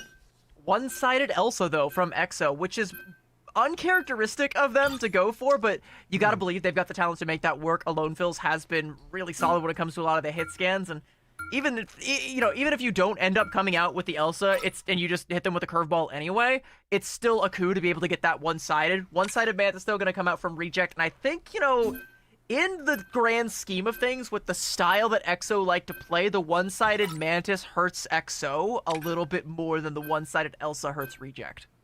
Yeah, I could definitely see it working out that way. Invis saved by EXO as well. Have not seen a Gambit ban come through from the side of EXO yet, so that's still on the table here for Reject. They could potentially save him at the very end if they so chose. Looks like, oh, maybe they're a little bit stuck here between Ultron and Daredevil. Both maybe not bad options to get rid of on either side of the board, but it is going to be Matt Murdock taken off the table. No Daredevil for EXO, and yes, Reject will lock in the Gambit save at the very end. Interesting that he made it that far into the draft. Yeah, they really snuck that one through, and I mean, you're probably not going to play Mantis and Gambit at the same time, but you can. You could play, you could play Mantis triple strat with the Gambit. That will kind of take away from the ult charge on the Royal Flush and kind of nullify the win condition.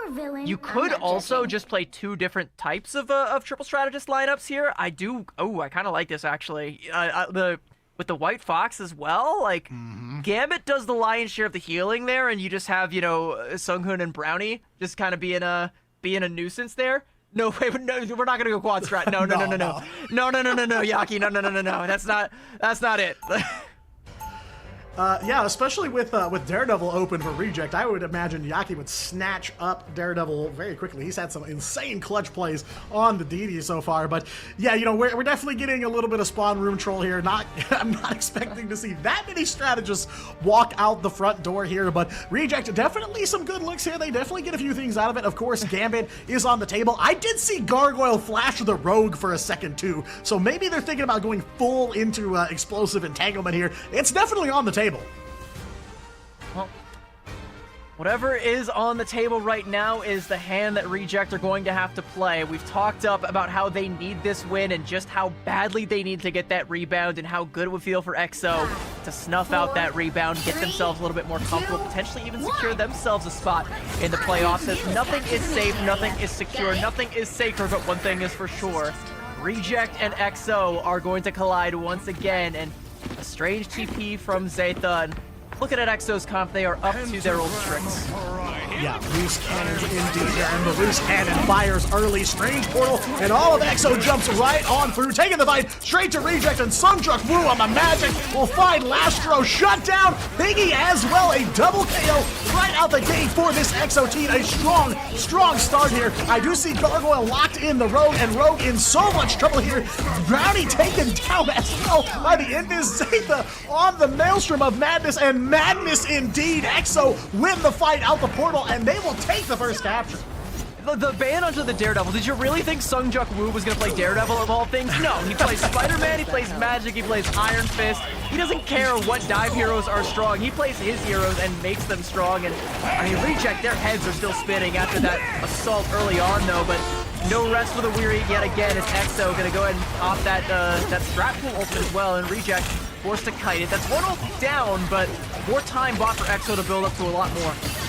Yeah, a really, really solid work here right out the gate for EXO. They take it to Reject, and yeah, leave them reeling here to start things off. EXO gonna back up a little bit here, way close to the chest, but Sungjuk Woo diving right on in on the Magic. Another double KO. Sunghoon and Lastro sent all the way back to square one, and he's gonna find Piggy one more time. A double KO, and then a triple KO now for Sungjuk Woo's Magic, making some magic here against Reject. Already 50% of the way captured on this first point. EXO off to a blazing hot start. And what did I say? When Reject have to be the ones fighting to claim space, that's where things start to fall apart. And they have to try and keep Sungjuk Woo on lockdown, and so far, it's been the exact opposite. Sungjuk Woo has been getting those chains in onto the backline and just cleaving the backline in half, you know, horizontally, not vertically. You know, they are very much so together, but together in the afterlife. But flat-footed every turn is Reject here to start things off. A Gargoyle gonna fight back. Heartbreaker comes out, and one KO. Piggy and Brownie will find their way into the KO feed for the first time this matchup, and Reject will bite back here. A double KO for Brownie. Psylocke as Reject will make the retake here, but 84% of the way capture here for EXO. Definitely a statement here on the opening salvo. And the margin of error is already razor thin. 84%. I blinked and realized we're up to 84%. I thought we were only at like 50. Those fights felt like they were so fast, but Reject are going to have one heck of a mountain to climb here. And what are EXO plans here? We're all just hiding around the corner. I think waiting for Sungjuk Woo to make an opening, maybe peel some members of Reject back, and then clamp down on top of them. And looks like just that as Gargoyle is trying to check Sungjuk Woo. The Dark Child's coming out, and Reject going to have to respect it. Yeah, leaving Reject looking over their shoulders here. Emma Frostball coming out from Piggy. Now Psionic Seduction coming through. EXO throwing out a whole bunch of ultimates here. Invisible Boundary. Dark Child goes offline for now as EXO looking to find a way back through the door here, trying to make the retake. Reject will hold on to it through a ult barrage here. Yaki overhead range of Ultron as well, while alone on the Jeff is going to find a couple members of Reject in the back rooms here, and that's the door that they needed to open here. Zaytha does find the Eye of Agamotto. It's good, and they'll convert on it. EXO make the retake and blink, and you miss it. Reject going dark here as EXO take control of the match once again. 90% and on the move. And with Ace in the spawn, you're not going to get a strange TP off. Like, it's just not going to happen. He is going to pummel your doctor and just... Okay, wait, no, I think there is a contest that just come out. Someone does manage to get a touch. It's Brownie on the Psylocke with the Maelstrom and the daggers and the knock, and suddenly there's not going to be a touch, and no strange TP play comes out. Ace puts the Fear of God in them, and EXO decisively take Frozen Airfield. That was some disgusting combinations I don't think I've ever seen before. The chains from the Magic team up into the Jeff ultimate onto the back line. That is a synergy I have never seen before in my life. One I didn't know that I needed, but inject that into my veins, please. I mean, as cliche as it is with EXO, you have to expect the unexpected, and Reject were clearly not expecting it. They weren't ready for the Strange Portal right off the rip. They were not ready for the Magic Chain Jeff combo, something I haven't seen either. I mean, absolutely insane stuff for them. They always find ways to think outside the box, and even when you think they're already outside the box, they are not quite out of it yet. So, again, exactly what you'd expect to see from EXO here. Reject left reeling, though they did have signs of life. Almost 60% captured for them, but gotta keep their heads in the game here and keep their heads on a swivel. Watch your back here. Yeah, and they have to, like I said, they have to try and find a way to corral EXO-X01. You can't just let Sungjuk Woo roam around the map at his will, because he will strike at your backline. He'll get early access, and you're gonna have to try and peel back, and you have to concede space in order to do that. That is a problem for Reject, and this is where they're supposed to be at the advantage. Like I said, historically, they have played very well on domination matchups. They need to keep up that pattern lest they lose control of the entire series before it really kicks into second gear. Yeah, and already being one capture point down here. It is not a great start here for Reject, but they've got some time to make up lost ground here. They will look to try and capture this first point here. Brownie on the move now, does find one on the Psylocke. The chains come through yet again, looking to hold Reject back, but they will play right on through. Dance of the Butterflies comes out, but not a ton of value here. Gargoyle and Zaytha will trade 1 for 1 here. Sungjuk Woo gonna even the odds for EXO, but Brownie right back in the fight here, takes down Rester, and Gargoyle finding a double KO on the Rogue here. This is Reject's point to take here, but gotta find a way to hold on to it. But Ace on the Hulk, does manage to make the touch here and stop him from fully capturing it here. Gargoyle going to continue the chaos here. The carnage from this rogue, finding Sungjuk Woo, sending Magic back to square one here, and Piggy on the freedom charge, trying to buy the team some time here, and Reject will make the first basket. I do like this adjustment from Reject. They say, you want to throw hands? All right, let's throw hands. And Gargoyle going to throw the Heartbreaker into the mix, and nobody wants to square up with him right now as Ace was outside the Hulk form, going to Hulk out, get back into the Monster Hulk form, and that should be enough for EXO to start pushing Reject back to the point. But now that Reject have map control, they should be able to hold on to it, but there is a sticky situation that is Sungjuk Woo's Darkchild. Remember how far back Reject had to kite last time it came out? They cannot give up that much space again. No, cannot afford to do it, but this is the position that Reject likes to be in here. They've got some control, and they're going to try to hold on to it. White Knuckle grip here as EXO let the ult fly yet again. Strapful ult from Lester, and that Darkchild does come through. Piggy on the cap, though, will find one onto EXO here alone, going for yet another Jeff ult, and it's a double KO for Piggy's cap here. Looks like the Jeff, unfortunately, nobody to be found here. Lastro taking down Sungjuk Woo and alone. Double KO for the Gambit here as Reject firmly in control, and in control of the ult economy as well. Yeah, they only use two ults, the Rage and Royal Flush and the Rage of Ultron. A lot of rage going on here from Reject, and I got to imagine, you know, after last weekend, they are playing angry. After that last point, they've got to be playing angry, and they may have figured it out. Just channel that rage into your fist and take the fight straight into XOXO01. Do not give them room to breathe. Take the health pack with you while you're at it. You've got to play their game to some degree, and that is what Reject is going to do here. Dance of the Butterflies comes out from Brownie, is good onto one, but Ace going to try and even it out here. Gargoyle fighting back for Reject. They'll take the 2 for 1, maybe 3 if they can take down Zatha, and Gargoyle finishing them off too. The Rogue, a major player here on point number 2 for Reject, trying to keep the ball rolling here. They are out of ults, but EXO almost out of bodies and almost out of time here. 95% and still on the move is Reject on this second point. We might be taking it all the way here. I don't know if there's a strange portal coming through. There is OT though. They do find the portal opening. EXO gonna dive on through and try to take the fight back. They're gonna come in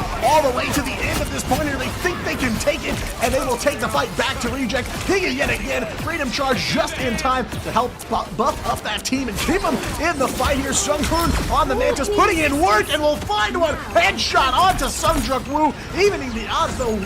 1-for-1 trade, and EXO still have not flipped the point their way. They are so close, but can't quite confirm it. Flies back another from Zatha, will find Mantis here, but not a ton of value off that one, though they do manage to get the pressure on. They will push Reject off, and EXO will retake here in the midst of all that, but so many bodies for Reject still around here. You have to wonder, can EXO really hold out here with no ults?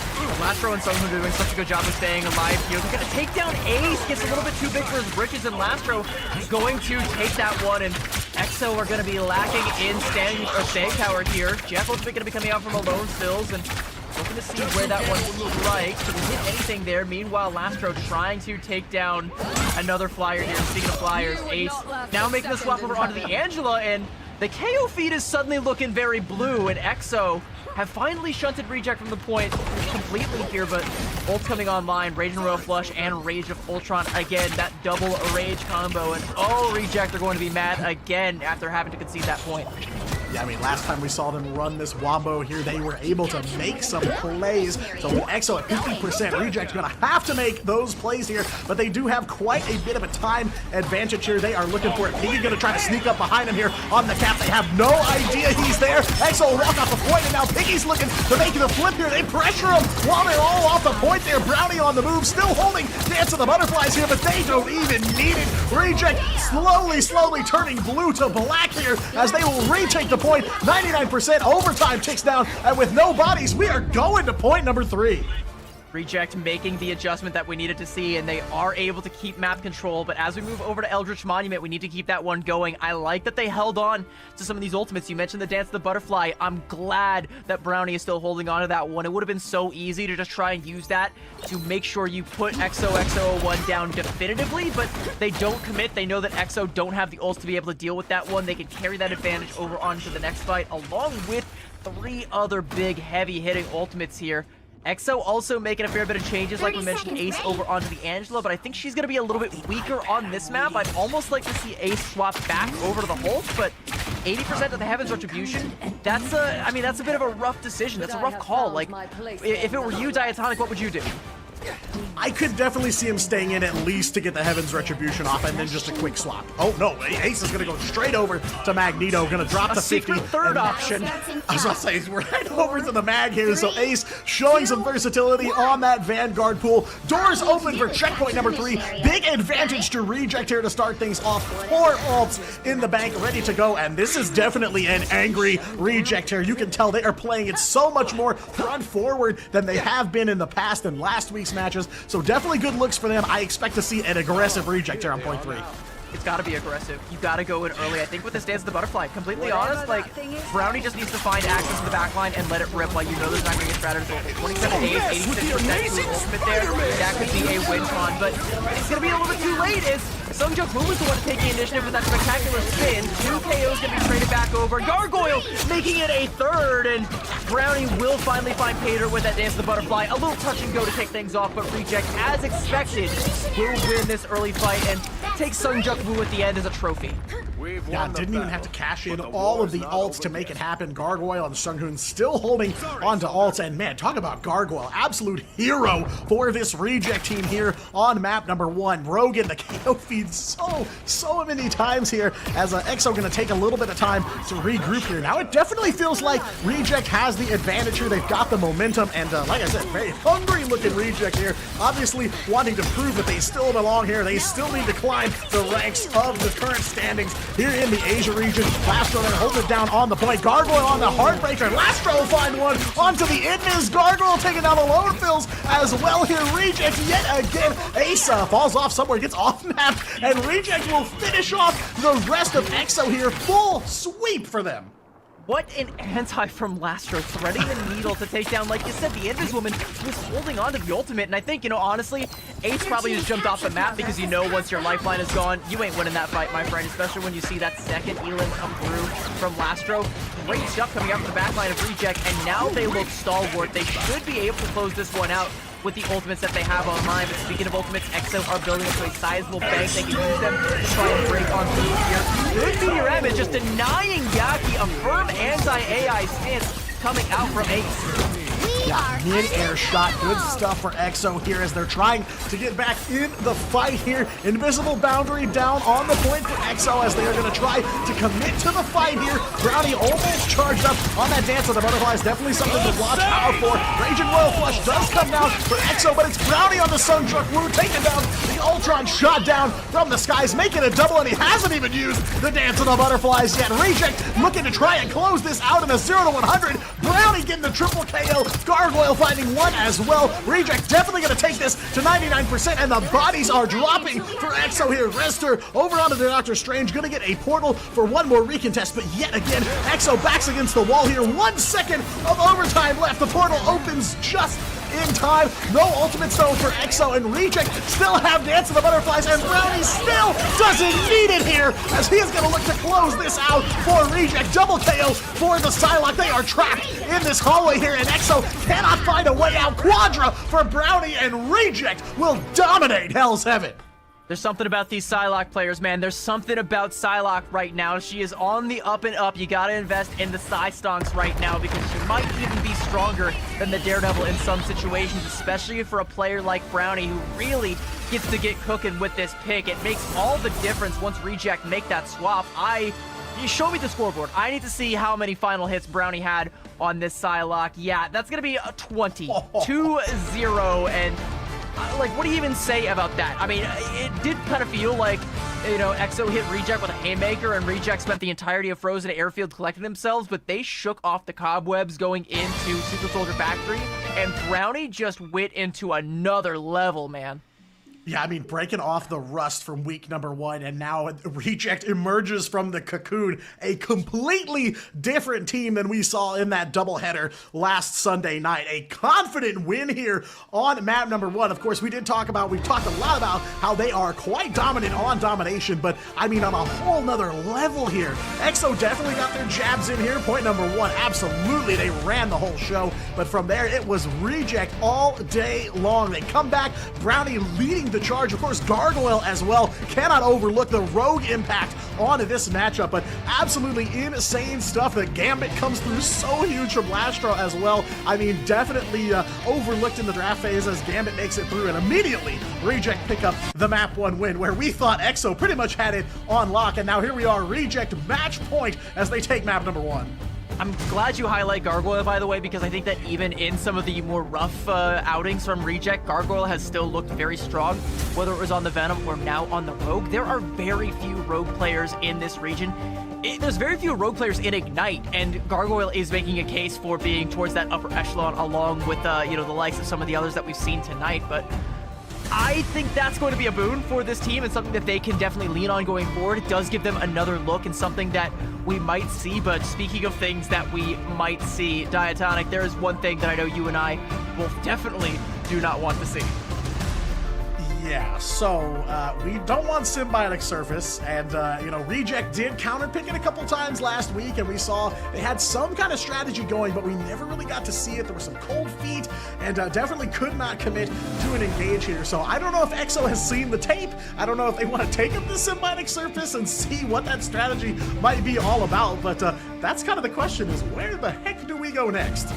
Yeah, well, we will have to find out. You know, maybe there is a little bit more time for them to go study that tape. Maybe you take them to that weak Symbiotic Surface. Maybe you take them to Arako. Who knows? Only EXO knows. And we are going to go to a quick break while we take a good long think about it to try and figure it out. Don't go anywhere, chat. We've got the next map, map number 2 in Reject versus EXO on the other side of this break.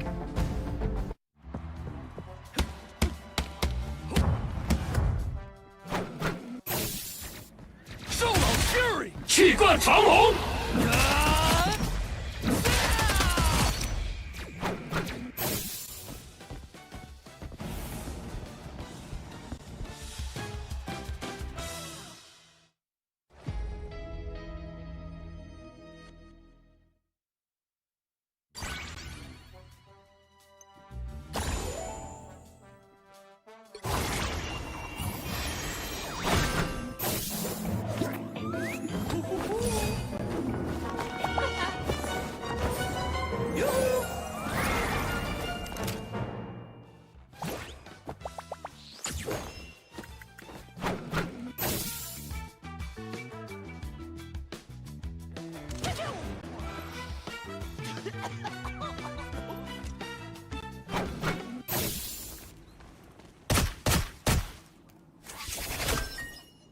Thank goodness this book has pictures.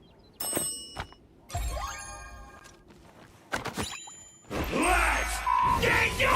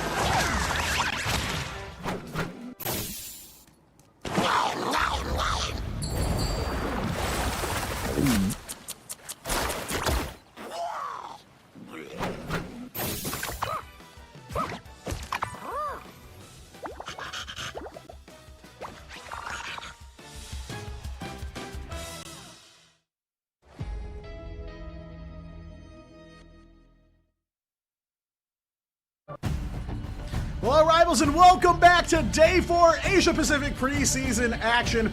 Well underway here in this heavy hitter matchup between EXO-01 and Reject. A tough back and forth on Hell's Heaven. EXO taking point number 1, but Reject battling back and looking angry. They take Hell's Heaven, and now it is on to EXO's map pick. CB, is there, is there something that EXO needs to do here, or what map can they pick to try and turn the tide here? Well, I already saw the map pick, and I don't want to spoil the surprise for you. But once we actually have the graphic up, I'll let you guess. I'll give you a couple of hints. It has been a comfort map pick for the likes of EXO in the past. They have played some. I mean, it's EXO, so of course they've played some off-meta stuff on it in the past. But I'm talking real off-meta, and it's something that I don't think we've seen a lot from any of the other teams here. You know, we see a lot of Museum of Contemplation. I can tell you that is not where we're going. Do you have any guesses? Well, you know, we talked about it a little bit earlier. We've talked about it a lot, actually. I feel like EXO is a team that really likes their convoy. I feel like they might be headed to maybe a location that has something to do with Storm, some Omega level mutant somewhere out there, maybe some Arako action, but, you know, gonna have to wait and see because with EXO, you know, again, loose cannons here. You really never know what they're gonna bring to the table, and there it is. Arako on the table. This is kind of, you know, not only is it EXO's map pick, so normally I would say it's their territory, but Arako is truly EXO's kind of home turf here. There's a lot of flank routes on Arako that I think people don't know enough about. There's a lot of angles that you have to keep in check, and that's where a lot of the compositions that EXO like to play come into fruition. You know, we already saw Sungjuk Woo on Frozen Airfield with that magic. That's another thing that could come out. In the past, we've seen the Hulk Black Panther team up coming out from this team on this very map. They will hit you hard and they will hit you fast on this map, and they've also chosen to attack first, so we're not gonna have to wait to see what EXO have up their sleeve, but we will have to see how Reject are going to be able to parry it because, like you said, they're playing angry. They are playing like they need to be. They have their heads finally on straight and they are channeling that rage directly at EXO, but are they going to be just as angry when they see what hits them next?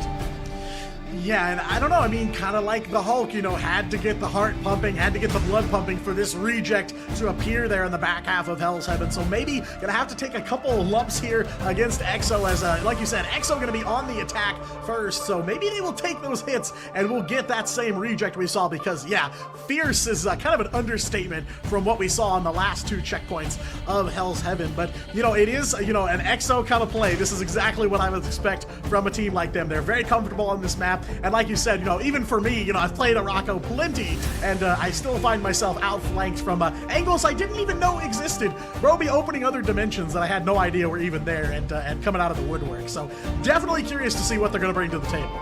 Yeah, it's like historically it's been, you know, one of the main catalysts for like that, you know, that triple spawn hold back when that was a big thing. And then when poke meta kind of came into fruition, it was also very strong because there's a lot of high grounds and a lot of different angles. But the problem is, once poke falls to the wayside, suddenly all of those high grounds become a dive hero's playground, and wouldn't you know it, Sungjuk Woo has just about every dive hero in his back pocket, so whether it's the Spider-Man, the Magic, the Black Panther, you name it, he can bust it out. And what's interesting too is in the past, what I've seen from this team was alone fills on the Black Panther forcing a reaction out of the enemy team. You know, coming out on that Black Panther and forcing a thing swap, and as soon as he sees that swap coming through, saying, all right, Punisher time. Now I'm going to punish, quite literally, your pick, you know, trying to counter swap me. How dare you? Yeah, I mean, it definitely goes to show you that sometimes you need to sit back and not everything warrants a reaction here, and that is the question on deck. But EXO will be on the attack first, so, you know, I expect to see something right out of the gate here. But, yeah, you know, the flank routes get pretty intense right out the gate. You know, if you're the attacking team, right side, there's some opportunities to get flanked. There's some fancy footwork with the portals and the high ground on checkpoint 1. I mean, around every turn, you know, everything is a right angle here on Arako, so everything is a perfect corner for something to jump out at you, and I think that definitely EXO are going to be a team that capitalizes on that very well. So if you haven't seen EXO on Arako yet, then definitely strap in. It's a map of a lot of right angles, but there is also a wrong angle for Reject here, and we'll have to see if they manage to dodge it with that pick and ban phase. Surely they have been looking at this series, doing their homework, and saying, this is our must-win. We have to turn our fortunes around right here, right now. We cannot lose this series to XOXO01, and we know if we beat them in domination, they're going to go to their comfort pick, Arako. So let's see what the scouting looks like. It's going to be a Gambit ban. No surprises here early on. It looks like EXO going to once again go for the protect onto the Elsa, which is just kind of, you know, like a loaded handgun on the table. It's not something that they're going to reach for, but you know that they can at any moment, and that scares you. Yeah, you know, something interesting, they're going to Reject bans out the Mantis. I'm curious if Reject is going to go for the Gambit save here. They saved it until the literal end of the draft phase. They're going to hover the Mantis here, though, on map 1. They saved Gambit until the end of the draft phase because EXO did not ban it out here. But right now, Gambit on the table. I have to imagine EXO might want to move him up in priority, but they will take out the Loki instead. So definitely a couple changes here and there. One-sided Mantis from Reject so far, and they're both going to ban out the Vanpool. Simultaneous snap bans.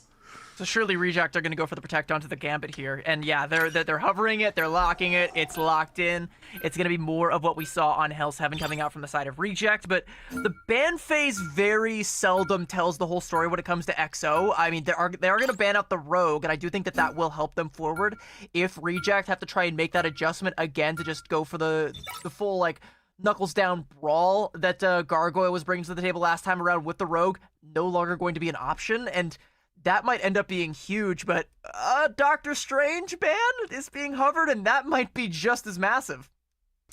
Yeah, I did not consider the Strange angle here, as much as there are many strange angles on Arako, but yeah, they are going to take the Doctor Strange ban, so no portals on the table for EXO here. I do like the ban onto Rogue, though. Gargoyle definitely kind of got the engine revved up for Reject, was kind of the first one to start putting up numbers, and the whole team followed suit, so maybe going to look to temper that, but of course, Gambit still on the table this matchup. Brownie back over onto the Psylocke, potentially. Piggy maybe picking up the Captain America again, so definitely going to take in some notes from that run on Hell's Heaven. Of course, EXO are on the attack here first. Reject going to try and hold it down, so Reject on the match point here will set the pace for their own offensive run. So, you know, of course, the shorter they can shut this thing down, the quicker they can call this a 2-0 and definitely restore some faith back into this Reject roster and get their second week started on the right foot. Some very much needed faith, but it's on a comfort pick map for Arako, so you talk about how quickly can they shut down what's coming their way. I don't even know if they know what is coming their way. I mean, you and I know because we can already see the screen. We're seeing some things that we haven't seen in quite some time, but there is going to be a curveball headed Reject's way. They are up to bat.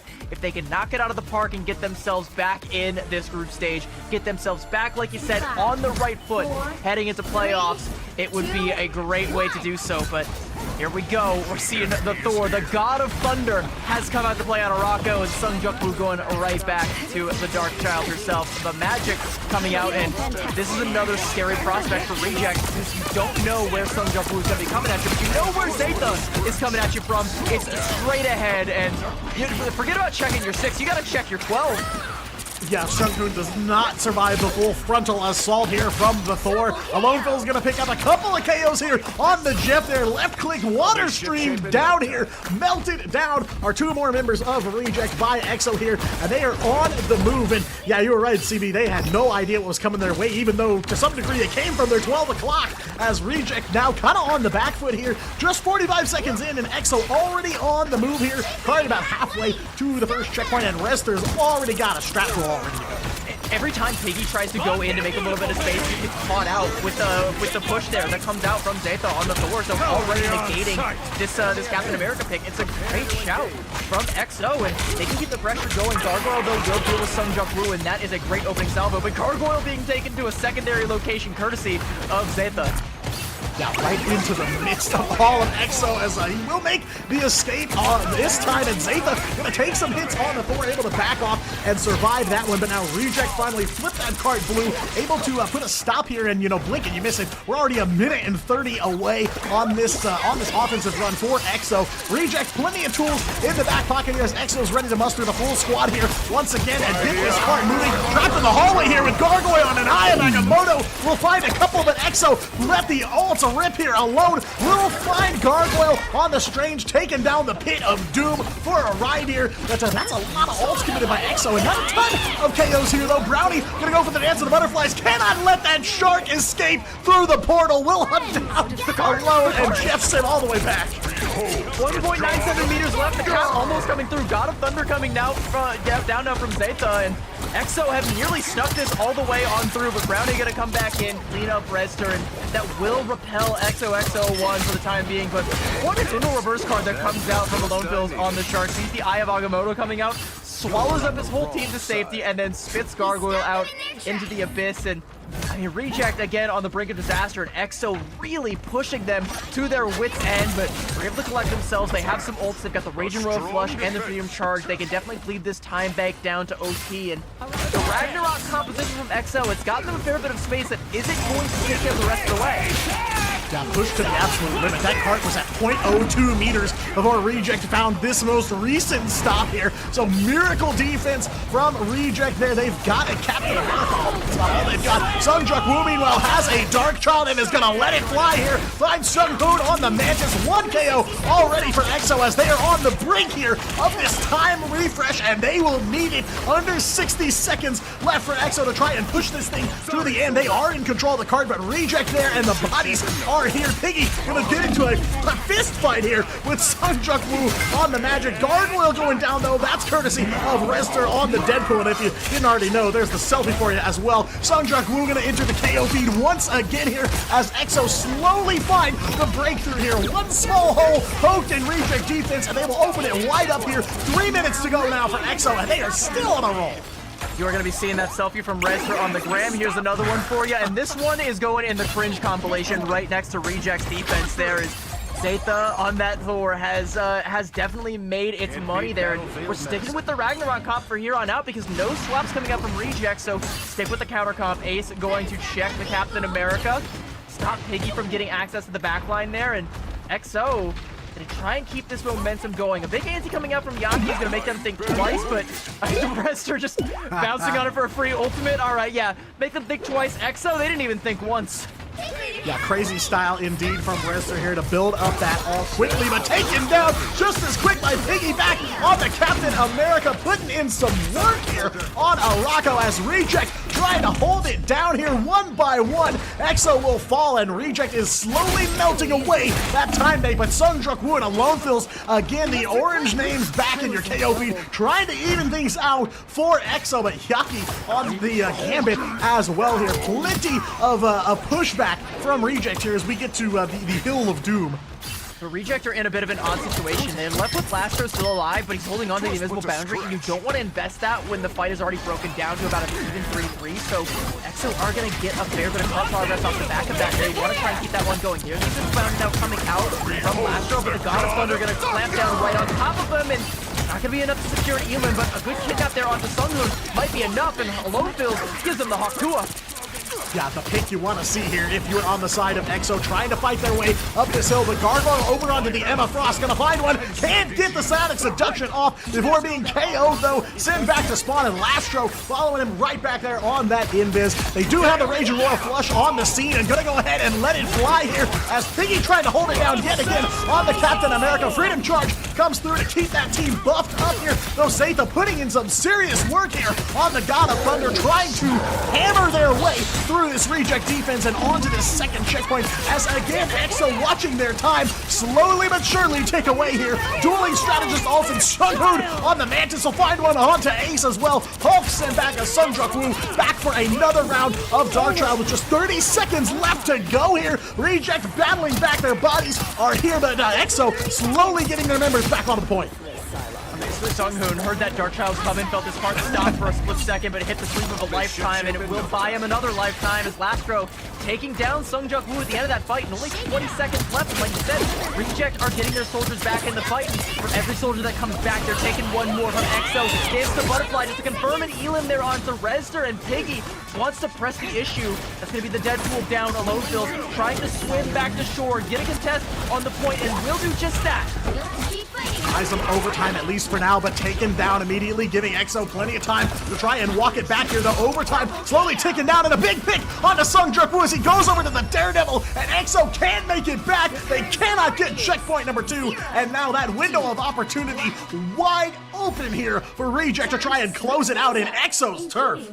They gotta seize the moment. They gotta keep this tempo going. Again, EXO hit them with something that they could not have predicted, but they managed to parry it nicely. It takes them a couple of minutes, and it does start to fall apart towards the end of point A, but the fact that they're able to deny that point B cap is everything because that sets them up for a win condition. One scrappy OT fight is all you need, and if you come out ahead, you are going to come out with a 2-0 victory here and get yourself back on the right foot, and it all comes off the back of that Doctor Strange ban, the thing you didn't see coming and the thing I didn't see coming, the thing EXO certainly didn't see coming. I think Alone Fills might have bought enough time for a Doctor Strange TP if there were one available. That is something that only Reject are going to be afforded here on their attacking side, and I love that because that gives them so much more room to play with. Get ready. I mean, definitely a surprise ban on the Strange, the kind of thing you would expect to see from XOXO01, but Reject trying to give them a little taste of their own medicine here, while EXO, of course, drags them onto their own turf, though they were stopped just short of that second checkpoint, so plenty of opportunity here for Reject to close this thing out and take away a big 2-0 win, a sorely needed 2-0 win for this Reject squad. But like you said, CB, they really have to claim the moment here. Doors open, Reject on attack now. 2 checkpoints is all they're gonna need to close out this matchup here. Looks like for the most part, Reject gonna stick with what's been working for them. I don't see, oh, Rester is over onto the Loki, Sungjuk onto the thing, so a couple changes for EXO on defense, but Reject is gonna stick to Old Faithful.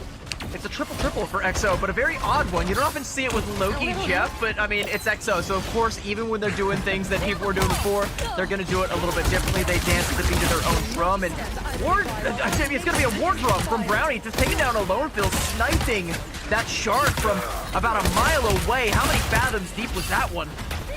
Yeah, more than I can count for sure. Reject already off to a solid start here on offense. Staying aggressive with it, but EXO not gonna give up too much ground here as Reject just walking the cart around the corner here. EXO trying to back off just a little bit to give themselves time to regroup. Gonna try to play the high ground, but the Indus, EXO already finding 1 KO. Brownie shut down for now, but of course that attacker spawn not too far away, so able to get back up pretty quick here, but EXO maybe gonna try to look for some kind of opening here just to slow Reject down. The name of the game here is just buying yourself time. They are conceding the high ground though, so there will be an angle that Gargoyle can approach from if he decides to go that way, and indeed he is. He's taken to the skies, getting access onto the back line, and there needs to be some heal for a lone build. Looks like EXO are able to hold on. In fact, heal out the damage back Reject's way and force out the lamp early on, but here comes that Raging Royal Flush. This is Reject's moment. Yeah, early start to this first fight here. Gaki hunting him down in the back rooms there. Follows Sungjuk on the thing. 1 big KO. Brownie goes up for an in-song Inferno. There is an invisible boundary now, so he holds that in-song as long as possible. Can't hold it any longer, though. Zaytha will find Lastro in the middle of all this. There is a Jeff All coming out from Alone Fills now, looking for 1. Will find Gargoyle, so 1 Venom removed from the fight for now, and gonna spit him right down the pit of doom, but swings right back out here, and Reject come back with a vengeance here. 4 ults online for them. Have that God of Mischief for Rester. That's gonna have a lot of heavy lifting to do. He's gonna use it to try and respond to this Sonic Junction with an invisible boundary. There's a good opportunity for force push here, but Reject are respecting it, and they're just gonna back around the corner. Trade that ult for that ult, and now knowing that they have the advantage, gonna look for an opportunity to go with an ult hit of their own. But Santa tries to press the advantage with that freedom charge. Lastro responding with that invisible boundary, and are we gonna find an elo on either side? It's gonna be Piggy with a roundhouse kick onto Zaytha.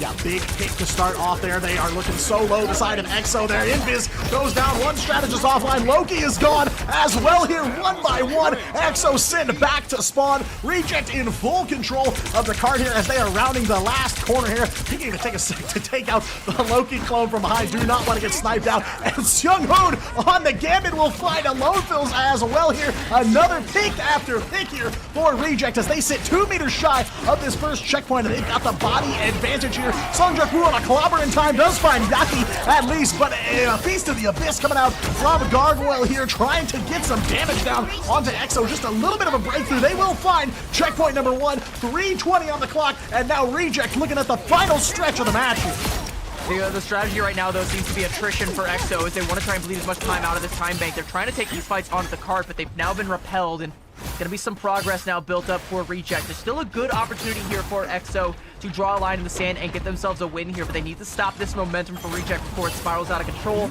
and that is a tall order when there is a Raging Royal Flush on the other side. Combo that with any of these other ultimates that Reject have, and you've got a win condition. You can only give away maybe 1 fight before the alarm bells have to start blaring. Yeah, I mean, it's a time bomb waiting to go off, and Seung-hoon gonna try to make it happen here. Brownie goes overhead, In-song Inferno comes down, will find 1 strategist. Loki shut down yet again here. Not enough healing for EXO to try and survive this onslaught here. And on the back of just those 2 ults, the Royal Flush and the In-song Inferno, plenty of breakthrough here as Brownie will take Zaytha down as well, staggering out the Captain America. And now this Hill of Doom, the very last stretch of this match here as Reject looking to close it out 2-0, and Seung-hoon will find Jeff as well. So 1 more strategist taken offline, and EXO trying to find their footing, and they just keep having the rug pulled out from under them.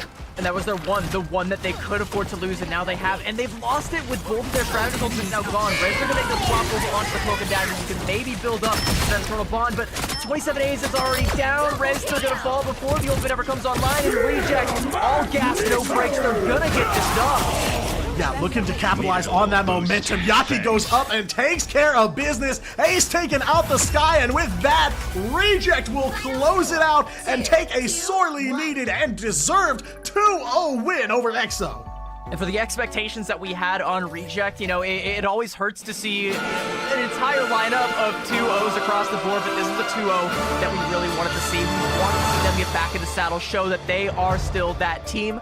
They are still top dogs, still to be reckoned with, and even though they have fallen to 3 others before them, even if 4th place is probably the best they can really hope for, they will not slide down any further than that as long as they still have say in the matter. And Brownie had quite to say with 13 final hits, a 25 and 3 KD off of 24k damage. Those numbers are just like everything else in the lobby pales in comparison to Brownie, and whether it's on the Psylocke, whether it's on the Phoenix, whether it's on any hit scan hero, any tracking hero, this is your guy, this is your point guard. You give him the ball and you let him take it to the hole. Yeah, standout performance for Brownie across the entire lobby. Like you said, of course, Piggy as well, un-KO'd throughout that entire map. And again, this is EXO's territory. Not just their counter pick, but a map that suits them very well, a map that they are very comfortable with. So to see Reject take this one is huge for sure. And, you know, not to overlook EXO in this fight as well. They definitely made Reject sweat. Had to play all 3 capture points on Hell's Heaven and had to play out a couple of checkpoints on Rocco. But yeah, it is a big 2-0 win for Reject, and one that they have been looking for a few matches now. So, you know, definitely seems like some faith restored in this Reject squad. A lot better looks here at the start of week 2. And you know what? You want to know the best part? Is we didn't have to go to Symbiotic Surface. You know, maybe it was through no fault of their own. You know, Reject didn't even really get a say in the matter because they won domination. It was EXO's map pick. Had we lost this, we might have been in another world, but it's okay. We got the steer clear of Flintark today. We didn't have to roll the windows up, and Reject gets to roll right on through with a nice whip 2-0. That we can't say it enough. They sorely needed. It's going to keep them in contention for the playoffs and will secure not a great seed, but still a decent seed, especially if they can keep this momentum up and not drop any more series going forward. I don't think that there's any more series that they should drop going forward. And if this is them truly getting their groove back, then, you know, we should be looking at them finishing things out with a couple more wins before the end of the week.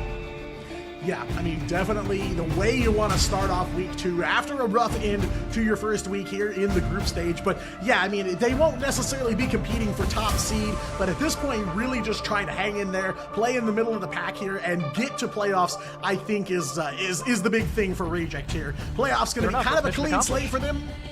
Yeah, I mean, playoffs definitely will feel like a clean slate. You know, we'll be in a bracket here, so the group stage results won't matter at that point, other than seeding, of course. But, you know, it'll be kind of a fresh start for them and a chance to kind of prove themselves from square one all over again. So definitely the goal here is to stay in contention for playoffs, and if Reject continues to play like that, they definitely will. I don't think this knocks EXO out of contention either. I believe they're 2-3 now after that defeat by Reject, so they are still in the chase here. Of course, EXO, a team that has placed very well traditionally in Ignite, both stage 1 and 2, their top 4 finishers, so still looking for that wedding, but right now the bridesmaids here in this match as Reject come back in full force.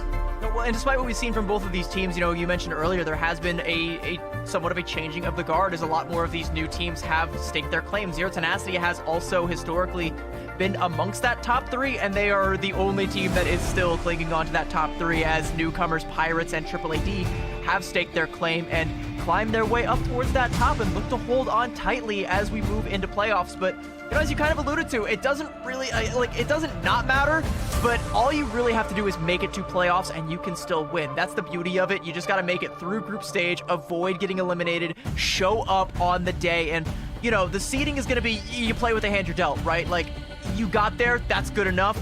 If you can beat anybody in that, like, if you want to win the playoffs, you got to be able to beat anyone in the tournament, so the seeding really shouldn't matter. You should be able to just take on all comers, and this is a roster that should be able to do that. Hasn't been thus far, but looks like after this performance with EXO, they absolutely can. You need to take Reject seriously once more. Yeah, and you know, I don't know if I would ever, for me personally, say they were ever out of contention in my mind. You know, they had some missteps at the end of week. Close, but you know, they had some missteps at the end of week 1, some things that they just needed to clean up. You know, no symbiotic surface. That definitely is a big plus here in this series. But you know, some things just needed to change, a little bit of tightening up, and they can definitely come right back into contention. So, you know, again, like we've said over and over, a win that Reject really needed to pull off here, and they do in 2-0 fashion. We are kind of on standby here. We are going to hear from Reject. I believe we might have Piggy coming in to talk with us a little bit here, and definitely a lot to talk about with Reject. But yeah, definitely a much better position to be in here at the start of the second week of group stage. I'm excited for this. I'm a big fan of Piggy. I've been following his career through other hero shooters in the past. I've been a big fan of him for quite some time. He's been a standout performer on just about any title he plays, and has been a mainstay at the upper echelons of the Asia region here in Marvel Rivals ever since the dawn of Marvel Rivals. And it's been great to see him grow and see him come into his own. And even though we kind of have these slip-ups, he and Gargoyle are still putting on a performance, still showing themselves to be one of the premier Vanguard lineups in this region. So I've got some questions for him. I'm excited to hear what we've got for him, but you know, are there any other members of this Reject roster that to you, you know, we'll get to Piggy. Are there any other members of the roster that stand out to you? Definitely Brownie. I mean, in this match specifically, standout performances across the board for Brownie. And we always kind of knew that. You know, I know he is crazy on the Phoenix, but definitely was a big player. Brownie's one for me, and Gargoyle, absolutely another one. Cannot overlook. It really felt like Gargoyle on that rogue. Once it kind of started getting the ball rolling, the rest of Reject kind of fell into lockstep, and that's when they really started coming into their own here in this matchup. So I would say those two, for me, are definitely standouts in this EXO match. I would tend to agree. Like, Brownie is one of the players that I think coming into this that I was, when I first came into the Marvel Rivals scene, I was less familiar with Brownie because he was playing alongside all of these other known quantities for me, but quickly stood out. It was like, okay, this is why he is on this roster, is because he can do some crazy things. And yeah, top to bottom, like, this roster is stacked with top hero shooter talent, veteran talent that I think is leading the charge for players the likes of Brownie, and will be ushering in the next generation. Hey, even if some members of the next generation are already kind of climbing towards that top, though, Reject are very much so amongst those that are facilitating that and deserve a little bit of credit as well for even for the changing of the guard. Yeah, and you know, a big challenge for Reject that we always kind of knew would be a challenge for them in preseason is kind of this rebuild phase. You know, this is a new roster. They're combining players that don't have a ton of time playing together. So, you know, some teams take very well to a rebuild. They'll pick it up pretty quick. You know, a team like Liquid Citadel, you know, those players in the Americas region haven't played a ton together, but have come together so well. And now it seems like Reject are starting to come into their own here. And I think maybe we are ready to bring in Piggy to tell us a little bit about this win. We got him here. Hello, Piggy. Hey. Hello. Hello. So how are you feeling? I'm just happy now. Yeah, absolutely. How do you think your individual performance was in this match? How do you think you did? Oh, I don't understand. Oh no, it's okay. How did you feel good? You're okay? Yeah, I'm good now. Okay, nice. All right. I got a question. Who do you think was your standout teammate? Who do you think was the carry for your team? Me, bro. I carry. I should have known. It was you. I agree. I think the Piggy carry is real. I agree. So how did your team communicate when the match was really difficult or when it was close? How did you communicate?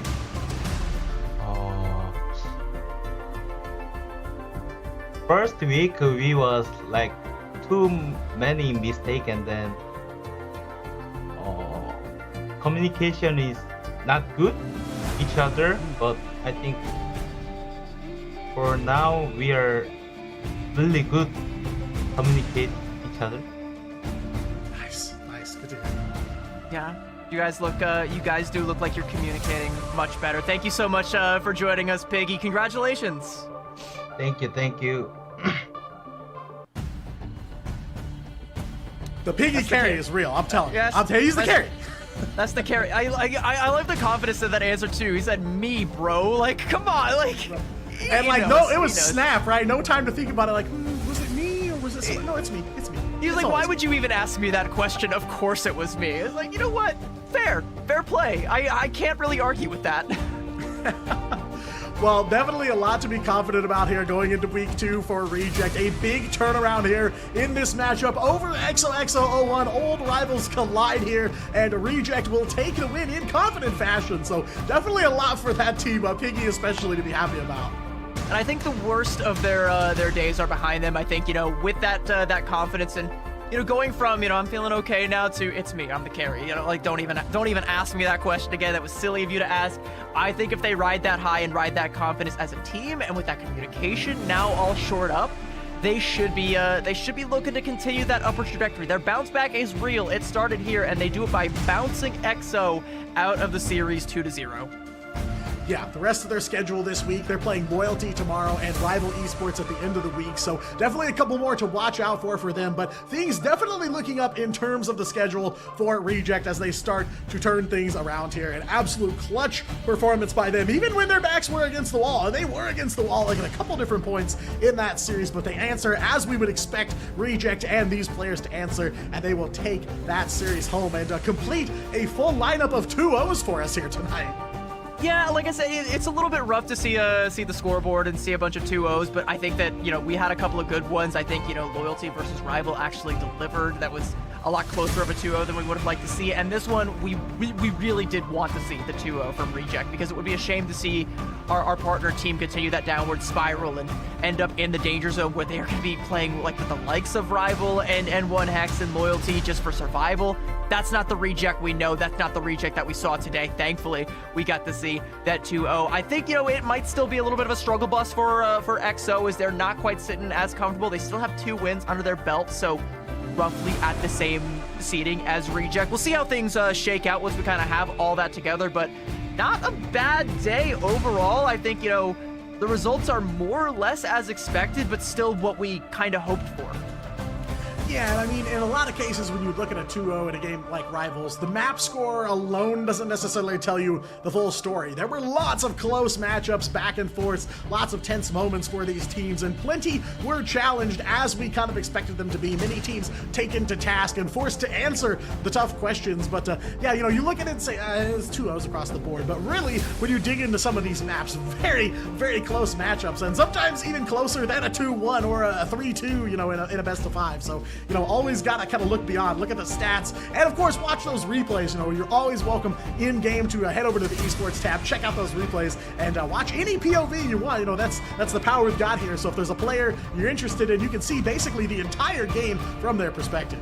You want to know the best way to get better at this game? It's to go watch the pros play. You can get their POV in the esports tab watching the footage back, and I can guarantee you every single player in this lobby and every single player that you saw here today is going to be doing exactly that to try and get the edge, because we're going to see rematches when we go into playoffs between our top 6 teams. They're going to be watching the footage back to see what they did right, what they did wrong, they could do better, and trying to study up and make sure that they come correct the next time around. And when we get to playoffs, we're going to start to see some best of 5s, and that's where it's going to get a lot more close. I want to see Zero Tenacity versus Pirates in a best of 5.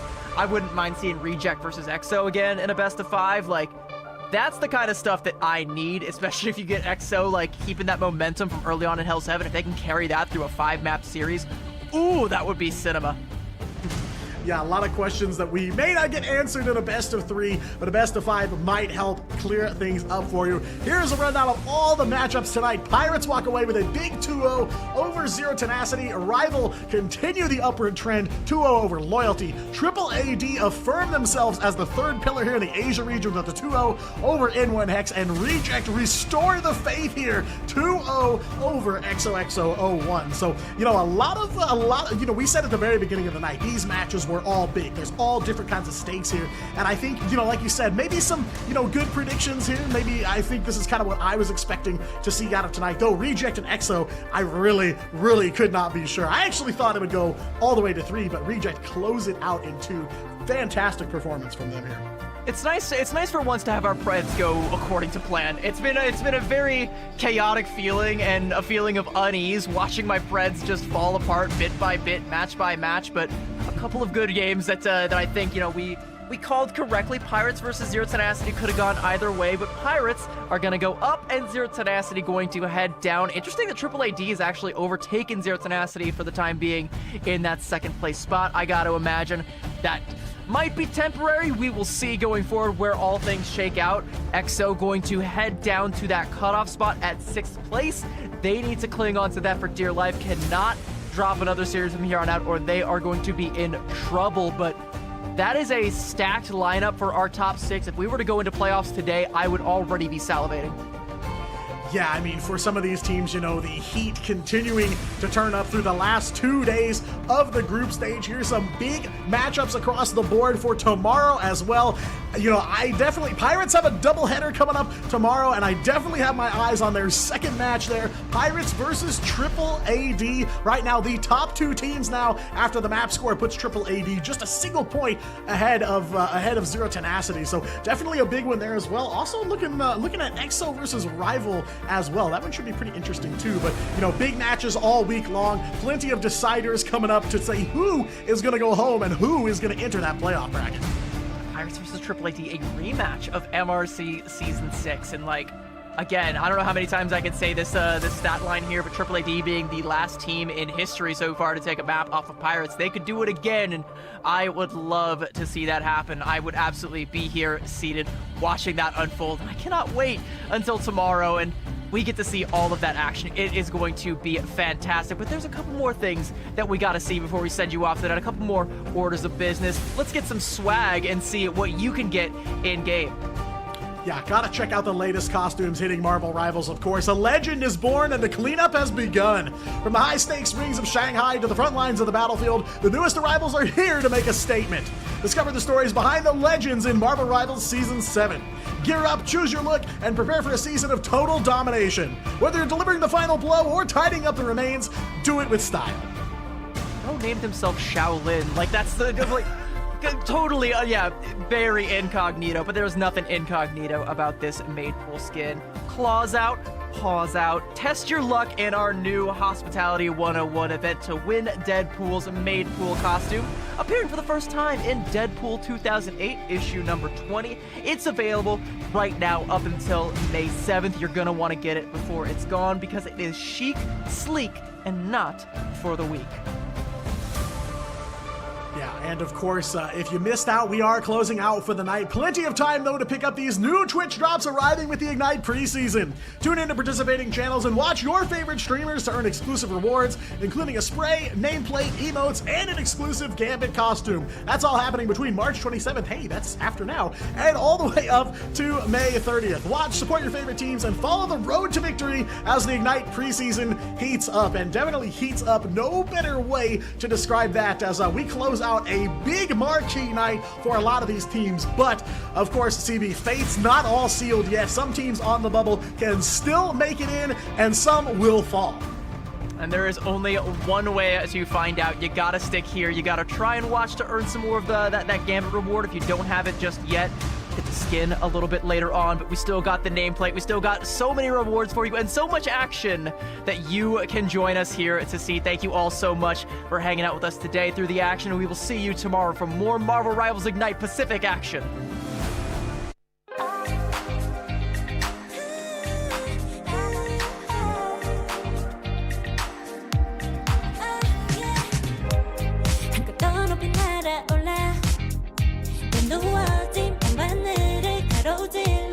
Oh yeah, 필요할 때 내가 널 지켜줄게 간절히 바라면 이루어지는 마법이